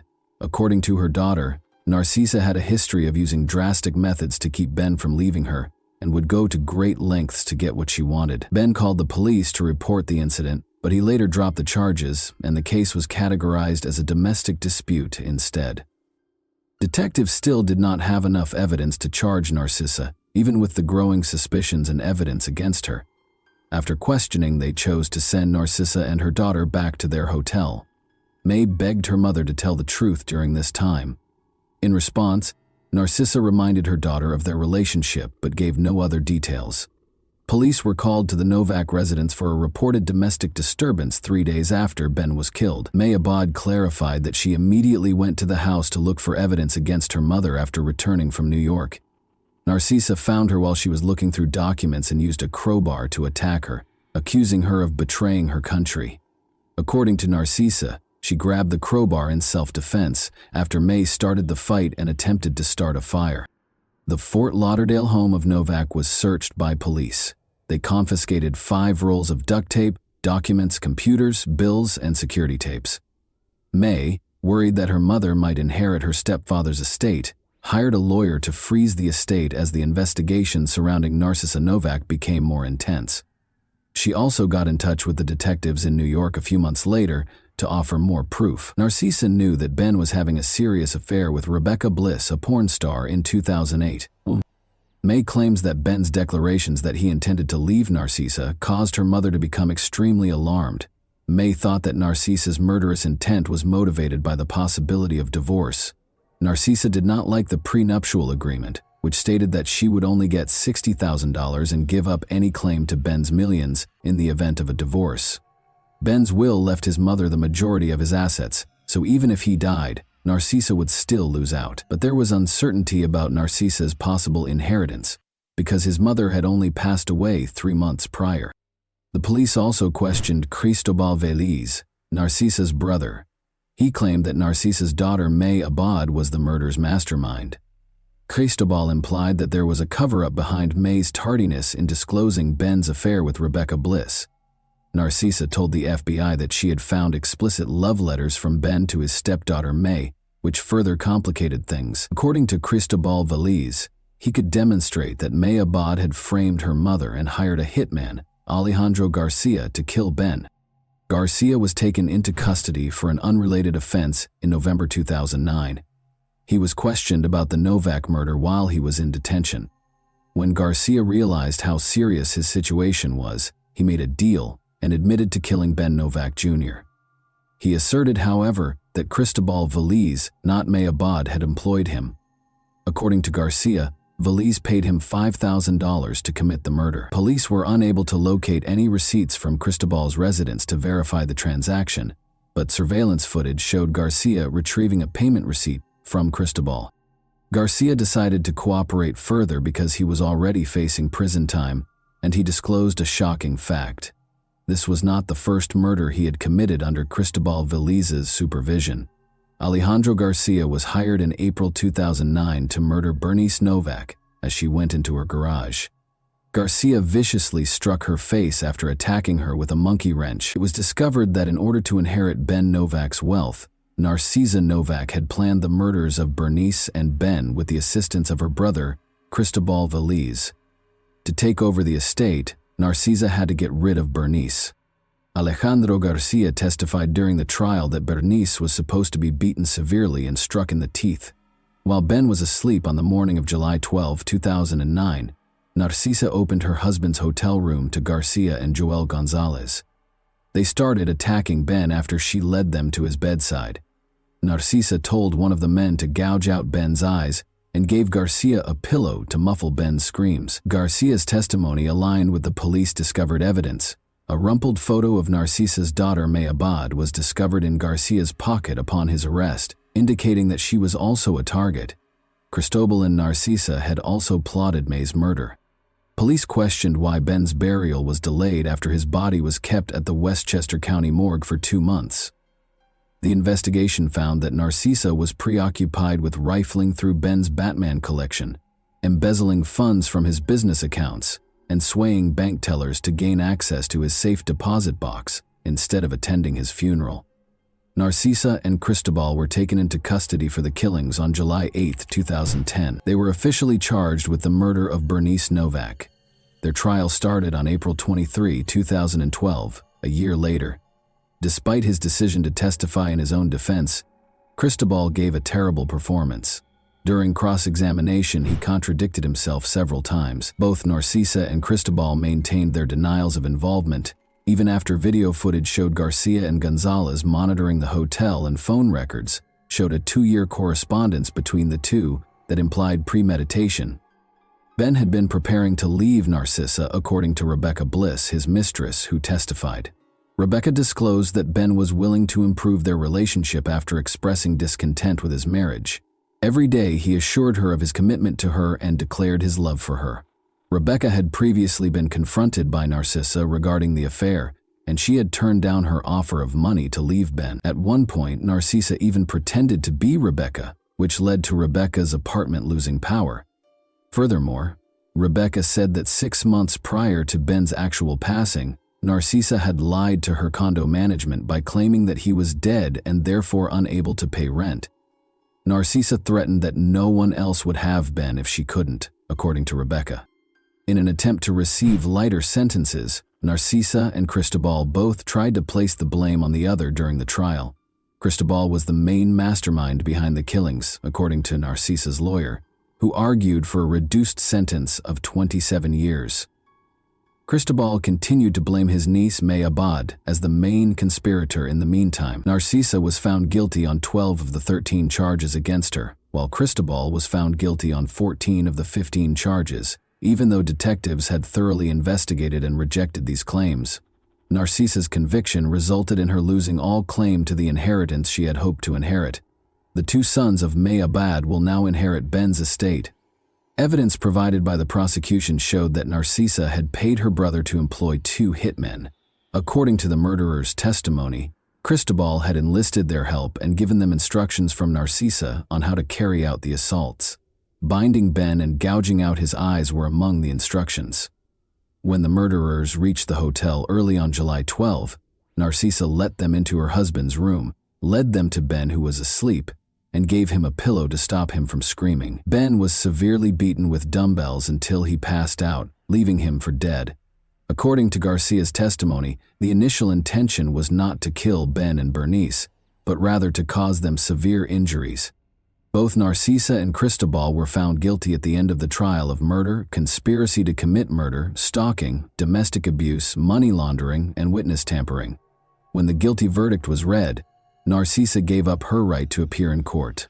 Both were convicted and given life sentences without the possibility of release. As a result of their cooperation with the investigation, Alejandro and Joel entered guilty pleas to lesser charges and received sentences of 17.5 years. And that wraps up today's chilling story. If you enjoyed this video, don't forget to like and subscribe so you never miss a new upload. Also, let me know in the comments, what part of this story shocked you the most? Thank you for watching, and I'll see you in the next video.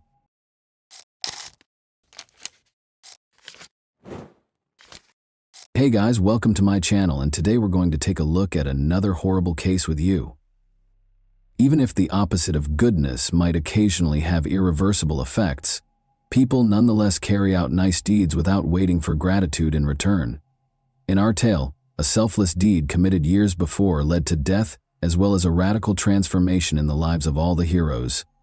On March 2, 2018, at 4:45 a.m. a woman called Travis County, Texas police officers to ask for assistance. She claimed that the likely shooter was still inside the house when she heard multiple gunshots while hiding in a closet.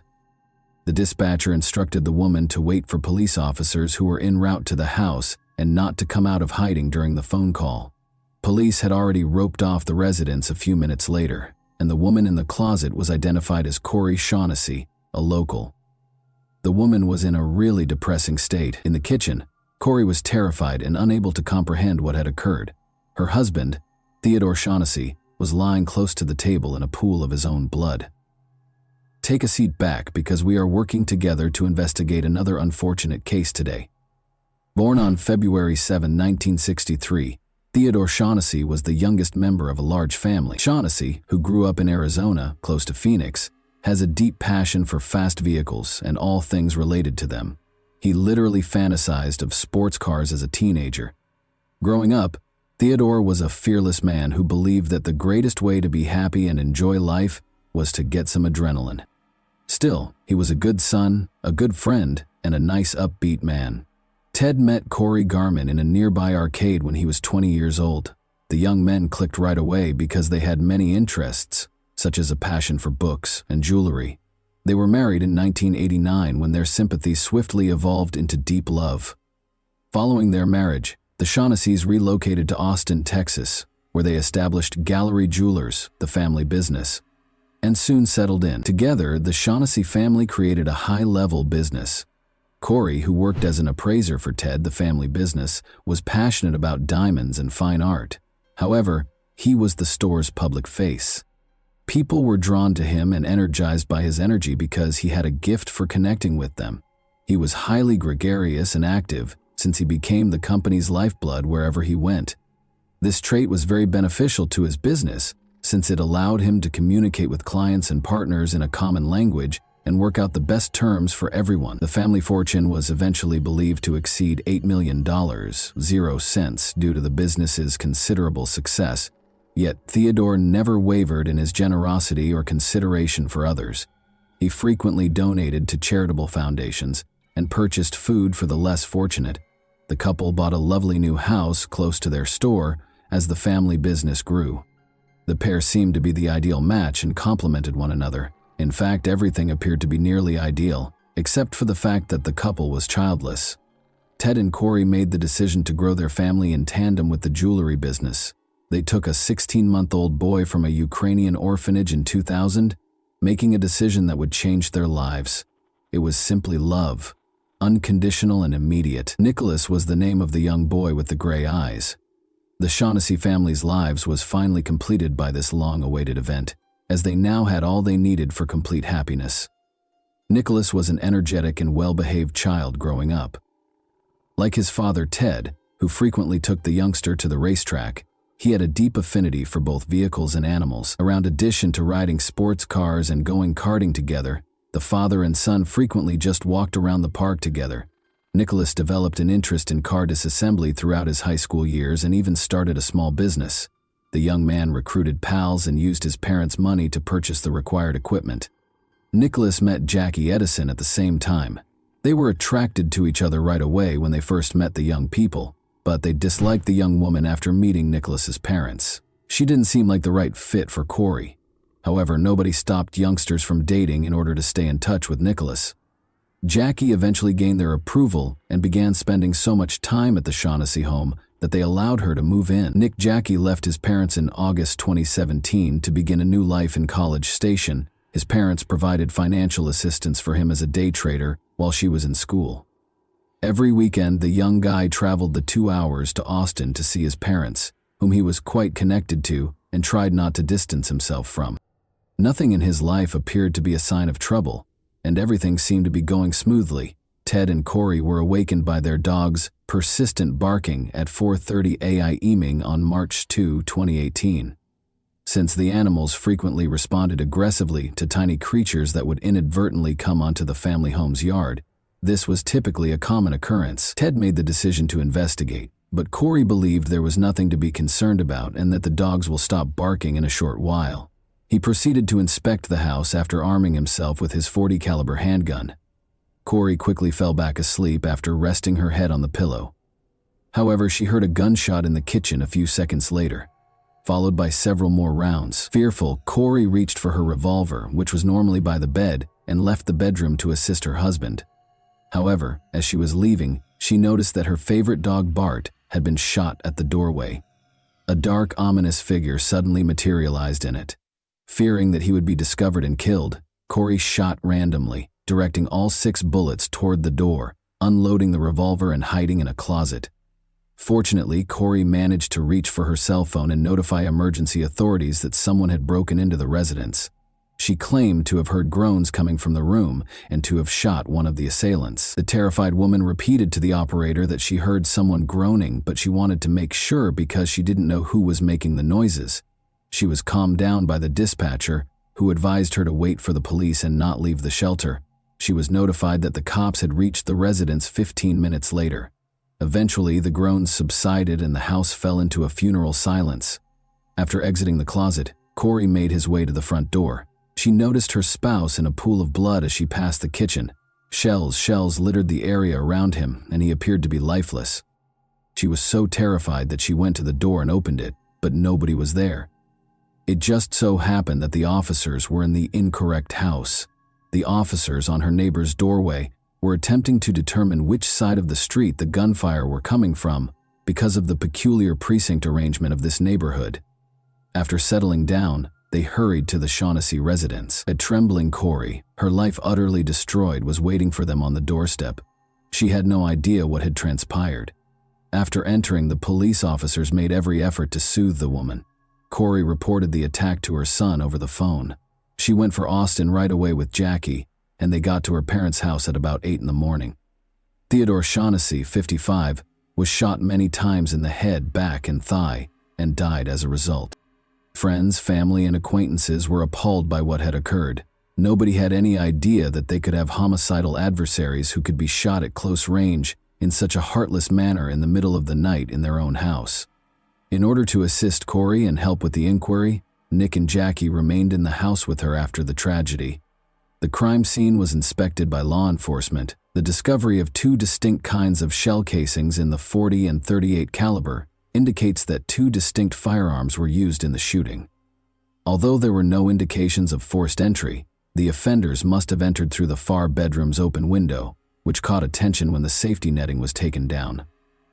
The first fingerprint was discovered here by the forensic team as well, and it was submitted right away to the lab for analysis. A number of neighbors were questioned by police on the Shaughnessy family and whether they saw anything unusual. Police were informed by a neighbor that the Shaughnessy's residence had previously been the target of a burglary, because they are the owners of a jewelry chain. In addition to swabbing Corey's hands for gunshot residue, the police also removed her pajamas for inspection. From the start, Corey was forthright about the fact that she had discharged her weapon. After starting their investigation, the police swiftly ruled out burglary because there had been no forced entry or stolen property. They turned their focus to the murder inquiry and discovered that, with the exception of the door leading to Nicholas Shaughnessy's room, every door in the home was still in place. The door had been opened, and a search of the room showed that a .40 caliber pistol drawer on a dresser was missing a firearm. Detectives concluded it was the gun used to kill since it was the only missing item from the residence, and its caliber matched one of the guns used in the massacre. Corey, Jackie, and head Nick all agreed to lend their support to the investigation in any way they could. Nick claimed he hadn't been in Austin for around a month, but he and Jackie also consented to the police searching Corey's cell phone. Additionally, all three consented to respond to inquiries at the station. Simply put, the police wanted to learn as much as they could about the family and the day's events in order to pursue the criminals. It was still unclear to investigators whether the murder was a targeted crime, a random attack, or a poorly executed heist. Since there was no unidentified prints at the site, they had to consider whether Corey Shaughnessy, the only victim still alive, could have been a suspect. She was the only one in the house, after all. The fact that Corey was left alive by the gunman was the only thing the authorities could focus on. They also thought it strange that nothing was taken from the house, and that the gunman had been there for 17 minutes prior to the shooting. Amy Meredith, an assistant prosecutor who investigated the scene of the incident, was positive Ted Shaughnessy was acquainted with the assailant. Additionally, she was positive that the house was too large and too dim for a few lone robbers or jewelry thieves to rapidly navigate. Because detectives thought she had a motive, Corey Shaughnessy was being questioned more and more. Officers discovered that Ted's $1 million 0-cents policy had Corey as its beneficiary. There was no proof against Corey, but their house and business were also quite valuable. However, Corey wasn't the only member of the family that raised questions. Suspicions were also raised against Shaughnessy's son, Nicholas, who was almost 100 miles away from the tragic scene at the time of the crime. He was agitated on the morning of the disaster, and investigators saw one significant point. He questioned him, and then proceeded straight to a first-floor side window that was wide open. It was his room's window. In order to examine that window in detail, which was not visible from the front of the home alone, he proceeded to that side of the house. The crooks entered through that identical window. However, Nick had not heard anything from the investigators regarding the thieves using that window at that time. Ultimately, if he was not involved in its creation, how would he know the point of entry? When investigators looked more closely into Nicholas's financial background, they found that he had been having financial difficulties for a while before the crime. One significant discovery was that Nicholas had borrowed $30,000, 0 cents for the firm, from his mother, who had just sent him a note asking him to pay back the debt. He also owed $20,600, 0 cents to a neighbor.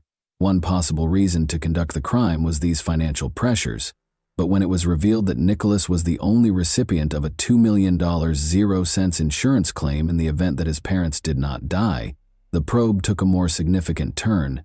Nick became a prime suspect in the eyes of the police as a result of this detail, which increased their level of inspection. The investigator also noticed an app on Nicholas's phone that allowed him to access his parents' home alarm system. Corey informed them that, although the system was turned off that evening and the family frequently opted not to arm it, police discovered something in the account's history. According to Corey, they only activated the alarm when they weren't at home. Nevertheless, the system identified that around 4:27 a.m., there was an activity to open a window. The system discovered shattered glass about 17 minutes later. The marriage certificate between Nicholas and Jackie was another unexpected discovery during the house search. The more closely the police investigated, the more embarrassing evidence they discovered that Nick and Jackie were, in fact, preparing to kill Shaughnessy's parents. It turned out that they were secretly married in August 2017 and didn't reveal their marriage until after the murder. Phone records revealed that Nick was lying when he claimed to have been out of Austin for a month, even though he recalled that he was more than 100 miles away at the time of the crime. Ted's cell phone use was captured in Austin on February 28, 2 days prior to his murder. Investigators questioned whether he had been in town for last-minute planning. The phones of Jackie and Nicholas were inspected. A number of text messages that had been synced with Nicholas's computer were erased. When Nick texted Jackie on February 24 to let her know he was working on it, Jackie replied, "Do they want $50K or not? Paying half that early is beyond our means." Nicholas and Jackie's flat was searched by the police. The number of cameras placed throughout the apartment astounded everyone. The cameras demonstrated this. On the morning of the crime, they were at home. The safe included firearms, ammo, and valuables. The make and caliber of one of the murder weapons and one of the ammunition boxes were identical. It was a .38 caliber handgun with 6 bullets missing.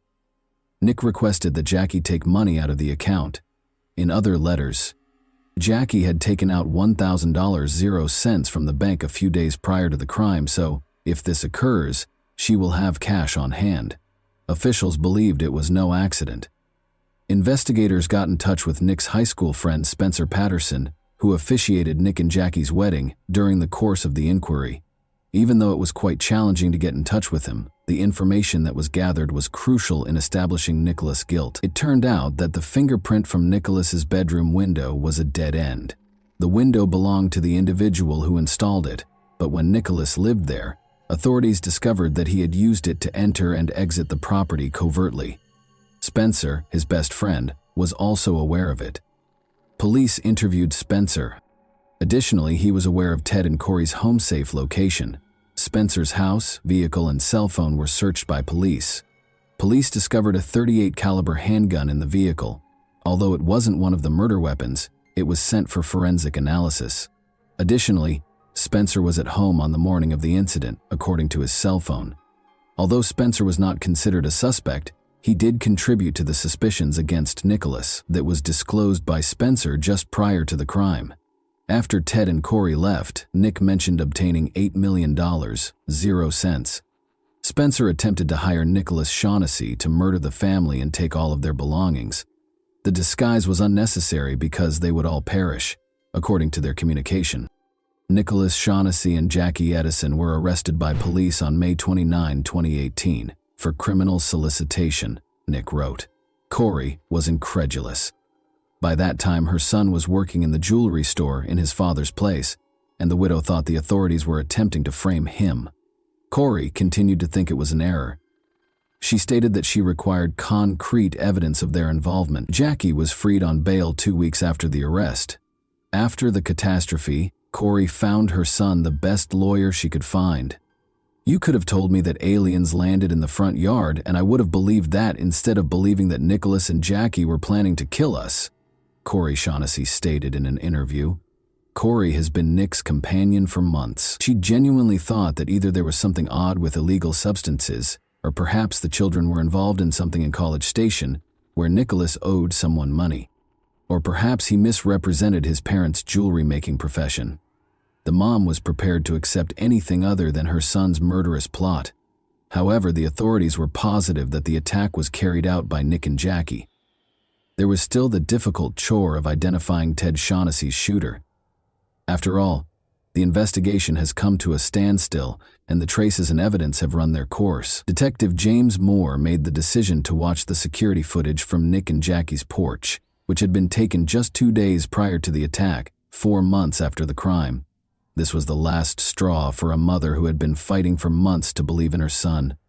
Too much had transpired to suggest that Jackie and Nicholas were involved, and Corey was horrified to learn that she had harbored the same individuals who had plotted Ted's and her murder that night for months. The case took a significant turn when surveillance footage from the house's front porch was discovered.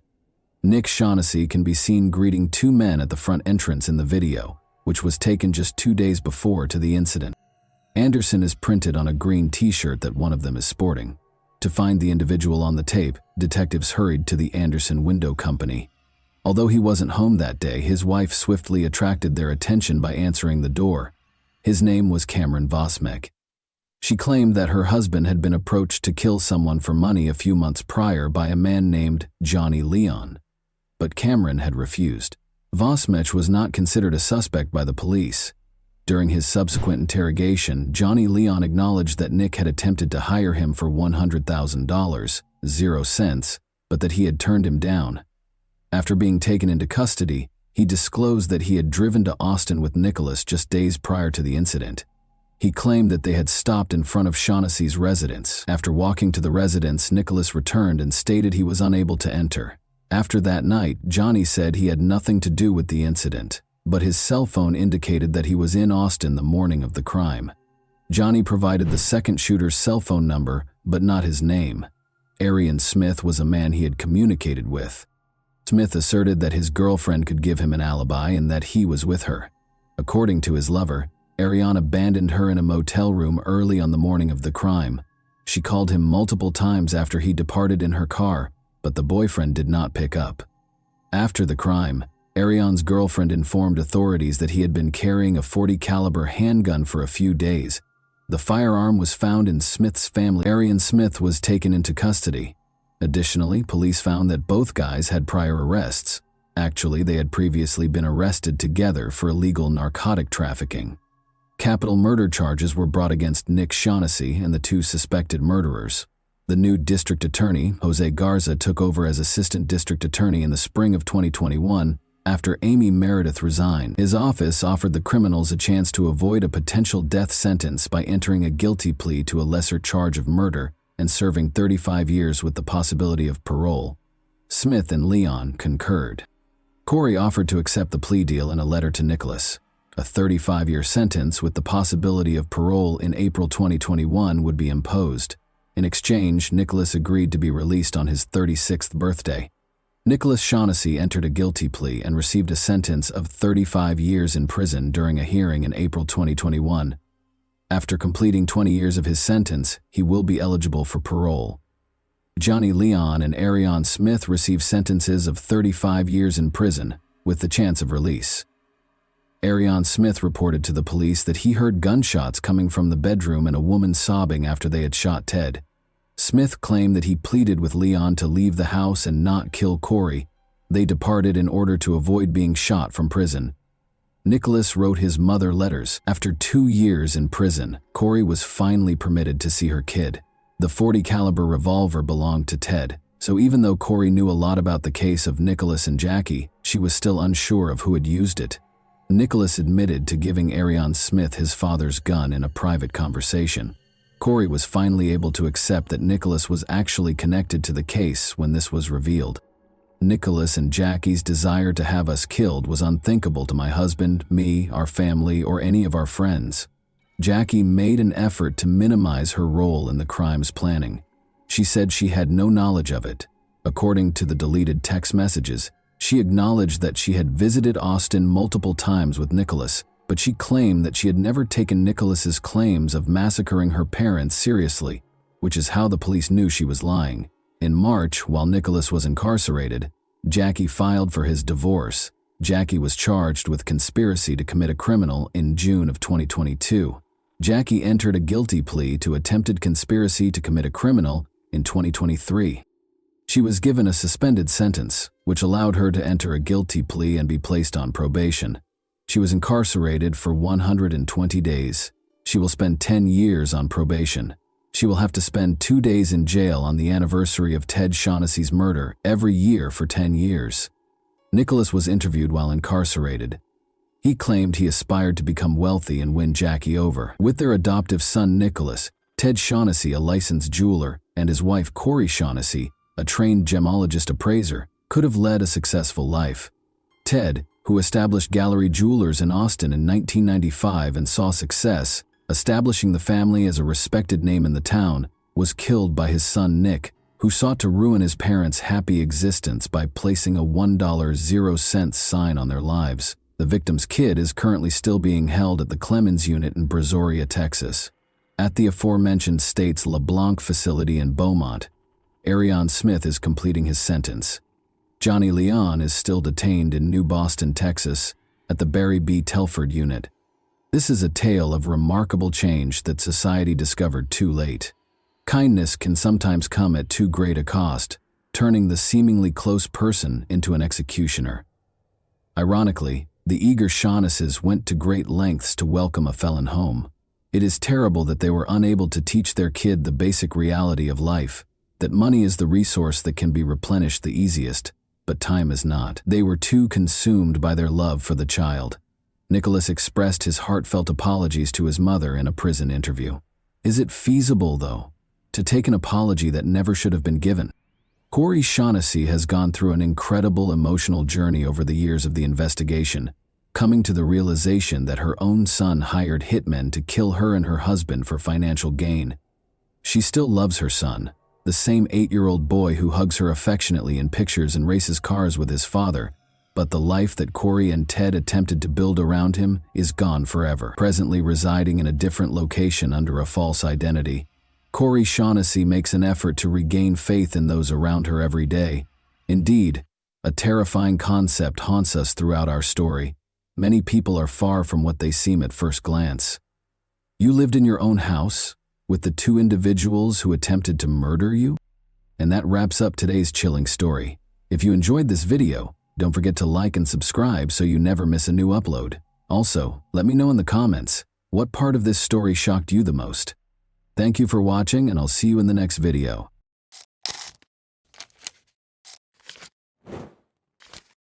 Hey guys, welcome to my channel, and today we're going to take a look at another horrible case with you.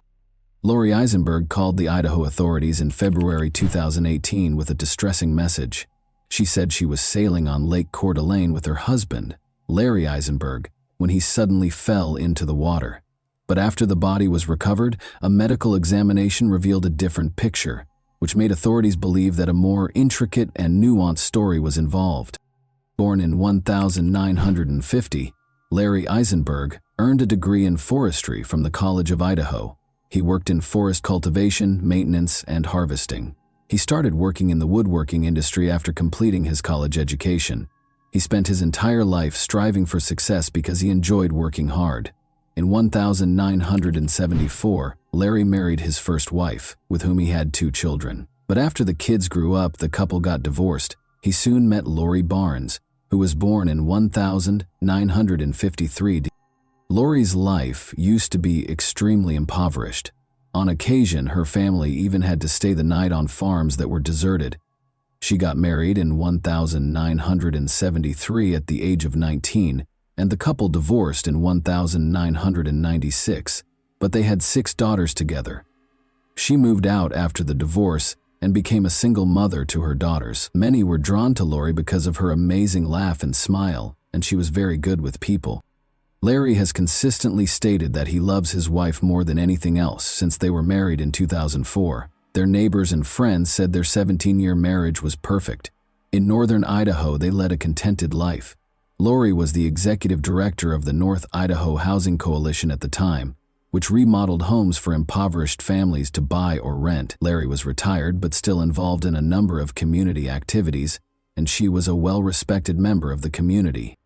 Lori and Larry decided to take their boat to Lake Coeur d'Alene on February 13, 2018, so they could watch the sunrise from Sunup Bay, a beautiful location.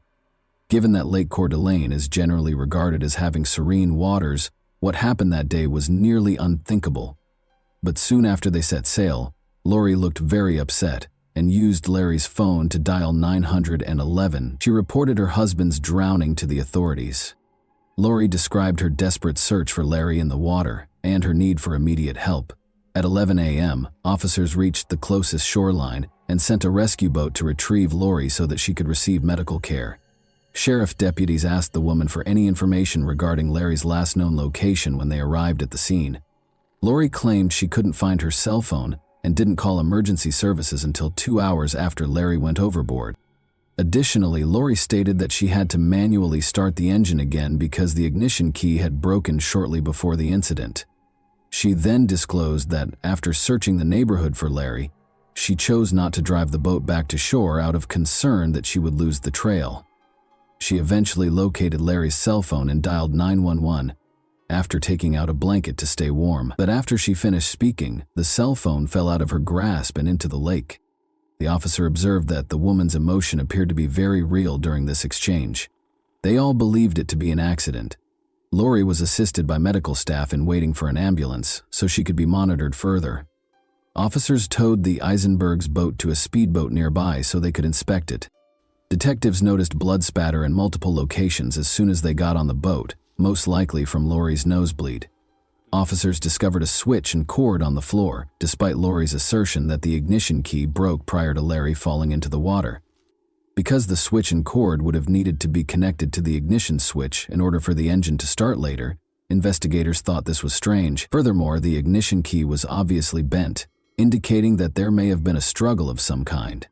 Along with Lori's purse, which included an empty juice bottle, officers also discovered a number of additional keys. These things were all taken as proof.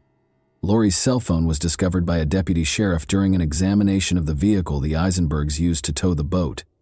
Additionally, a vial of allergy medication containing the active ingredient dimenhydrinate and an unidentified liquid spilled in the cup holder. Despite being an over-the-counter antihistamine medication that is frequently used to treat fevers and allergies, it still makes you feel extremely sleepy.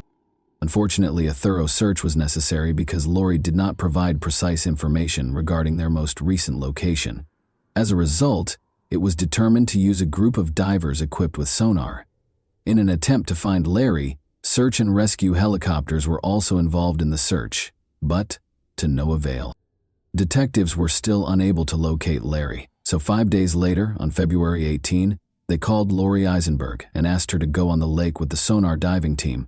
Despite her agreement, Lori was unable to name any particular landmarks and offered the searchers little help. The investigator thought this behavior was strange. Lori laughed and joked during the search and occasionally broke down in tears for no apparent reason. However, this was not stressed because everyone grieves in a different way. However, Lori's suspicious behavior at her husband's house, which was 20 minutes southwest of town, prompted 2 calls to the county sheriff later that day. Police became interested after the callers, who were the Eisenbergs' neighbors, claimed that Lori's family members were assisting her in moving her belongings out of the house. On February 21, 2018, a startling discovery was made that completely changed the course of the case. Due to Lori Eisenberg's potential fraudulent activities, the North Idaho Housing Coalition, where she had worked for years, notified police officers that it would no longer be working with her. It turns out that the coalition's accountant found errors in the report and that $500,000 was missing from their budget total. That was the amount that only Lori had. Those who knew Lori Eisenberg were shocked by this news because, according to law enforcement, she was a law-abiding citizen with no prior criminal history. Larry's son made the decision to speak with the investigator at this point. He told him about Lori's peculiar actions and the potential role she played in his father's passing. However, the detective was certain that the woman had nothing to do with Larry's death and saw it as merely his personal grievance. However, in response to Lori's fraud charge, a search warrant was issued for the Eisenbergs' residence the following day.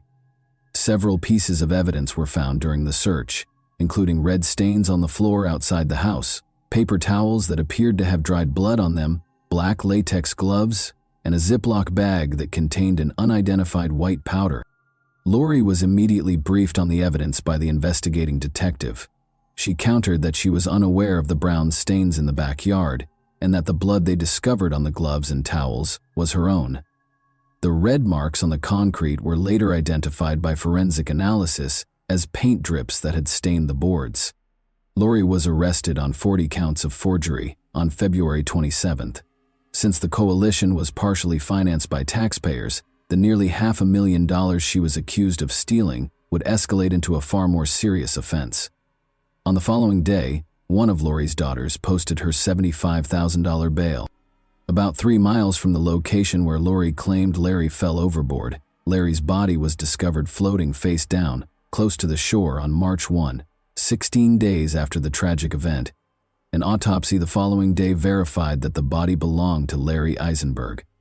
That's not all, though. Toxicology tests conducted by the coroner's office showed that Larry's blood contained deadly amounts of the antihistamine dimenhydrinate. Experts concur that despite the extremely low frequency of overdoses, the drug is fast-acting and can be lethal if taken in excess in a short amount of time. Although the autopsy results were not made public by the authorities, Lori had previously claimed that her husband took several pills daily and frequently neglected to take the recommended dosage. Larry also had flu-like symptoms, according to Lori. Larry only ever mentioned being sick once, in a message to his friend. But was Larry the one who sent that message? The expert analyst concluded that the last time the cell phone signal was present close to Lori's son's house was when Larry vanished into the lake, despite the fact that Larry's phone had drowned. Given that Lori said the phone fell into the lake on February 13, this was strange. Detectives concluded that Larry's death was most definitely not an accident. As a result of all of this, Lori did not show up in court for her fraudulent fraud case in late May. A warrant for her arrest was consequently issued, but she never showed up. Investigators kept questioning the Eisberg family's close associates, and soon the idyllic relationship started to show signs of weakness. Despite their apparent happiness, Larry had been very dissatisfied with Lori's recent spending patterns and the fact that she frequently provided financial support for her kids. Investigators also discovered that Larry was one of 3 men Lori had cheated on her first husband with. Furthermore, it was found that Lori herself had handwritten modifications to Larry's will a month prior to his death. According to the will, Larry's children would receive 80% of the estate, while his own would only receive 20%. Authorities chose to make the autopsy results public and declare the case a premeditated murder since Lori was still at large. It was discovered that he overdosed on the antihistamine Benadryl and died from diphenhydramine toxicity. Diphenhydramine, an antihistamine used to treat allergies, is marketed under the name Benadryl. It is also used as a sleep aid because it makes you drowsy. Even at standard dosage levels of 1,0,100 nanograms per milliliter, diphenhydramine induces drowsiness. Larry's body contained a deadly 7,100 nanograms of diphenhydramine at the time of his death. Larry's doctor was questioned by police to see if they saw any indications of a stroke or other medical irregularities, but the doctors said Larry was in perfect health. Investigators concluded that Lori texted Larry's daughter that morning before poisoning her husband, based on all the evidence they had collected. Subsequently, she added the pills to the man's juice. Larry became ill and went overboard near the coast. They also conjectured that before dialing 911, Lori purposefully steered the boat further away from the location. The entire Eisenberg family was uninsured. What was the motive? That was the only question left. It was probably coming to pass that Lori would inherit their shared house in the event of Larry's death, which she could then sell to raise the money she needed to pay for the money she had stolen. Additionally, according to friends, Larry had no idea what Lori was doing at the Idaho Housing Coalition. 2 months after going missing, Lori finally made an appearance at the sheriff's office by herself in July. Until the fraud case was tried in court, investigators were eager to discuss her alleged murder of her husband.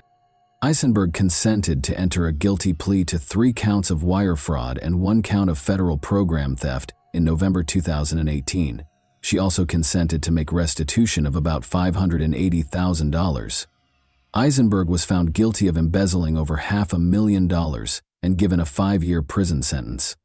In addition, Lori's daughters entered guilty pleas to individual conspiracy charges. Each of them received a $50,000 fine and a house arrest sentence. Even though that case was resolved, another one was still pending. Lori was questioned about Larry's death once more right after the sentencing.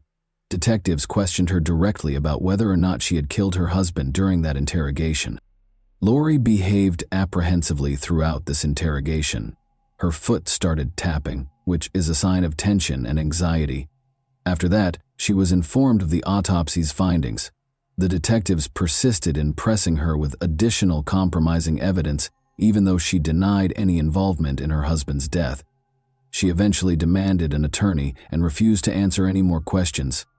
Lori Eisenberg was charged by a grand jury with first-degree murder by poisoning, a capital offense, 2 years after her husband's body was discovered floating in Lake Coeur d'Alene. The COVID-19 pandemic caused her trial to be repeatedly postponed. In order to maintain her innocence and admit that she would probably be found guilty if the case went to trial, Eisenberg entered an Alford plea to a lesser charge of second-degree homicide, after initially being charged with first-degree homicide by use of poison.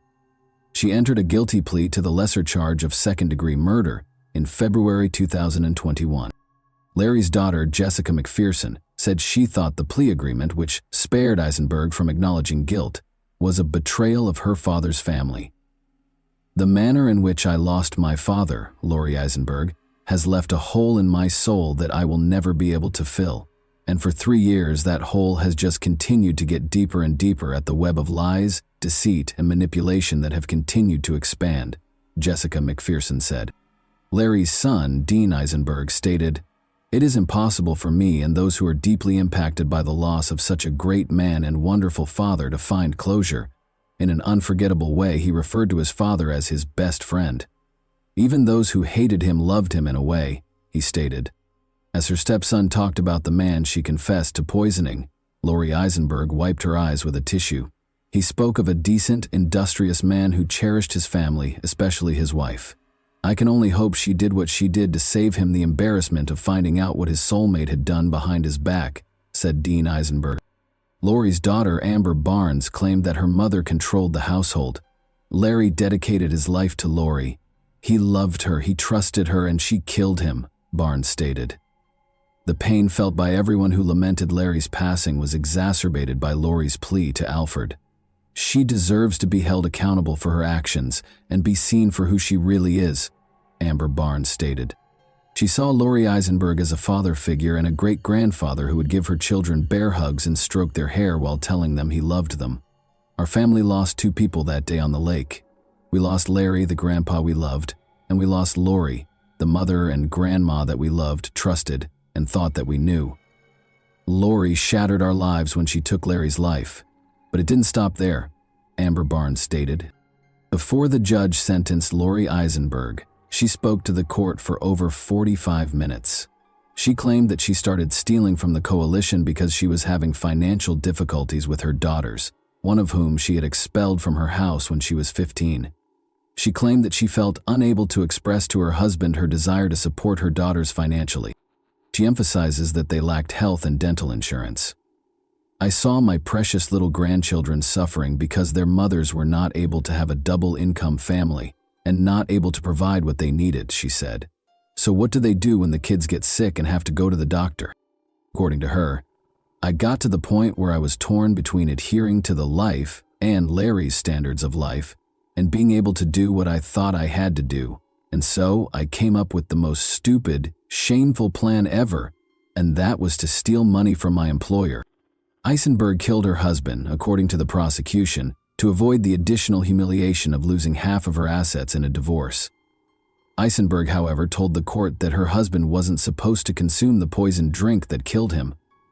Eisenberg claimed that she had considered suicide ever since her embezzlement was uncovered. Her words, "I knew my life was over." She claimed that after drinking the drink she had tainted with Benadryl, she intended to drown in Lake Coeur d'Alene, but her husband discovered it while she was asleep on the boat.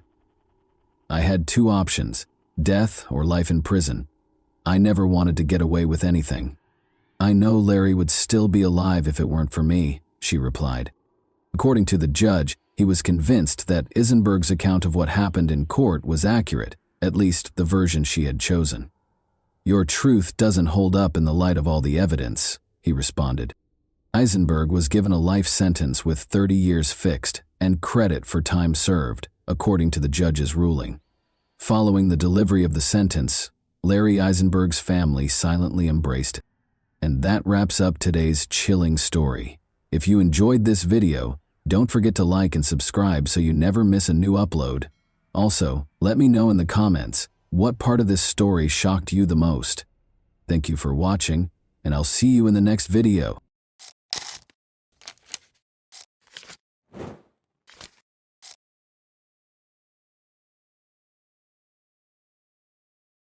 Suzanne Pilley's mysterious disappearance sent shockwaves through her community, causing serious concerns among her loved ones. Suzanne, a 38-year-old bookkeeper, was scheduled to start work at 9 a.m.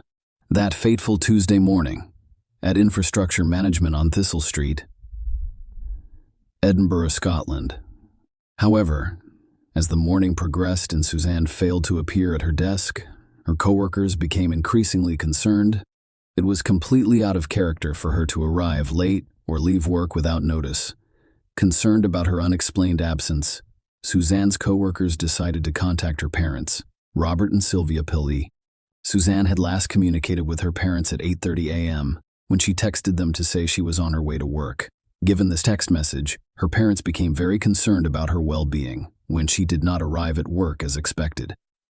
They suspected that something unusual had happened during her commute because they hadn't heard from her since the initial message. Suzanne's parents, who were growing increasingly concerned, immediately reported her disappearance to local police that afternoon. In the days that followed, law enforcement launched an investigation, making public requests for information and interviewing people who knew Suzanne. As the investigation progressed, several unsettling facts emerged. Suzanne's bank cards and phone had shown no activity since her disappearance. She hadn't used her bus pass and hadn't communicated with any of her friends or family members. Furthermore, Suzanne's family believed she would not have left without informing anyone because she had responsibilities at home, such as caring for her pets. Suzanne's father, Robert, expressed the profound confusion and distress that surrounded their family during this difficult time. He compared her disappearance to a perplexing enigma, claiming that it felt as if she had vanished into thin air, leaving behind a void beyond explanation. Suzanne's sudden disappearance remained a perplexing and deeply troubling mystery, with her loved ones, law enforcement, and the community as a whole searching for answers. The investigation into Suzanne Pilley's mysterious disappearance began to reveal new details as police meticulously reviewed CCTV footage from the area. The footage revealed a timeline of Suzanne's movements on the day she vanished, shed light on the events that led up to her disappearance. Suzanne followed her routine on the morning of her disappearance, leaving her apartment on Whitson Road at 8 a.m. to begin her day as usual. About 20 minutes later, she boarded a number 2 bus at Stevenson Drive and continued on her regular route. She then transferred to the number 4 bus on Dalry Road, opposite the Caledonian Terrace. Suzanne disembarked from the number 4 bus on Princess Street directly outside the Generous Department Store at 8:48 a.m. She began her workday with a routine stop at a Sainsbury's convenience store, as she did most mornings. Surveillance cameras captured Suzanne's presence at the Sainsbury's store at 8:51 a.m. After finishing her errands, she headed to her workplace, which is infrastructure management on Thistle Street. Suzanne's last known footage was captured by a CCTV camera near the building at the corner, only 50 meters from her office front door. At this point, she appeared to vanish from sight, leaving authorities with a perplexing mystery to solve. The investigation revealed one potentially significant detail. At 8:55 a.m., a black cab stopped in the area where Suzanne was last seen. Although law enforcement did not believe the cab driver was directly involved in Suzanne's disappearance, they did issue an appeal to the driver to come forward and help with their ongoing investigation. This development raised questions about whether the cab driver witnessed anything unusual or had information that could help solve the mystery of Suzanne Pilley's disappearance. As the investigation into Suzanne Pilley's disappearance progressed, law enforcement began to look into her personal life in an attempt to better understand the circumstances surrounding her disappearance. Their investigations led them to what appeared to be a complex love triangle, which shed light on a possible motive for the crime. Suzanne, a single woman, had recently been in a romantic relationship with a coworker, David Gilroy. However, the relationship ended in December 2009. David, who was married and had his own family, had decided to return to his wife and children in an attempt to reconcile with them. He told the police that Suzanne had been dating other men since their breakup, implying that their romantic relationship had ended amicably. Several weeks after Suzanne's mysterious disappearance, David Gilroy reported a break-in to police. He claimed that someone broke into his home while he was sleeping, stealing both his mobile phone and laptop. According to David, his wife discovered the broken back door when she woke up, despite the fact that they had heard very little noise during the intrusion. When asked if he thought the break-in was connected to Suzanne's disappearance, David responded with uncertainty, saying, "I don't know." The investigation took a darker and more ominous turn when authorities began looking for the driver of a silver car that had apparently stopped in a remote forest area. They expressed their interest in the vehicle movements on the afternoon and evening of May 5, the day after Suzanne's last sighting. The police were especially interested in anyone who saw the car between 1 p.m. and 3:30 p.m., as well as around 7 p.m. and 9 p.m. In a significant development, authorities publicly announced the shift from a missing person case to a murder investigation. They revealed that they believe Suzanne was murdered and that her body was either disposed of or concealed about 90 miles from her last known location. The search was expanded to cover approximately 400 square miles of rural Gill and Butte. The investigation centered primarily on the Rest, Be Thankful, and Argo Forest regions. Despite extensive searches, no trace of Suzanne was found at this time. As the investigation progressed, police focused their search on a 5-square-mile area. They suspected Suzanne's remains could be hidden in Glen Crow, Argill, and Butte. They continued their determined efforts to solve the mystery of her disappearance. Despite the absence of Suzanne's body, the authorities believed they had gathered sufficient evidence to charge David Gilroy with her murder. The investigation into this enigmatic case was meticulous and painstaking. Law enforcement is working tirelessly to bring justice. They interviewed nearly 1,500 potential witnesses and meticulously documented 1164 statements. The investigators diligently gathered 25 pieces of evidence, which included documents and various objects. Furthermore, they examined CCTV footage from 250 different locations and conducted thorough searches in 30 different areas throughout our mission. In court, the prosecution stood firm, presenting a compelling case. Their arguments revolved around the notion that, despite the absence of Suzanne's body, a wealth of evidence pointed to her being the victim of a heinous crime, with David as the primary suspect. The prosecution revealed the intricate tapestry of Suzanne and David's relationship, which began at work. However, their turbulent love story had taken a dark turn when Suzanne chose to end the relationship shortly before her mysterious disappearance, a decision attributed to her newfound involvement with another person. During the trial, Suzanne's mother, Sylvia, testified, providing a moving glimpse into her daughter's life. Sylvia recounted Suzanne's marriage in 2004, followed by a divorce. Suzanne had taken a significant step toward independence by purchasing her own Edinburgh apartment, which became David's residence in 2009. Sylvia made it clear that he had left his wife and was seeking a divorce. Suzanne did not cause the breakup. The courtroom remained wrapped as the prosecution continued to unravel the complex narrative. David's obsession with Suzanne became a central theme in their case. The prosecution revealed that David sent an astounding 400 text messages in the month leading up to Suzanne's disappearance, indicating that he was unwilling to accept the end of their relationship. Phone records provide a vivid picture of David's persistent attempts to communicate with Suzanne. In the days leading up to her disappearance, he sent her over 50 texts per day. His final communication with Suzanne was on May 3, the day before she went missing, and consisted of 15 text messages and 1 voicemail. The prosecution's case took an unsettling turn when it painted a vivid and sinister picture of what happened on May 4. They claimed Suzanne had followed her usual daily routine, going to work as she had done countless times before.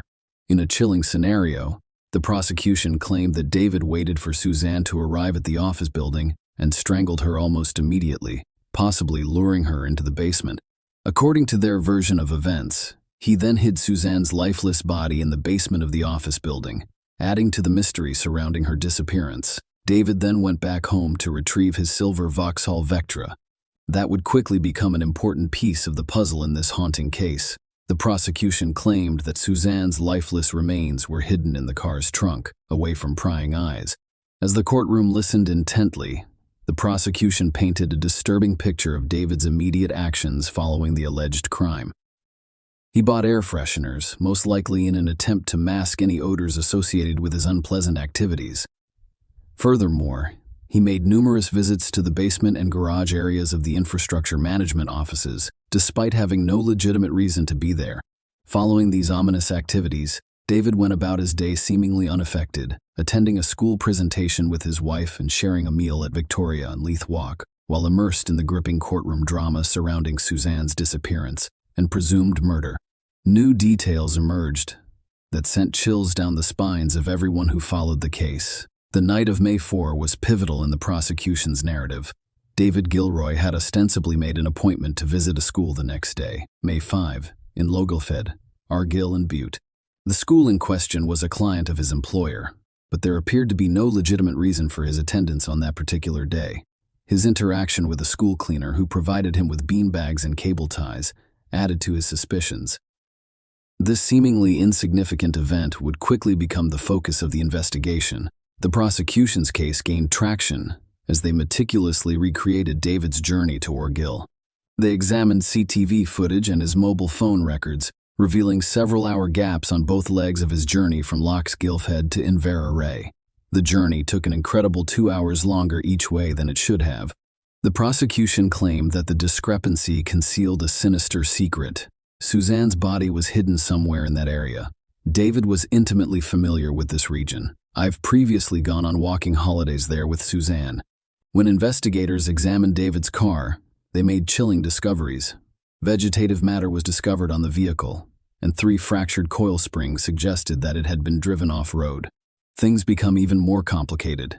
The court learned that David had turned off his phone at some point during his journey, which added to the evidence against him. The court heard that cadaver dogs trained to detect the scent of human remains showed interest in both David's Vauxhall Vectra boot and specific areas of the office building's basement. As the trial progressed, the prosecution introduced a disturbing physical aspect to their case. When David went to the police station on May 6 to give a statement, authorities discovered alarming evidence. David had scratches on his hands, a cut on his forehead, bruises on his chest, and more scratches on his wrists and forearms. The prosecution claimed that David used makeup to conceal his injuries while speaking with the police, which raised additional suspicions. Gail Hawkins, Suzanne's N's friend, took the stand and made a shocking revelation. Suzanne had confided in her, concerned that David had hacked into her email account and gained unauthorized access to her emails. The prosecution claimed that David had accessed her emails between August 24, 2009 and April 30, 2010. The court also discovered that he had access to her account on an online dating site. Helen Liddell, a financial administrator at Infrastructure Management, testified that she discovered emails between David and Suzanne that clearly showed they were having an affair or relationship. This revelation surprised her because she was unaware of their relationship. The jury was shown CCTV footage of Suzanne and David just 2 days before she disappeared. On May 2, the two were seen shopping together at a convenience store. This contrasts sharply with David's claim to the police that their relationship ended in December 2009. Police efforts to find Suzanne's remains took a chilling turn when they narrowed the search area to only 5 square miles, based on David's phone records.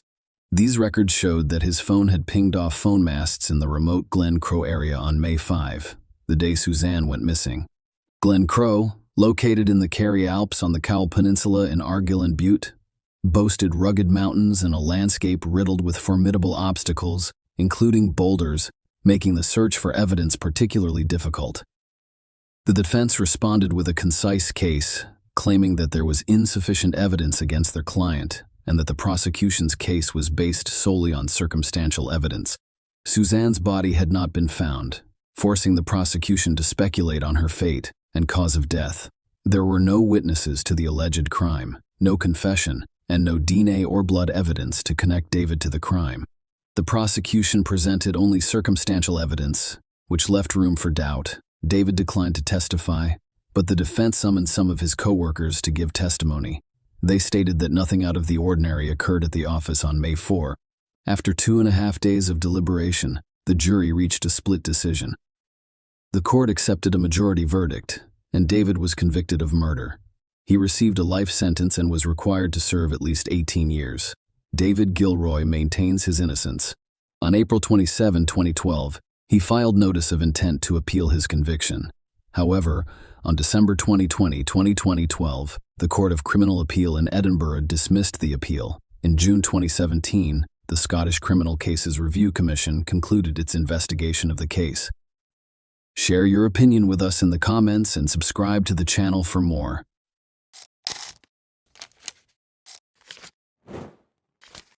Hey guys, welcome to my channel, and today we're going to take a look at another horrible case with you.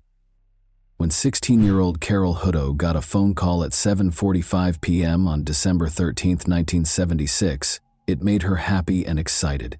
She hurriedly informed her mother, Norma Hutto, after the call that she would return in roughly 30 minutes after visiting a nearby store that was just a 10-minute walk away. Her mother had no idea that it would be the final time she would see her cherished daughter. After that, Carol never came home. It took 24 agonizing years for the truth to be revealed after interrogation. Who might have made the enigmatic call? What caused Carol to vanish without a trace? We'll examine the 1976 cold case of Carol Hutto, a mystery that remained unsolved for an incredible 24 years.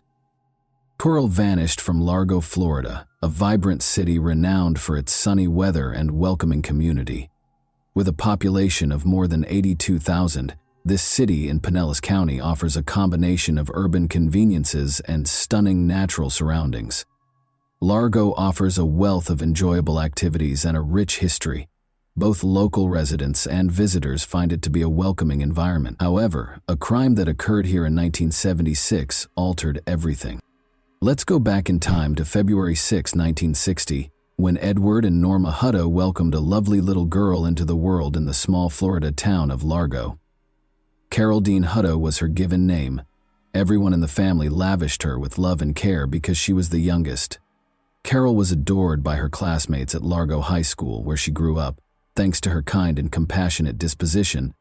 Carol came from a large family. Although not much is known about her half-brother Jerry Arent Hutto, it is evident that Carol and Jerry had a unique and intimate relationship. Jerry always made an effort to grant his sister's wishes because he loved her very much. Jerry's strong sibling bond was demonstrated by his willingness to do everything Carol asked for. In addition to Jerry, Carol had two sisters, Melinda Darlene and Pamela Beal Hutto, and two brothers, Maurice Barnett and Frank Hutto. Carol was a girl who made her mother and her family happy. Attending exhilarating NASCAR races and amazing wrestling fights were among their favorite hobbies. Her mother remembers her as a devout Christian who was selective about who she hung out with. Unfortunately, Carol never had the opportunity to live out her aspirations, despite having a big heart full of adventure. Carol Hutto, her mother Norma, and her half-brother 17-year-old Jerry Irwin were at her Corvette drive home on December 13, 1976. It all appeared to be a typical evening. They were all having a good time, laughing and telling jokes. Jerry was getting ready for a date, while Norma was busy making dinner for the family. But as the house phone began to ring, their evening took an unexpected turn. When Norma went to answer the phone, she saw that it was Carol's buddy. She gave Carol the phone, and they spoke to each other for a few minutes. However, Norma abruptly canceled the call when she returned. Curiously, Carol's mood abruptly changed after the call. Norma noticed that she was getting really enthusiastic and pleased. Carol rushed to her room, straightened her hair, and looked in the mirror to see how she looked. After 15 minutes or so, she informed her mother that she was going to a neighboring store, which was only 10 minutes' walk from their home. Carol was almost out the door before Norma could ask the store what she wanted, but Carol promised herself she would return shortly before she left. Jerry, Carol's half-brother, likewise said goodbye to Norma and left the house for his date. Carol could generally walk there and return in 20 minutes or less because the store wasn't that far away. Norma therefore anticipated that Carol would return home in 30 minutes, but an hour had gone by and Carol had not returned. Carol was taking longer than expected, and Norma began to worry whether she had run into her friends on the way and was conversing with them. However, when Carol hadn't returned after 2 hours, Norma's anxiety increased. Carol had never missed her curfew before, so her disappearance was worrisome as it was growing dark outside. When Jerry got home at around 10 o'clock at night, Norma, who was rather worried, asked if she had seen Carol. But Jerry had no idea where she was, and neither did Norma. Jerry was even more concerned when he found out that Carol had not come home since she left. He should go out and find her, Norma insisted. He began searching the streets and yelling her name, but got no answers. The store employees said they hadn't seen Carol today, so they raised the alarming subject of where she might be if she didn't go to the store as planned. He even went to the store next to their house, where Carol was meant to go. Unfortunately, Jerry came home and told Norma that he had been unable to locate Carol. They chose to wait until morning in the hopes that Carol would return home by herself, despite their worries. But when the morning sun came out, Norma's anxiety increased because Carol was nowhere to be seen. Norma made the decision to report Carol missing to the police without further delay, but the police told her that they couldn't declare Carol missing because it had been less than 24 hours since she vanished. At this point, they also thought about the likelihood that Carol had fled her house. However, Norma was not prepared to believe that Carol would ever run away from her family or leave her house by herself. She was convinced that her daughter had suffered a terrible fate. Norma and Jerry didn't want to wait for the police to take action because of this. They made the decision to act independently and actively look for Carol on their own. In order to find out if anyone had seen Carol the night before, they went around their area and spoke with neighbors. No one had seen Carol returning home that evening, although most of the neighbors recalled seeing her when she left at around 8 p.m. To see if Carol had spoken to anyone or visited any of her friends' homes, Norma and Jerry also went to each one, but they were unable to locate her. Norma was profoundly impacted by Carol's abrupt departure, and the community as a whole rallied to lend a hand in any way they could after learning that their little Carol was missing. Meanwhile, Carol was being vigorously sought for by the police. To find out if Carol had gone to any of the doors that night, they looked both close to and farther away from her home. Regretfully, nobody was able to verify that they saw her at any of those places. The store Carol was intended to visit had a security camera outside, which the police observed. But after watching the video, they were unable to discover any proof that Carol had been at the store the night she vanished. It was difficult to follow Carol's travels since security cameras were not as widely used as they are now, and only a small number of stores had them installed. However, a fatal discovery was made very quickly. Under strange circumstances, Carol's half-brother Jerry discovered her dead body on the evening of December 14, 1976. Desperate to find Carol, he had been scouting the area alone. He followed his search till he came to a building that was still under construction at the end of the block. This structure was beside a lake at 418 Imperial Drive. The body of Carol was found there, according to Jerry. How exactly he had found her in this particular location was still unknown. Carol's partially undressed body was discovered floating in the ocean. For Jerry, this was a startling and extremely unsettling sight. After reporting the discovery to the Largo police right after, he had the challenging duty of going home and telling Norma the devastating news. It was immediately clear that Carol's death was not an accident when the police arrived to carefully remove her body from the lake in order to preserve any possible evidence. Her injuries and the concrete block that was used to drown her suggested foul play, meaning that she was killed on purpose and that someone tried to conceal her body. Her body was dumped in the lake after the authorities concluded that the attack had most likely taken place in the abandoned construction house. Carol's watch was a key piece of evidence. It was stopped at 10:36 p.m., suggesting that the murder occurred sometime between 10:30 and 10:45 p.m. Some disturbing details emerged when Carol's lifeless body was sent for a comprehensive autopsy. Carol was strangled, which probably caused her to lose consciousness but did not immediately cause her death, according to the coroner's findings. She had also had a serious injury after being struck in the head by a hefty item. In addition to the upsetting discovery, Carol's thigh was severely burned. An even more horrible detail was revealed in the medical examiner's report. Carol was still alive when she was tossed into the water and smothered with a huge slab of concrete. She stayed aware despite the terrifying situation and eventually passed away from drowning. 3 long hairs that belonged to the same individual but appeared to belong to someone else were also found by the coroner during the examination of Carol's body. A 4th hair was discovered on Carol's blue jeans. It was unidentifiable and might have belonged to the murderer. This finding could have been a significant development in the case. However, the hairs were carefully stored away, awaiting the development of more sophisticated techniques that could assist identify the person guilty for Carol's unfortunate death, because there was nothing that could be done with them at the time due to the limitations of medical science in the 1977. Because Jerry Irwin, Carol's half-brother, was also outside on the night Carol was killed, the Largo police briefly focused on him. The police found that Jerry was finished 30 minutes earlier than he said, notwithstanding his claim that he was on a date. They began to question what he was doing during that interval. Why didn't he come home sooner? The restaurant he visited was only approximately 8 minutes away. Since Jerry was unable to offer an alibi for that period of time, the police began to suspect that he was involved in Carol's death. He was the focus of their investigation, but no conclusive proof was found. There was no evidence that Jerry could have harmed Carol. Carol's mother, Norma, was certain that Jerry loved his sister dearly and would never harm her.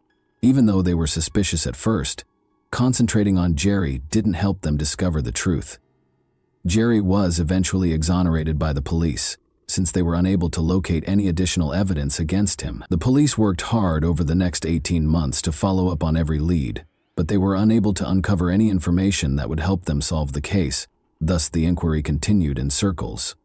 The case became chilly as time passed and the investigation lost steam. The Hutto family was left with burning questions as a result of this. What actually happened to Carol on that pit bull night? Who was to blame for her passing? Along with losing their cherished daughter, they were also frustrated that justice had not been served for her. The murder of Carol remained unsolved for over 2 decades until a chance event in March 1994 gave the investigation a new perspective. Due to a work injury, Officer Brad Hoyes was forced to spend his desk duty looking through cold case files.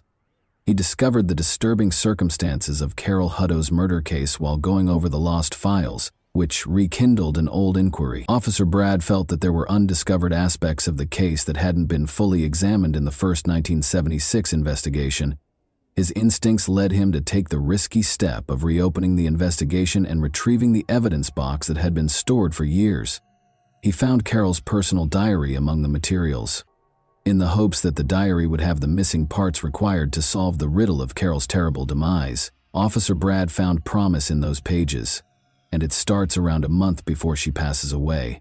Carol wrote about her covert relationship with her classmate a few pages into the diary. Carol was 16 years old at the time, which was in 1976. The 17-year-old James Brian Kuhn, also known as Jimmy Kuhn, who was born on July 20, 1959, was the object of her intense crush. At Largo High School, where they were both juniors, they would frequently converse with one another. Although there were rumors of their intimacy circulating around the school hallways, they decided to keep their distance and never publicly recognized it. Kuhn requested that Carol keep the connection a secret, because his family was very strict and they wanted to keep it a secret from everyone. Carol also said that she was deeply in love with Kuhn at one point. When she finally reached the line, "I met Jimmy at the lake," it was just too personal, you know. I mean, her body was discovered there, and we think the murder was committed directly next to the house. Kuhn was also one of the people that showed up at Carol's burial looking truly sad and not at all like a suspect in 1976 when the case was first being investigated. As a friend of Carol, Kuhn was also questioned. He stated that he was at home the entire time and that he had not seen or spoken to her on the night of the murder. When cold case investigators re-examined the case in 1994, they discovered a contradiction between Kuhn's claims and what the Hutto family had initially informed the police. They disclosed that Carol had gotten a call from none other than Jimmy Kuhn on the fatal evening of December 13, 1976. Kuhn had a daughter by this point, and he was 34 years of age. After graduating, he went on to serve in the United States Navy, where he was highly successful. His service as a submariner assigned to the U.S. Naval Submarine Base in Connecticut shaped his military career. Detective Sergeant Mike Short, 43, of Largo, was personally involved in the case. He assumed the lead in looking into Carol's murder after learning about the case because he and Kuhn had gone to the same Largo High School. He was accompanied by Lieutenant John Carroll, now Deputy Chief of Largo. They took a risk by unexpectedly traveling to Connecticut, where Kuhn, an 11-year veteran of the military, was stationed. Kuhn's story took a significant turn during this encounter. In a reversal of his previous claims, he acknowledged that he had seen Carol the night before she vanished. He acknowledged that on the night Carol vanished, he had been with her. That admission was important. But the next day, Kuhn had a change of heart. He refused to participate in a polygraph test, sought legal counsel, and declined more interviews.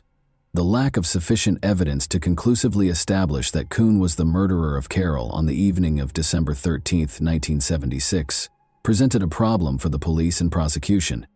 Since Kuhn might be exonerated for anything less than first-degree murder, it seemed improbable that he would be found guilty of first-degree murder, given the statute of limitations. But there was something even more fascinating in the evidence box. Detective Mike opened the box and found a set of strange hairs that had been taken from Carol's body in the crime scene and had been carefully preserved in the late 1980s. The use of DNA testing to determine a person's guilt or innocence in criminal investigations was a turning point in forensic science. As the 1990s went on, the focus moved to looking at mitochondrial DNA, which is found in tiny structures inside human cells and has a higher chance of surviving over time. In light of these developments, Mike was keen to perform a genetic analysis on the hairs in the hopes of identifying the real culprit. But something was wrong. A sample of Kuhn's DNA, which was essential for the tests, was not available. The police required a valid search warrant to get Kim's blood in order to gather this crucial piece of evidence. They made the strategic decision to move forward with the goal of spending as much time as possible with the suspect. Detective Mike made the decision to enlist the Naval Criminal Investigation Service, or NCIS, as reinforcements in 1998. They believed that Kuhn might become uneasy and make a confession as a result of the naval officer's presence. Detective Mike stood outside the police interrogation room on July 15, 1998, as Navy investigators Dave Early and Tom Asimos sat down with James Kuhn, their murder suspect. They first took Kuhn's blood sample for additional testing after securing the required warrant. Then, in an effort to reassure and console Kuhn, Asimos and Early started talking to him.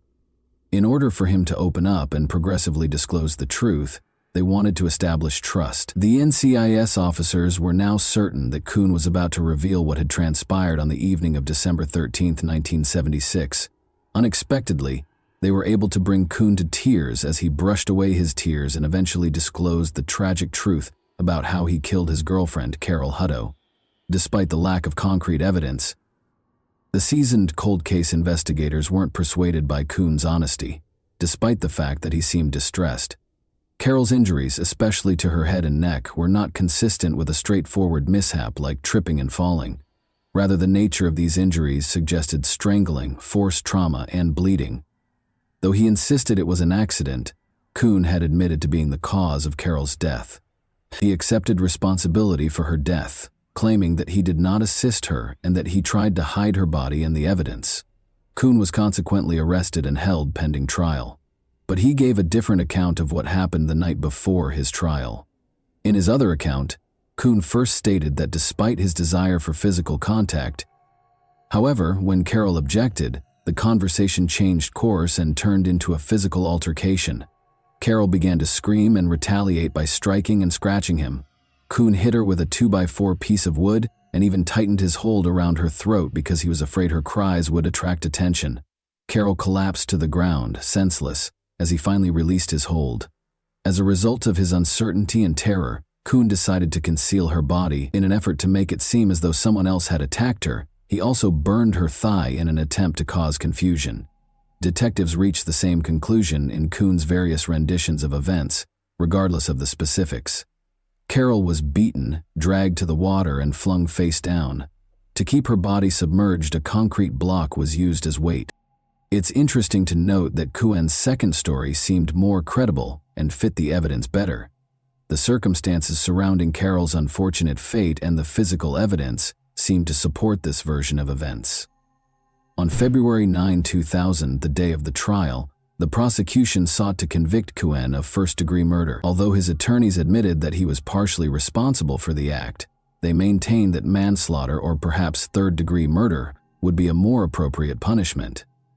After receiving the case, the jury deliberated for just 22 minutes before rendering a decision. Kuhn was convicted of murder in the first degree. The fact that the offense was committed in 1976 gives Kuhn the opportunity to enjoy freedom again. Judge Philip Federico of the Pinellas Pasco Circuit Court interpreted the state legislation of that year. After 25 years, a person convicted of first-degree murder may be eligible for parole under these provisions. It's interesting to note that Carol's mother, Norma Hutto, felt compelled to speak to Kuhn at the sentencing, even though Kuhn declined to do so. Norma went on to add, "James Kuhn, you took the trust Carol gave you and you used it for your depraved wants." She also mentioned how Carol had trusted him and called him out. She brought up the fact that Kuhn had attended Carol's funeral, disguising his true motivations by acting like her friend and feigning distress. Norma expressed her wish that he would never be released from prison and that he was unworthy of a fresh start, pointing out that he had denied her daughter the opportunity. A hopeful mother, Norma had a bright future in mind for her newborn daughter, Carol. She looked forward to the day Carol would graduate from Largo High School with pride. She envisioned her 16-year-old daughter in a gorgeous white gown, walking down the aisle to begin a happy life with her husband, and perhaps even starting a family. But all of those hopes were dashed in a single night, and it was fervently hoped that Kun would never be allowed to leave prison. Let's now discuss Kun's case. Do you believe that he truly felt regret for his actions? And do you think that he deserved a life sentence? And do you think Kun's behavior with Carol was premeditated or just an accident? If you have any specific sections or sentences you'd like to clarify further, please let me know. And that wraps up today's chilling story. If you enjoyed this video, don't forget to like and subscribe so you never miss a new upload. Also, let me know in the comments what part of this story shocked you the most. Thank you for watching, and I'll see you in the next video.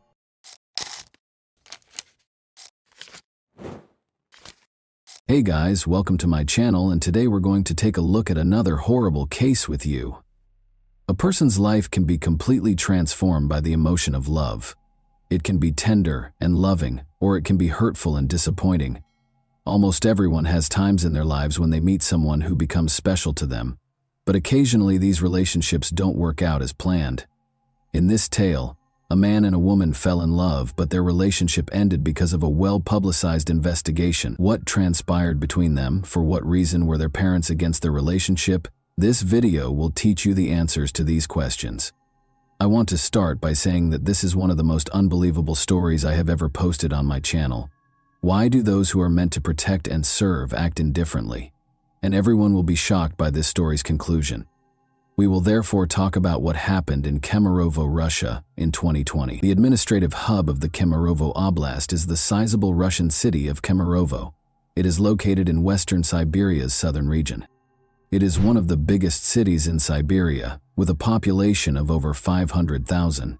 On September 24, 1997, Vera Pekdeleva was born in Kishtym, Kemerovo Oblast. She developed into a happy, imaginative adult. She won first place in several competitions because she loved singing while studying in school.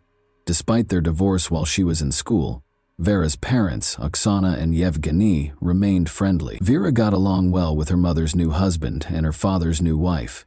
She was characterized as a non-confrontational, upbeat, and kind individual. Vera's mother, Oksana, lived in Kiselyovsk, about 110 miles from Kemerovo, and Vera visited her mother whenever she had free time. As I mentioned earlier, Vera was a creative person, so her family was taken aback when she moved to Kemerovo after high school and enrolled in the State Technical University rather than pursuing a creative career. Vera met a man her own age, Vladislav Kanyas, during one of these trips in 2016. Vera was nothing like Vlad, as everyone called him. He was reclusive, irritable, and lacked life goals. Vlad was raised in a dysfunctional household and left school after the 9th grade. He lived with his father after his mother abandoned her family. But the challenges in his life did not stop there. In the end, his father committed suicide as a result of his legal troubles. Vlad was profoundly affected by everything that transpired in front of his eyes. Vera fell in love with Vlad despite the fact that they had little in common. Vera's parents opposed this relationship because they were aware of Vlad's identity. Although we sympathized with the man and understood that his life wasn't easy, we wanted Vera to have an entirely different life. We didn't agree with her decision. According to her mother, Oksana, we waited for her to break up with him. Vera's father requested that they break up after learning about Vlad. But Vlad and his daughter remained together. She simply ceased discussing him with her parents. Vlad never showed up for our family get-togethers. The pictures on Vera's social media accounts did not feature him. She seemed to be concealing him, Vera's mother recalled. It's important to note that in 2019, Vera and Vlad moved to Kemerovo to live together. Vlad, who was unemployed and did not want to change that, loved living with Vera, and her parents helped pay for the apartment. She always had some cash in her wallet and was intelligent and attractive. She gave him financial support. The couple's relationship was strained. It was obvious that Vlad would not stop abusing alcohol. In November 2019, Vlad allegedly beat her, according to her parents. When Vera finally made the decision to end this toxic relationship, her boyfriend was adamantly against it. As previously stated, Vera's parents assisted her in paying for the apartment where she and Vlad resided. Since Vera ended their relationship in November 2019, it stands to reason that Vlad ought to have moved out, but he refused to do so. He enjoyed living at the expense of others. This is a passage from Vlad's testimony, It will help you understand what transpired after Vera made the decision to break up with him. However, keep in mind that this is Vlad's testimony. Whether or not you believe what he says in his testimony is up to you. I got into a fight with Vera on December 15, 2019, he said. I wanted to go to a nightclub, but she said no, so we got into a fight. Vera started traveling frequently to Kislyovsk during our time together. Slowly, she started to distance herself from me. She informed me that she was speaking to someone else. Remember that. Vera had told Vlad she was ending their relationship a month prior, he went on. Our mutual friend also told me that she was seeing someone else. According to her, Vera was seeing Alexander, a man from Kislyovsk. I was not personally acquainted with him. I wanted to speak with Vera after finding out that she was seeing Alexander. During this period, we remained in the same apartment. Following our argument on December 15, 2019, she departed and took a few items with her. At the same time, I kept calling her to stay in contact. I offered to assist Vera in moving her remaining possessions to a different apartment when I called her on January 12, 2020. I offered to meet and move things, and Vera accepted. I would assist her with the move, we decided. We decided to meet in the afternoon on January 13. I was supposed to get her belongings. Vera approached me on January 13, 2020, at approximately 4 or 6 o'clock. I wanted to leave this apartment as well, so when she arrived, we packed our belongings. Without Vera, I didn't want to live there. We consumed beer, liqueur, and vodka while packing. Then I was intoxicated and Vera was intoxicated too. On January 14, 2020, we drank alcohol until 5 in the morning. We had no arguments while we were drinking, but when I brought up our relationship and suggested that we get back together, I revealed that I knew she was seeing another man, which caused a rift between us. It was not to her liking. She then began to curse, insult me, and hit me. Specifically, she kicked me at least 5 times in the groin and struck me in the face with her palm at least 8 times. When she slapped me, I felt no pain. Vera began hitting me first, but I felt physical pain when she kicked me between the legs. It infuriated me. She lied and claimed she wasn't seeing another man at the same time, which infuriated me. Vera kept insulting me, saying that I was intruding on her personal life because I was aware of every detail about her at the time. Vlad told the police that version of events. We'll talk about the opposing viewpoint next, which provides compelling evidence that Vlad was dishonest in his testimony. Take note of this phrase. On January 14, 2020, we drank alcohol until 5 in the morning. We did not argue while doing so. Vera had no intention of sharing the apartment with Vlad, much less partaking in alcohol. She requested a friend's assistance with the move. Vera left a voicemail for her friend at 5:08 p.m., stating that she was already in the apartment packing up her belongings. At around 6 o'clock in the afternoon, she promised to be at her new apartment. Vera requested assistance from a friend to move her belongings from the taxi to the apartment. Vera left another voicemail 3 minutes later. She asked her friend to assist her with the move by coming to the apartment where she and Vlad shared. But before Vera could finish, Vlad interrupted, saying, "No one's coming in here," and he objected to Vera's friend entering the apartment.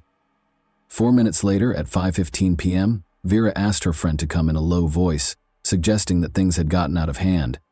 This message appears to have been a request for assistance. She purposefully spoke quietly so Vlad wouldn't hear her. Vera leaves another voicemail at 5:25 p.m., and Vlad's commanding voice can be heard once more. He advises Vera's friend to wait for Vera to text her and not to bother them. Vlad himself recorded the voicemail at 7:19 p.m. Vera was unable to use her phone from that point on. The monster and she were left alone, but we must explain what happened next. A witness described the horrific screams coming from apartment 738 as a massacre, and at around 3 in the morning, the neighbors on the same floor began to wake up. 15 people gathered in the hallway outside the apartment because the screams were so loud.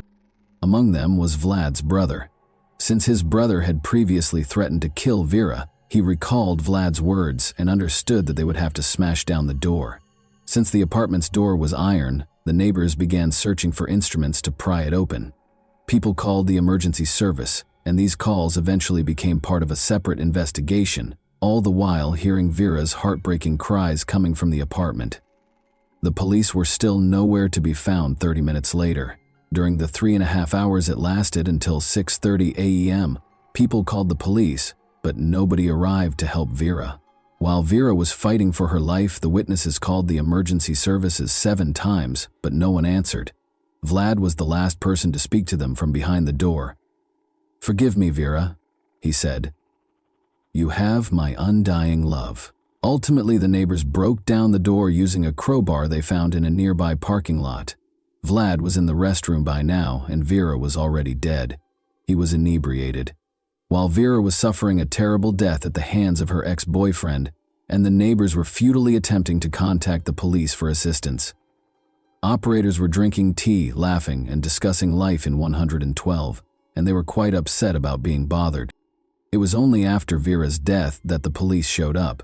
They will later allege that one car ran out of gas and that no officers were available because everyone was attending to other calls. Consequently, the police officers who were on duty that evening and the 112 operators were also put on trial. The police station video was released while the investigation was underway, but translating it into English is pointless. I can sum it up in one word: indifference, and even without subtitles, it's obvious. Recall that Vlad stated in his testimony that he and Vera had no disputes until 5 in the morning, but the forensic analysis revealed that he had lied. 6 hours prior to her demise, Vera sustained her initial injuries, at around midnight, that is. It indicated that she had been beaten and injured by Vlad Kanyas for 6 hours prior to her passing. Her nose and ribs were broken, and she had approximately 100 injuries total, including stab wounds. Additionally, there were marks from strangulation on her neck. If you were surprised by the police's lack of action, prepare yourself. You won't believe what happened next. Over 1,000 people showed up for Vera Pexteleba's funeral, and the church was unable to accommodate them all. According to Oksana, Vera's mother, the funeral home tried to restore her daughter's face with makeup for 4 hours, but she was still unable to identify her. Her injuries were that severe. Vlad Kanyus was telling the investigators in the meantime his account of events. Naturally, he made an effort to minimize his involvement in this crime. He said as much about that evening. "I told her I knew she was seeing another guy and suggested we get back together when I first started talking to her about our relationship. We began to argue. It was not to her liking. She then began hitting me, insulting me, and using profanity.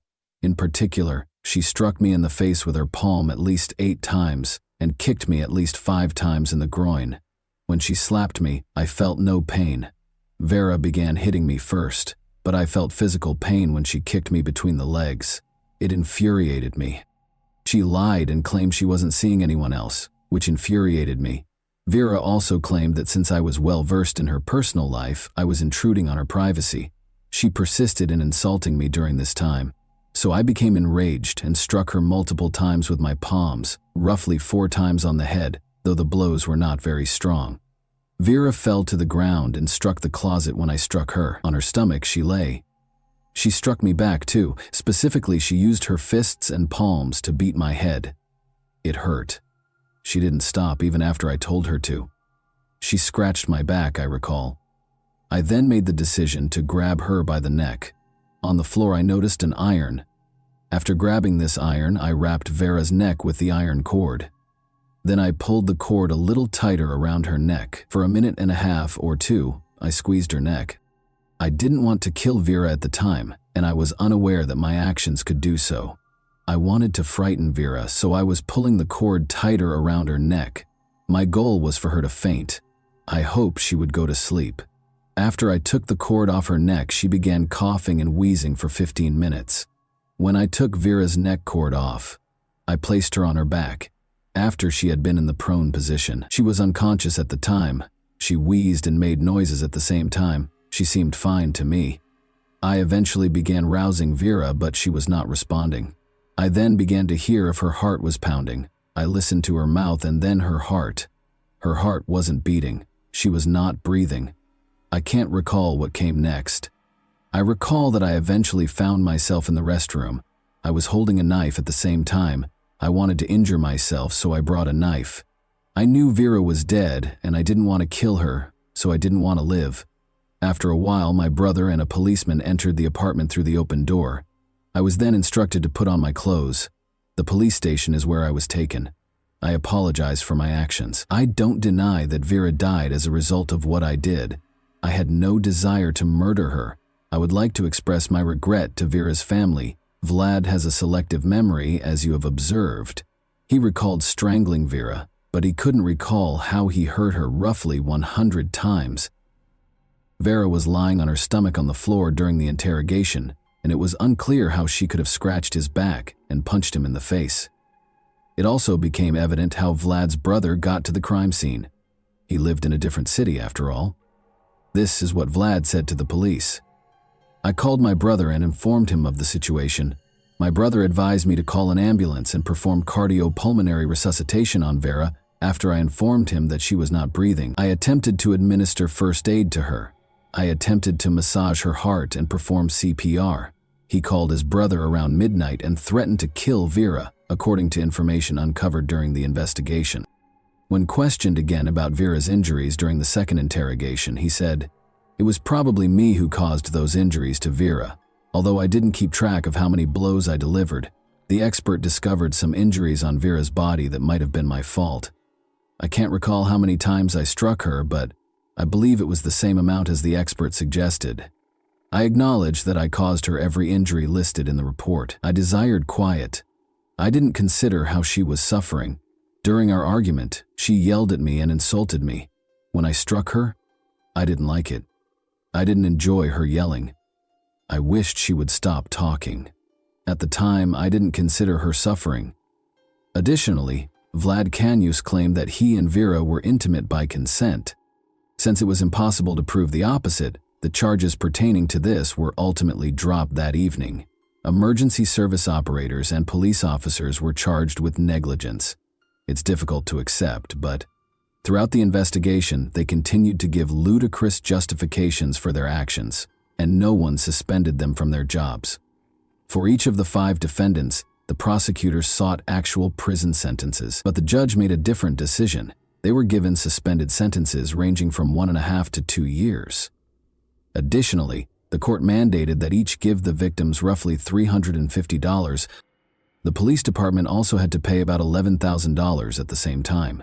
Although the ruble is the currency of Russia, I have converted all amounts to US dollars.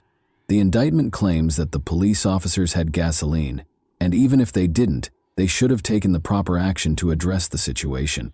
However, they did not view going to the scene as an urgent task, so everyone can understand these numbers. According to them, neither police officer admitted guilt and refused to assist with the investigation. The investigation team was at another address where the man's body had been discovered earlier, when witnesses called to report the woman's screams and cries for assistance.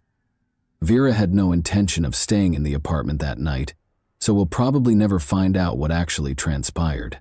She even asked a friend to assist her in moving. Thus, there is every reason to believe that Vlad poured alcohol into Vera's mouth while she was unconscious, or forced her to drink it. He had time to devise a story that would demonstrate that everything that occurred was accidental. Vlad Canius was given a 17-year prison sentence by the court in the summer of 2022. He partially acknowledged his guilt. Additionally, he was mandated to make a compensation payment of roughly $45,000. Vera's parents were shocked by what transpired next, since they felt that 17 years was a very light sentence for what Canius had done to their daughter. They intended to appeal the decision. But Vlad was not even imprisoned for a year. Pictures of Canius in uniform were broadcast on the network in November 2023, and it was revealed in April 2023 that he had been pardoned by the president following 6 months of involvement in the war. He was also released from the duty to compensate Vera's parents in any way, and you are all aware of the type of conflict Russia is currently embroiled in. In Russia, the case of Vera Pektaleva has generated a lot of interest. Not less poignant was the news of Vlad Canius's pardon. This is what the Russian president's press secretary had to say about it. Pardoning follows a specific process, which we have discussed on numerous occasions. The convicted individual should first confess his guilt before the documents are sent to the president for review. This decision is made at the level of the Federal Bureau of Prisons, followed by the regional level, the federal district, the Central Commission, and finally the president. This is one method. Another is for prisoners, including those incarcerated for major offenses, to atone for their crimes with blood on the battlefield. Blood under shells and bullets was how they atoned for their sins. When Vera's parents found out that the person who killed their daughter was free and could start over, it's difficult to imagine how they felt. Such a chance will never come to their daughter. She was denied another chance. And that wraps up today's chilling story. If you enjoyed this video, don't forget to like and subscribe so you never miss a new upload. Also, let me know in the comments, what part of this story shocked you the most? Thank you for watching, and I'll see you in the next video.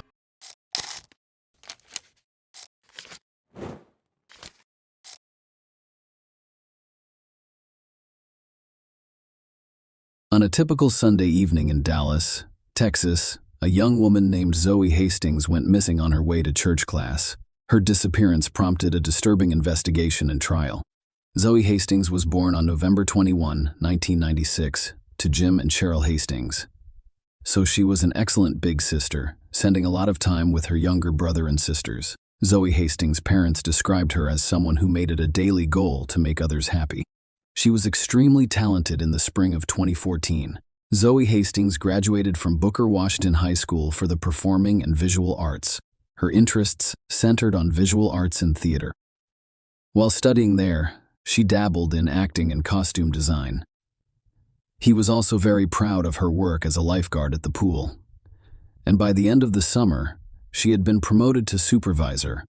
Zoe Hastings was also a graduate of theological seminary at the Church of Latter-day Saints of Jesus Christ and was deeply committed to her faith. She considered an offer from 6 top Texas universities, which included the opportunity to serve on an 18-month mission trip for the church. She genuinely cared about others, sometimes neglecting her own needs. She liked to give small gifts. Zoe Hastings aspired to be a doctor and to assist people in gaining theoretical knowledge by watching documentaries and surgical videos. On that fateful Sunday, October 11, 2015, Zoe Hastings set out to attend a Bible study class at the Church of Jesus Christ of Latter-day Saints in Dallas, Texas. Zoe, a young and enthusiastic 18-year-old, had recently graduated and was looking forward to a mission trip with her church in November. Her departure that afternoon was no different from any other day. She bid her parents farewell and promised to return home for their traditional family dinner. Dinner together was a treasured tradition. But Zoe's excitement about her upcoming mission trip caused her to prioritize the Bible study class that day. So we left her house around 4:30 p.m., driving the family minivan, with the Bible study class beginning at 5 p.m. Her parents expected her to return around 6:30 p.m. And became increasingly concerned as time passed with no sign of their daughter. Not only was her absence unusual, but she also missed the 5 p.m. Bible study class, which added to their concern. They are anxious. Jim and Cheryl attempted to contact Zoe Hastings via text messages and numerous phone calls. However, their efforts were met with silence. They contacted friends in the hopes of finding out where she was, but none of them could provide any information. To make matters worse, the Hastings family discovered that Zoe Hastings did not show up for the Bible study class. As the hours passed and there was no sign of Zoe, her parents decided to contact the police at 10 p.m. However, by midnight, the authorities had not responded to their call. Fearing for their daughter's safety, they took action and filed a missing persons report while continuing their search. The breakthrough came in the early hours of Monday morning when Zoe's parents discovered she needed to find My iPhone app, which was installed on her phone. They used this tool to track her phone's location, which led them to a nearby creek only a 5-minute drive from their house. They rushed to the scene full of urgency. They found a scene of chaos and concern. Police paramedics and flashing lights surrounded the area, which was cordoned off with police tape. Zoe Hastings' minivan was discovered in a precarious and alarming position, nose down in the creek bed, nearly vertically submerged in water. The tragic events that occurred on that fateful Sunday evening and early Monday morning shed light on a disturbing series of incidents. The chain of events began when Kurt Rem, a concerned member of the public, was walking his dog near Easton Road and Lippett Avenue. He came across a man who approached him urgently, reporting a car crash involving a young girl in the creek. The stranger, visibly shaken, asked Kurt to join him in investigating the scene. Together, they went down to the creek and the man informed Kurt that the girl would later identify Kurt, immediately dialed 911 after Zoe Hastings tragically died, fearing the worst. However, the mysterious man who had initially alerted him fled the scene before police arrived. Upon their arrival, the police discovered Zoe Hastings' lifeless body. She lay face down in a pool of blood about 10 to 20 feet from the driver's door of the minivan. The initial assumption that her death was caused by the crash was quickly dispelled when police discovered that she died as a result of homicidal violence. The horrific nature of the crime became clear as details emerged. Zoe's clothing had been disturbed. Her dress had pulled up above her waist, and her underwear had rolled down to her mid-thighs, indicating sexual assault. Zoe had several deep cuts on her neck. Throughout their investigation, the police thoroughly searched the area for evidence. All of the minivan doors except the driver's door were locked. They discovered a blood-covered knife at the top of the embankment, which they suspected was used to inflict Zoe's fatal wounds on her neck. So his phone, which has location services, provided a timeline for the investigation. It showed that her phone had been at the creek since 5 p.m. She remained there from Sunday evening until Monday morning, when her body was discovered. As the investigation progressed, it was discovered that after leaving her house, Zoe Hastings stopped briefly at a Walgreens on Garland Road to return a Redbox movie on her way to the Bible study. The Walgreens was so close to her house that she could see it from the parking lot. She returned the movie at 4:42 p.m. However, authorities wanted to know what happened after that and why she didn't show up for the 5 p.m.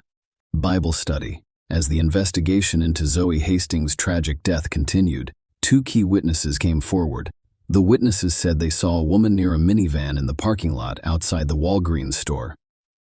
One of the witnesses described seeing an African-American man approach the woman quickly. To their surprise, both people entered the minivan with the man behind the wheel. The second witness stated that the man appeared to be holding something in his hand during the encounter.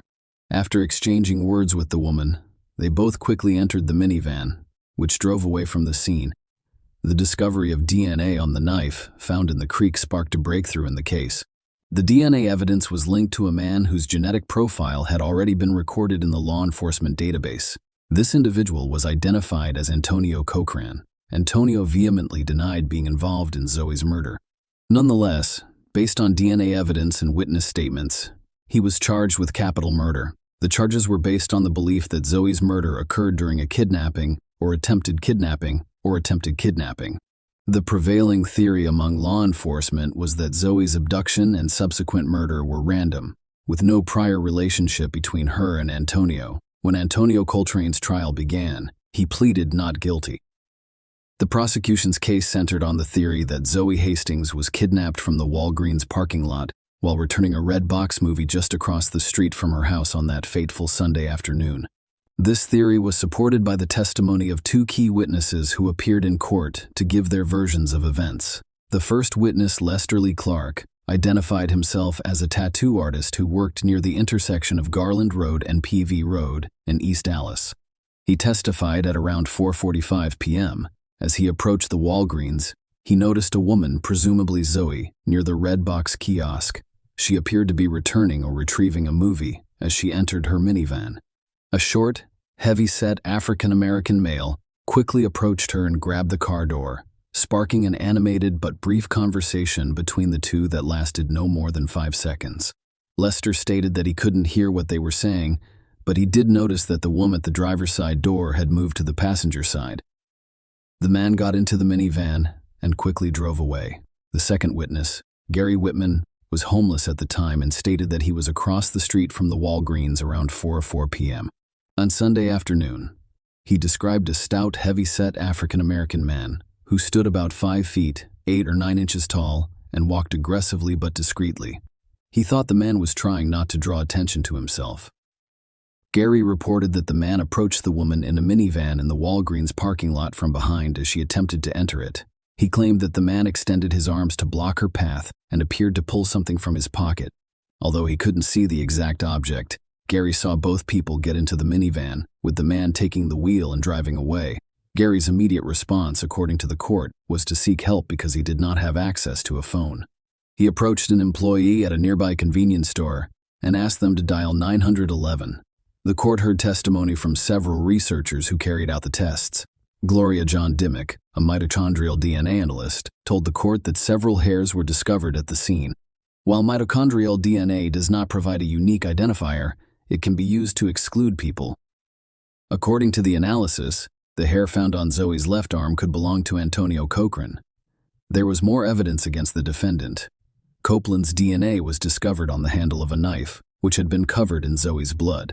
The prosecution claimed that after abducting Zoe Hastings from the parking lot, Cochran drove her to a creek, where he raped and killed her cell tower. Data confirms that Cochran's cell phone pinged on Sunday, near the location where Zoe's body was discovered. Prior to Zoe's abduction, Cochran sent several text messages to various people.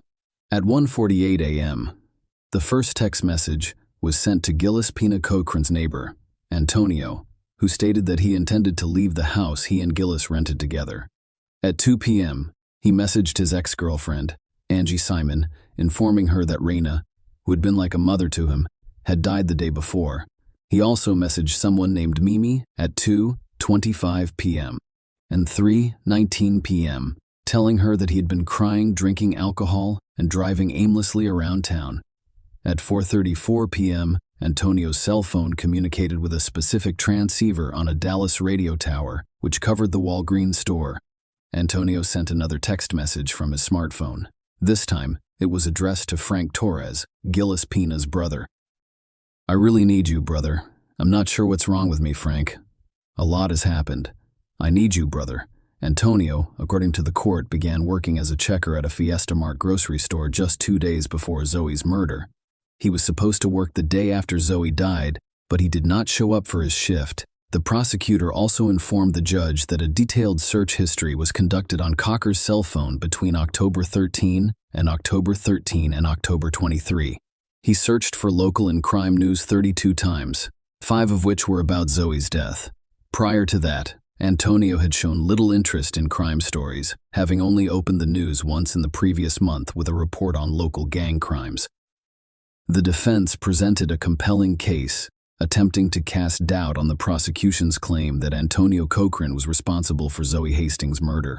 They questioned the DNA evidence's validity, as well as the witnesses' reliability. Paul Johnson, Antonio's defense attorney, stated that, at the time of Zoe's murder, Antonio was assisting a friend in presenting an alibi that placed him in a different location.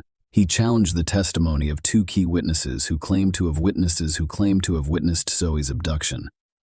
Lester's timeline and description of the man involved were called into question, raising concerns about the veracity of his story. The defense also questioned the credibility of the second witness, Gary, who had a criminal record and a history of illegal substance use. Paul Johnson questioned how Gary could have witnessed the events from across the street and suggested that his testimony might be suspect. Despite the potential consequences for himself, Gary insisted that he had come forward to do the right thing and was later apprehended due to an active arrest warrant. The defense's challenge included the DNA evidence. They acknowledged that Antonio's DNA was discovered on the knife handle, but proposed an alternative explanation. They speculated that his DNA could have been on the knife from a previous occasion, possibly while working at a local movie theater and coming into contact with it. Furthermore, the absence of fingerprints on or inside the minivan called into question the witnesses' claims that Antonio grabbed the door during the alleged abduction. The defense also pointed out that the medical examiner found no evidence of sexual assault and that Antonio was not charged with sexual assault, implying that this information was used to incite the jury. Finally, Paul Johnson urged the jury to find Antonio not guilty, emphasizing the importance of making a decision based on the evidence presented, rather than reacting to popular sentiment. He encouraged the jury to do what they thought was right. The prosecution disagreed and urged the jury to find Antonio guilty. The jury deliberated for nearly 23 hours over several days. During this time, they requested additional information and clarification from the judge on 3 specific issues, including a photo of the Walgreens store, mitochondrial DNA, and the timeline of police interviews with the 2 witnesses. Ultimately, the jury convicted Antonio of the lesser offense of murder, rather than capital murder. Antonio was sentenced to life in prison without the possibility of parole, with a $10,000 fine. Share your opinion with us in the comments, and subscribe to the channel for more.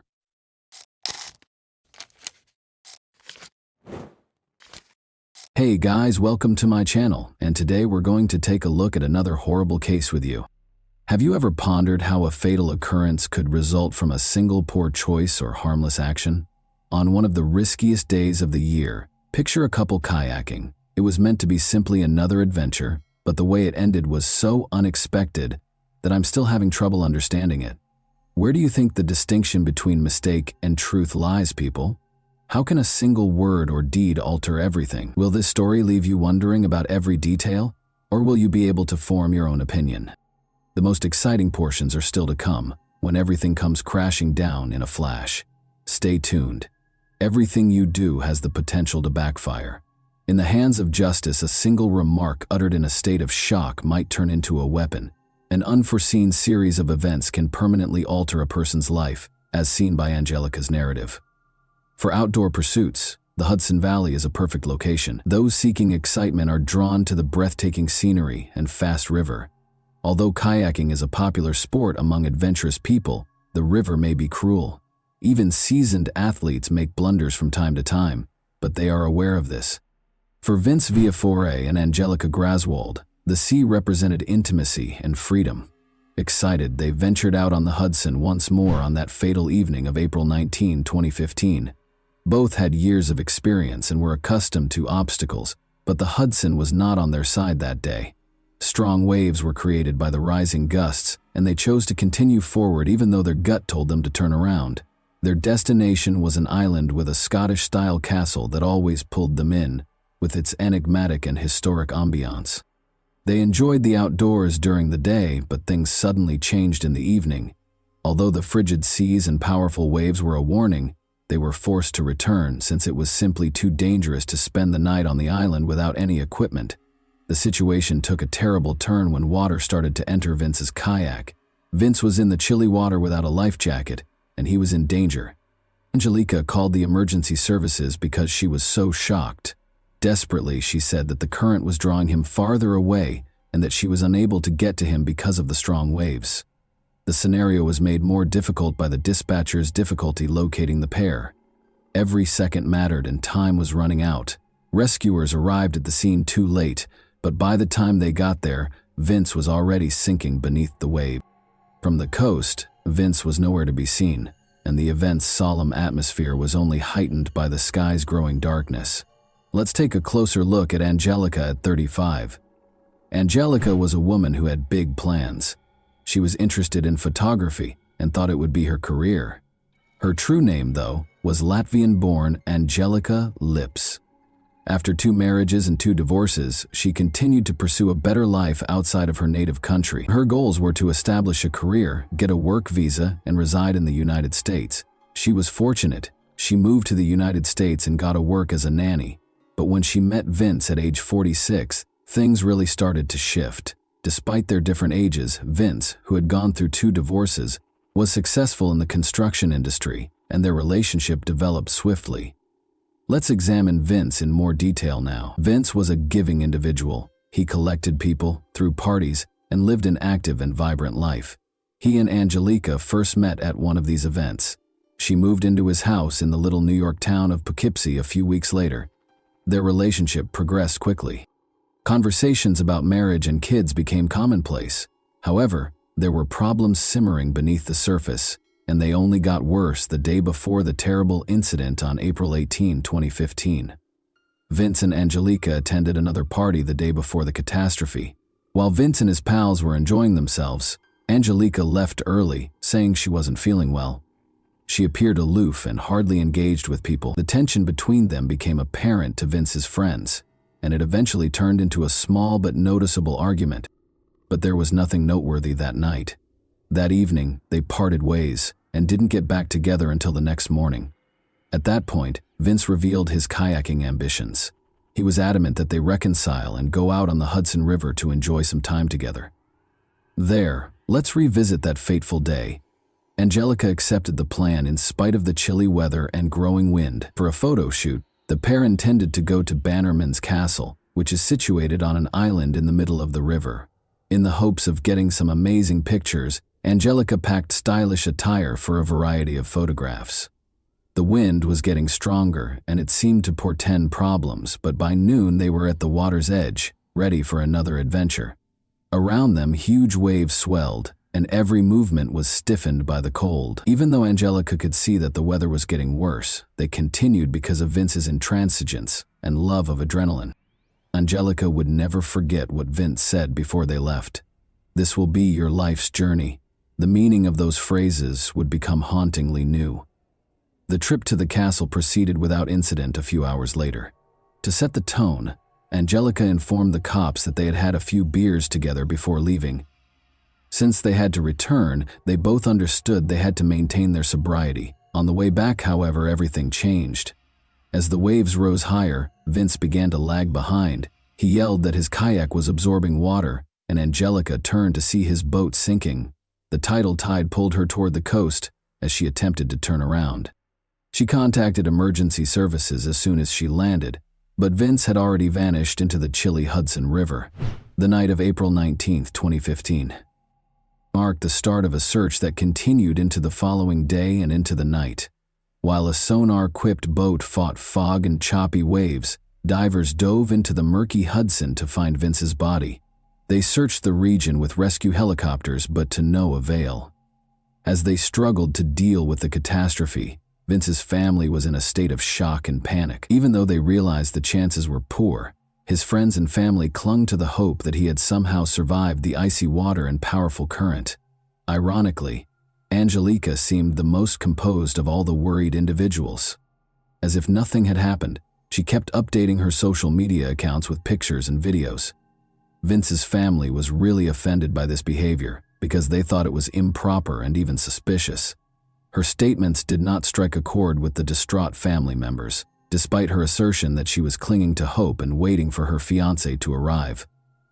Angelica had to return to the police station for additional interrogation 10 days after Vince vanished. It was all because of a remark she had made in her first exchange with detectives that seemed casual.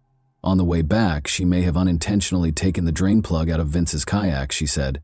The investigation's trajectory was significantly altered by this minor detail. The idea that Vince's death was just an accident began to lose credibility, as there were suddenly more questions than answers.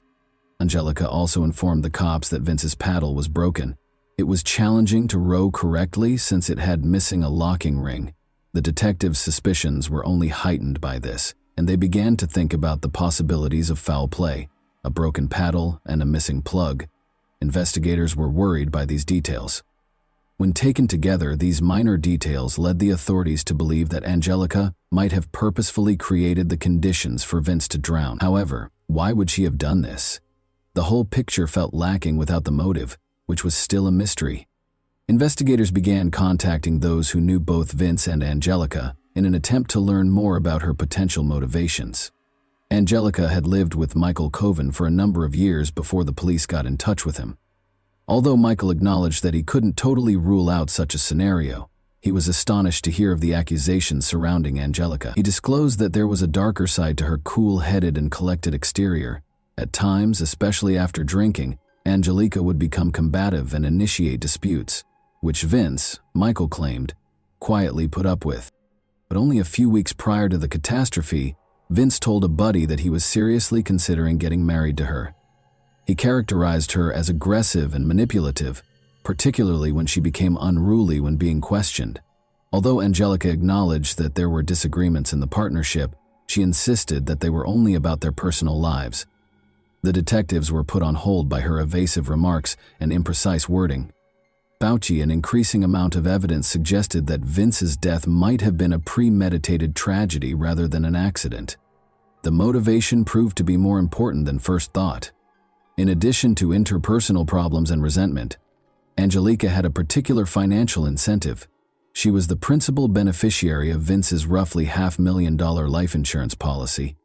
It was a substantial amount that could provide her with a new beginning and resolve her financial issues. Since Angelica didn't have a job at the moment, this money may have a significant impact on her future.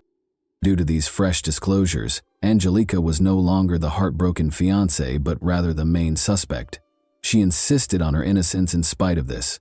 Nevertheless, She was arrested on charges of second-degree criminal wrongdoing and released on bail of $9 million, 0 cents, which, considering her foreign nationality, she could scarcely afford. Angelica was kept in detention pending trial because investigators were concerned that she could try to escape. According to Angelica's defense, her remarks during the 11-hour interrogation were not legally enforceable. Since Vince's body had not yet been found, her lawyer maintained that it was impossible to verify any foul play or deliberate crime in the absence of forensic proof. He maintained that Vince died in a terrible accident. He said that a wave caused the kayak to capsize and that the drain plug may have fallen off later when the boat began to sink. The defense set up an experiment on the Hudson River to bolster their version of events. There was a person sitting in a kayak of the same model who looked like Vince.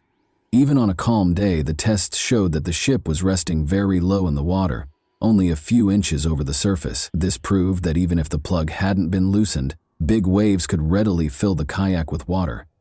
The lawyer also reminded everyone that Vince had been drinking, which might have affected his ability to coordinate and react in a flooded kayak, make dubious confessions, and conduct water experiments. This led to a great deal of discussion.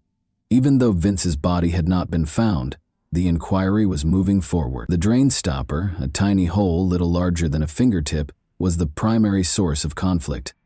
The idea that such a minor detail might have led to such a tragedy was difficult to accept. Since Vince's kayak had a drain opening on top, it seems doubtful that enough water could have entered the boat for it to sink. As doubts grew, Angelica's attorney demanded more studies to help solve this riddle.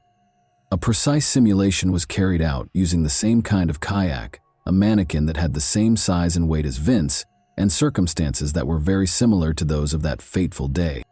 According to the studies, the kayak didn't fill with water fast enough to capsize even after the drain plug was removed. Only a few droplets of water were able to enter through the drain hole, far too little to have resulted in a deadly situation. This implied that Vince's kayak could have easily made the final mile or two back to shore even without the plug. But the prosecution turned its attention to the paddle after the experiment appeared to totally refute the plug argument. Angelica stated that the paddle was broken and lacked the locking ring, which investigators thought might have made it more difficult for Vince to maneuver the kayak. The defense, however, refused to concede even in this case. They showed that the paddle's operation was unaffected by the ring's removal. It was still robust and totally functional and could be used efficiently. This did not alter the fact, though, that Angelica confessed to touching Vince's paddle and the plug while being questioned. This admission served as the impetus for the accusations against her. Even the smallest elements, like touching the paddle or unintentionally brushing across the plug, were used by the police to suspect Angelica of intentional acts because they appeared to be part of a well-planned crime. However, the defense persisted in its struggle in spite of the prosecution's seeming rational argument. According to Angelica's lawyer, during the interrogation, her comments were taken under emotional stress. After reviewing all 11 hours of the recorded interview, the defense called in a false confessions expert who came to the conclusion that the police had used significant psychological pressure. According to the expert, the investigators employed traditional methods intended to force a confession. Question. During the questioning, they forced her to repeat words that supported their story, played the parts of the good cop and the bad cop, asked leading questions, and didn't give her time to process the situation. Angelica was frequently perplexed. Her emotions became more erratic and her answers became less specific. The expert contended that her statements should have been interpreted cautiously because she was in a condition of shock. Her brief statement that she had previously considered ending the relationship was one that the investigators took note of because it was taken to be an admission of intent to hurt Vince. The defense actually argued that this statement had nothing to do with what happened that day. It simply alluded to their long-standing marital problems. Although Angelica discussed freedom in a more general context, the police decided to take a different tack. According to the interrogation specialist, Angelica never used terms like crime or death in such contexts, and the investigators' manipulation of her admissions was more likely to be the consequence than the truth. However, after they got what they wanted, the investigators ignored these information and rejected whatever else Angelica said. The defense contended that the drain plug in Vince's kayak had been broken for months prior to that fateful day. Angelica claims that they had gone kayaking multiple times without the plug, and that there had never been any significant issues. Although there were hazardous circumstances on the river that day, the disaster was caused by the weather rather than any deliberate activities. However, the prosecution did not waver in its position. It all made sense to them. A woman fed up with the partnership, looking for money, arranging an accident to earn insurance payouts, and becoming independent. The questioning of Angelica seemed to go on forever. She felt trapped and had lost all sense of time. She initially made an effort to resist, but her determination waned as the officers kept bringing up the drain plug problem. Her account of the plug, whether it was present or not, got confused, which the investigators decided to take advantage of. The pivotal moment occurred when a tired Angelica requested to go home to feed her cat. The moment the investigators had been waiting for came when tears filled her eyes. They increased the pressure since they could feel how vulnerable she was. Despite the fact that she never explicitly admitted to a crime, the police persisted in asking her a series of leading questions. According to an expert who later watched the interrogation video, Angelica looked worn out, overburdened, and obviously unable to think straight. Her erratic answers were the usual outcome of emotional exhaustion rather than a deliberate admission of guilt. The expert claims that she only wanted to get away from the constant interrogation, which caused her to provide a number of evasive responses that served as the foundation for the case against her. Vince's body, meanwhile, was still unaccounted for. His friends and family were left in limbo, their suffering getting worse every day. His body was not found in the Hudson River, close to the same Bannerman's Island the couple had visited on the day of the tragedy, until the morning of May 23, 2015, over a month after he vanished. Drowning was verified as the cause of death by the autopsy. There were no indications of struggle or foul play. There were traces of alcohol in Vince's blood, but not much, indicating that the severe weather and the cold water temperature had the biggest effect on him. A few days after the body was discovered, Vince's kayak was found. As expected, the paddle had no locking ring, and the drain plug was gone. However, its functionality remained unaffected by the ring's absence. None of these circumstances by themselves could have caused drowning, the defense argued. It was a confluence of factors, including the chilly water, high winds, absence of a life jacket, and drinking. The catastrophe was brought on by this combination rather than anything Angelica did. But the prosecution wasn't going to back down. They concentrated on the contradictions in Angelica's claims, interpreting them as proof that she was responsible for Vince's demise. They had a simple theory. She purposefully damaged the kayak in order to put Vince at danger of dying. But Angelica's attorney maintained that Vince's own carelessness was to blame for the regrettable mishap. Under the influence, he decided to go out on the sea without a life jacket and, in bad weather, he took that gamble even though he knew he had little chance of surviving in the icy water. Even though Angelica insisted she was innocent, the case changed course when the prosecution saw that charging her with willful injury would not stand up. It was insufficient to persuade a jury that breaking a paddle or pulling out a drain stopper were simple crimes. In addition, the defense made strong arguments and experts attested to the possibility that such a disaster might occur in given conditions. The prosecution reached a standstill and made a plea offer to Angelica. She consented when they suggested that she enter a guilty plea to involuntary manslaughter, which would only carry a few years in prison rather than a life sentence. Angelica was found guilty of involuntary manslaughter and given a 4-year prison sentence. She only had a few months left to serve, though, given the time she had previously spent awaiting trial and throughout the legal proceedings. As part of the plea agreement, Angelica spent less than 4 years in jail, 32 months, before being released on parole in December 2017. Although she was given a 4-year sentence, she actually served less than half of that amount because of time served and early release.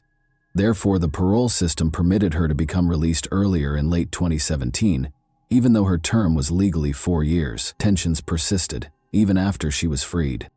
The result was too difficult for Vince's family to accept. They were outspoken in their displeasure with the light sentence, believing that Angelica was the cause of their son's death.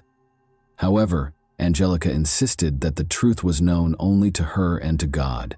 She insisted that Vince's death had been a terrible accident and that she was not to blame.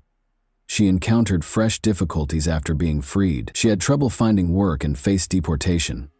Angelica's guilty plea prevented her from claiming Vince's insurance benefits. She was compelled to return to her own country 16 months later, where she started to reconstruct her life and put the trauma of those incidents behind her. She claimed to be completely recovered from the experience, enrolled in a university, obtained employment, and carried on with her life. People, this is a story with many unanswered questions that may never be resolved.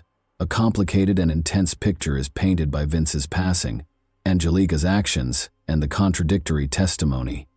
In these circumstances, it's simple to be influenced by the narrative of the prosecution or by public opinion, but it's crucial to keep in mind that the truth isn't always clear. In my opinion, the legal system is capable of errors.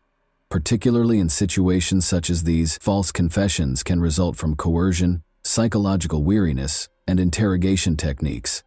Angelica was in a predicament where she was disadvantaged by both the external factors and her own blunders in speech and behavior. However, was she really to blame for Vince's passing, or was it really a terrible mishap that turned into a nightmare for all those concerned? I want to now address you, the audience. Which do you believe is more significant in this tale, chance or guilt? Has a judge made a mistake in Angelica's case, or is she really involved in Vince's demise? If you were in her shoes, what would you have done? More significantly, can we always rely on judgments based on contradicting evidence? I want to know what you think. Stories like this one make you wonder about the thin line that separates accusation from truth. And that wraps up today's chilling story. If you enjoyed this video, don't forget to like and subscribe so you never miss a new upload. Also, let me know in the comments, what part of this story shocked you the most?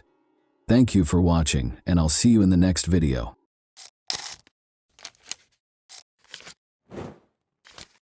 Hey guys, welcome to my channel, and today we're going to take a look at another horrible case with you.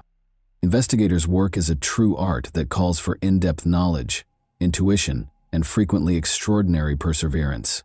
It goes beyond simply carrying out official responsibilities. Investigations instantly conjure images of dramatic plots with swift resolutions and striking revelations. However, the reality of daily life is very different from this illusion. Investigators deal with a variety of difficulties, each of which calls for a unique strategy. By gathering evidence and reconstructing events, they attempt to paint a full picture of the incident. However, some crimes go unsolved even after many hours of case file research. This could be because there is insufficient evidence, there aren't enough witnesses, or there is conflicting and unclear evidence. The intricacy of the investigator's job is further compounded by the fact that many incidents appear clear-cut at first, but upon closer examination, they become considerably more complex. In some cases, the original versions prove to be totally unworkable.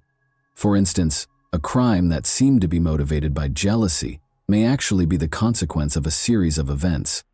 Because of this variability, the investigator needs to be especially adaptive and flexible. The instances when a little-known piece of evidence that was previously dismissed as irrelevant turns out to be a clue are especially impressive. Sometimes a fingerprint, an object thrown at the crime scene, or even a word that was dropped by accident can alter the entire investigation and force a fresh perspective on details that appear familiar. These kinds of surprises call for a true investigator to be able to see the invisible and cut through the most complex web of falsehoods and misinformation. In the video for today, we examine one instance that was not initially what it appeared to be.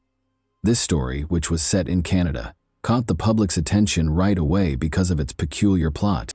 The 34-year-old Nicole Porciello, also known by her last name Hasselman, was a patient and kind person, a true mentor to many children who were occasionally lost in the complicated maze of adolescence. She worked in student support services at Templeton Secondary School. For Nicole, the workplace at this school was more than just a place of employment. It was a second family, a place of friendship, and a place of sincere support. Nicole was viewed as an inspiration by her coworkers because she was always helpful and responsive. Teachers, administrators, and other school employees became friends with her. The miracle of pedagogy was manifested in her ability to relate to the most challenging teenagers. In addition to her professionalism, Nicole's colleagues adored her for her genuine warmth and kindness outside of work. In 2018, Nicole was a mother raising her 10-year-old son. Like her son was a kind and sensitive boy. By investing in both with sincere passion and concern, Nicole was able to balance her career and raising her child. She tried to set an example for him by always opening her heart to the outside world and improving it slightly. Regretfully, Nicole's family and friends' lives were irrevocably altered on January 16, 2018. A 2017 charcoal gray Kia Sorento SUV was involved in a collision in the 8000 block of Barnett Highway on November 16 at around 10 p.m., according to Burnaby Police. Emergency personnel showed up on the scene. The car's mangled body appeared even more menacing after colliding with a lamppost. A man was trapped inside the car, his life now hanging in the balance. Their sirens broke the evening silence in the glare of the warning lights. In coordination with law enforcement and medical personnel, rescuers promptly surrounded the area. They came to see that time had turned into an unseen foe. Every delay has the potential to become tragic. They moved swiftly and accurately. It was a mastery refined by years of practice and training, not merely a skill. As this was going on, another team of rescuers activated specialized equipment.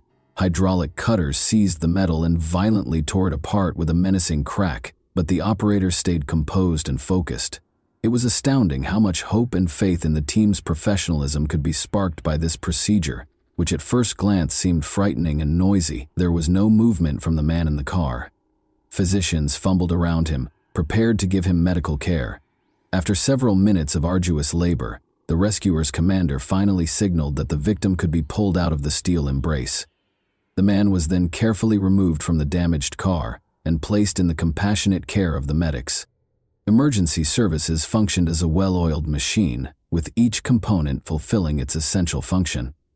Immediately, medical professionals started administering first aid while closely observing the man's condition. They carefully moved the victim to a stretcher and transported him to the ambulance after ensuring that his condition was stable.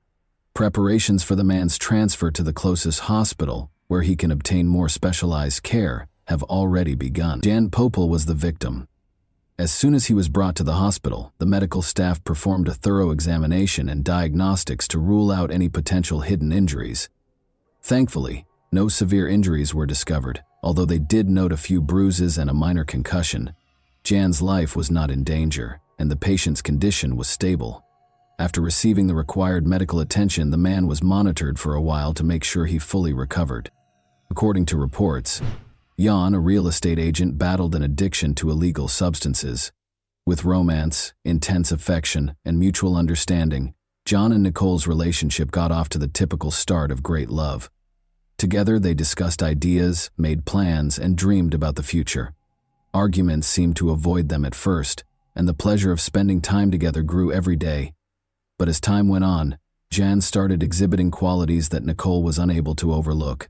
His need for control was initially seen as compassionate, but it eventually devolved into an obsessive mania. He asserted that by shielding Nicole from harmful external influences, he was causing her to become estranged from her friends and family. She even checked her social media and cell phones. His jealousy was unrestrained, and he now found it difficult to conceal his aggression. His desire to dominate only grew with each new conflict, and Nicole was caught in a psychological trap that was difficult to escape. He once pushed her chest so hard that it caused her physical pain for weeks. After 7 years of dating, Nicole continued to have faith in Jan's charming assurances that everything would improve, even though their lives were gradually filled with pain and fear. He promised to find the strength to get better and return to the devoted and reliable partner he had been at first. Even though Nicole secretly knew that Jan's behavior would probably never change, those vows prevented them from ending their relationship. They had split up multiple times, but each time Jan asked for another chance, Nicole would give it another go. Their most recent breakup, which Nicole believed to be final, occurred 9 days prior to the car accident, but Jan wasn't going to tolerate the split. He was reluctant to part with Nicole. He was deeply envious. In addition to publishing compromising images of her, he parked his car in front of her home. Following Jan's removal from the vehicle, the police got to work documenting eyewitness accounts and investigating the accident scene. In an effort to piece together the sequence of events leading up to the collision with the lamppost, they meticulously documented every detail. The purpose of the questions was to ascertain the accident's actual causes. For the sake of safety and justice, it was their responsibility to discover the truth. After finishing their portion of the work, the firefighters were packing up their gear and getting ready to head back to base when one of the officers made an unexpected discovery. A woman who was unconscious but still breathing was found in a ditch 30 feet away from the vehicle. Nicole was the one. After being brought to the hospital, the doctors did everything they could to save her, but sadly it was not enough.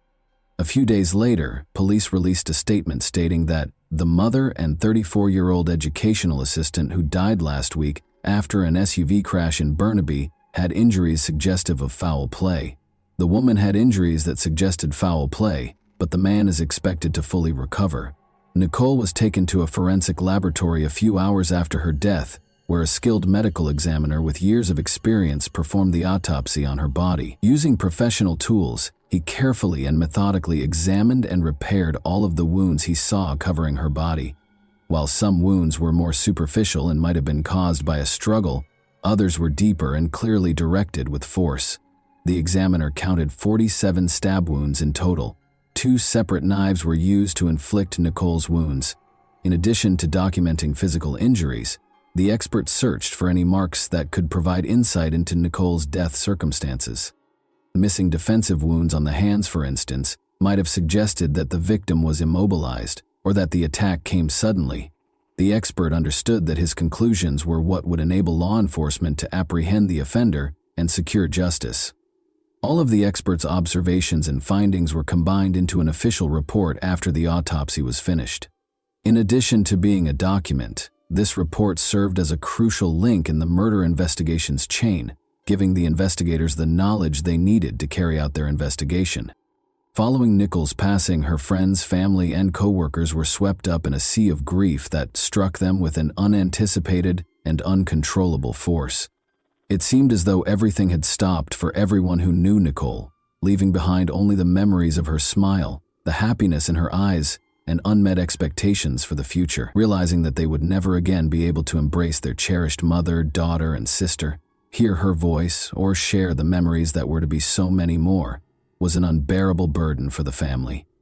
Nicole lost a like-minded friend with whom she shared her most intimate hopes and experiences.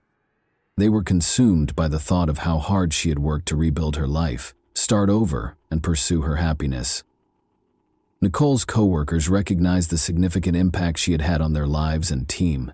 The emptiness left by her passing was nearly tangible, and every day served as a reminder of everything they had lost. Many of them were inspired by Nicole's joy and dedication to excellence, and this unexpected loss helped them to understand how fleeting human life is and how crucial it is to treat one another with more consideration. For Nicole Porcello's family, the holidays have been the most difficult time. Carmine Porcello believes that he will never adjust to the loss of his younger sister. It's difficult to overlook her seat being empty when you're all seated for a family meal. She isn't where he said she would have been. Jan Porcello was taken into custody on November 29, 2018, 13 days after Nicole's passing. The public has been urged by police to provide any information that could help with the investigation. In relation to Nicole Hasselman's death, Jan Popel, 31, was taken into custody on November 29 and subsequently charged with second-degree murder. At some point today, Mr. Popel will appear before a judge. There was no threat to public safety because this was a singular occurrence, and the individuals involved knew one another. Without the tireless efforts of our detectives, today's outcome would not have been possible. They worked extremely hard to gather and secure all the evidence for charge approval. We understand that Nicole Hasselman's friends, family, and everyone else who was impacted by her while she was alive are going through a very trying time. We only hope that we were able to address some of Nicole's family's inquiries. There's always a chance that one or more people have information that they haven't yet shared with me. We live up to that. And once more, one of the reasons I'm standing here today is to address those who may have information that they haven't disclosed for whatever reason. They may only now be becoming aware of it. Come forward now, please. Anyone with information about any of our investigations is welcome to contact us. One of the most important aspects of Nicole's death investigation was reconstructing the timeline. It made it possible for the investigators to put together all of the information they could see, view the sequence of events and the time they took place. This informational organization made it easier to spot contradictions in Jan's testimony and examine his actions. After all, every minute could have an impact on our comprehension of the precise circumstances surrounding Nicole's untimely demise. Investigators examined phone logs, text messages between Nicole and Jan, and surveillance footage. The most accurate picture of Nicole's location at any given time, her contacts, and the specific events surrounding her was given by this data. The chronology was also crucial to the prosecution's case against Jan because, as was previously stated, it would have been challenging to persuade the court of his guilt in the absence of hard proof of his involvement in the incident gathered in a precise order. The events leading up to Nicole's death started 9 days prior to the fatal car accident, but the relationship between Nicole and Jan lasted 7 years, with breaks and reunions. According to reports, Jan's jealousy reached previously unheard-of levels after Nicole informed him that their relationship was over by beginning to speak with another man. He picked Nicole up in a rental car on the evening of November 16 while her son was at hockey practice, and they got into a fight. After that, Jan took out 2 kitchen knives and started repeatedly stabbing Nicole, who was seated in the passenger seat, throughout her body. Then, in a last-ditch effort to save her life, Jan took out his cell phone and began filming video instead of phoning for help. She was heard declaring her love for Jan. Without expressing regret, Jan told her that he stabbed her because he could not bear the thought of her dating someone else. After that, he left Nicole in the car outside and drove home, going inside to send a few emails, including one in which he resigned from his position. While Jan sent emails, paid some bills, and even went online to buy a new TV and dishwasher, Nicole spent 2 hours in the car. Nicole was still alive when he returned to the rental car. He allegedly planned to stage a car accident to give the impression that Nicole had perished in the collision. Nicole, who was not wearing a seatbelt, flew out of the car when Jan Poupel slammed his foot on the accelerator and crashed into a streetlight at high speed. Jan Poupel was accused of second-degree murder based on the evidence that was gathered. For Nicole's family and friends, the trial, which started in 2020 and lasted for several months, was yet another ordeal. The video that Jan Poupel took with his cell phone after repeatedly injuring Nicole was shown in front of the crowd during the trial. The judge asked those in the gallery to leave if they felt uncomfortable and warned the courtroom that it would be graphic. The injured victim was seen having trouble breathing in the 1-minute video. People sitting next to her can be heard accusing her of disrespecting him rather than phoning for assistance. Jan Poupel, who was envious and vindictive, told Nicole that she was solely to blame. In a video he recorded after he attacked Nicole with 2 knives, Poupel said, "You just took from me, disrespected me for months and years." The victim's father, Joe Porciello, left the courtroom as the video was playing, clearly upset, and Poupel sat with his head lowered in the prisoner's dock. Watch the video. The victim's brother, Carmine Porciello, yelled at him. "Raise your head," the brother said. The judge ordered a 15-minute morning break after the video, acknowledging that the footage was distressing. 4 witnesses, including the father and brother, gave moving victim impact statements in court. The father characterized his daughter as the cornerstone of their family and a lovely soul. Speaking directly to Poupel, he declared, "You have destroyed our family." The brother claimed that the crime had turned him into a zombie and that he was furious with the accused, saying, "We cannot forgive you for what you have done." Several other victim impact statements, including one from the victim's young son, were summarized by Crown Counsel Jacqueline Madden. The boy said he had lost a piece of his heart when his mother passed away because she was his best friend. Madden stated in the decision that although Poupel had shown remorse, the judge characterized his actions as self-centered, callous, and cruel. Joe Porciello, Nicole's father, disagreed. "I felt sick to my stomach because he should have had a tear in his eye if he had been sorry." He claimed that he would display any emotion outside of court. He appeared to be out to lunch when he last appeared in the courtroom, where guilty pleas to second-degree murder were made. The penalty for second-degree murder is automatically life in prison. The how many years it would be before he could apply for parole was the only question that followed. Poupel's lawyer requested a minimum of 10 years, but the prosecutor was urging a minimum of 15 years. Given Poupel's past of acting abusively and jealously toward Nicole, neither of these choices was well received by Nicole's family. According to her cousin Gina Giuliano, he ought to have been charged with and found guilty of first-degree murder, which carries a 25-year prison sentence without the possibility of parole. No number is sufficient in my opinion, but if 25 is the upper limit, then I believe that's what he ought to receive. We have someone who is not even 40 years old, and in the worst situation, he might be out when he's 50 or 55, she said, according to Giuliano. That is not acceptable. Nicole's friends and family have started a social media campaign in the week before the sentencing, pointing out the gaps left by Nicole's passing and posing the question of whether the penalty is appropriate for the crime. Giuliano asserts that we cannot tolerate such individuals on our streets. Such a precedent that a vicious crime carries a sentence so light that it is easy for anyone to commit it is unacceptable. Popo conveyed regret and remorse in a statement to the court and Nicole's family. I have long been waiting for this opportunity to express my apologies to you, he said. Jan Popo received a life sentence in April 2021 and then, in a panic, received prison time. He will be eligible to apply for parole after 15 years. Nicole's family told a group of reporters outside the courthouse that justice doesn't exist in this country and that Popo's sentence was not harsh enough. Gina Giuliano, Nicole's cousin, expressed her disappointment with the decision. He will truly be able to walk the streets in 15 years? Is that what we want to tell our community? She asked. And that wraps up today's chilling story. If you enjoyed this video, don't forget to like and subscribe so you never miss a new upload. Also, let me know in the comments what part of this story shocked you the most. Thank you for watching, and I'll see you in the next video.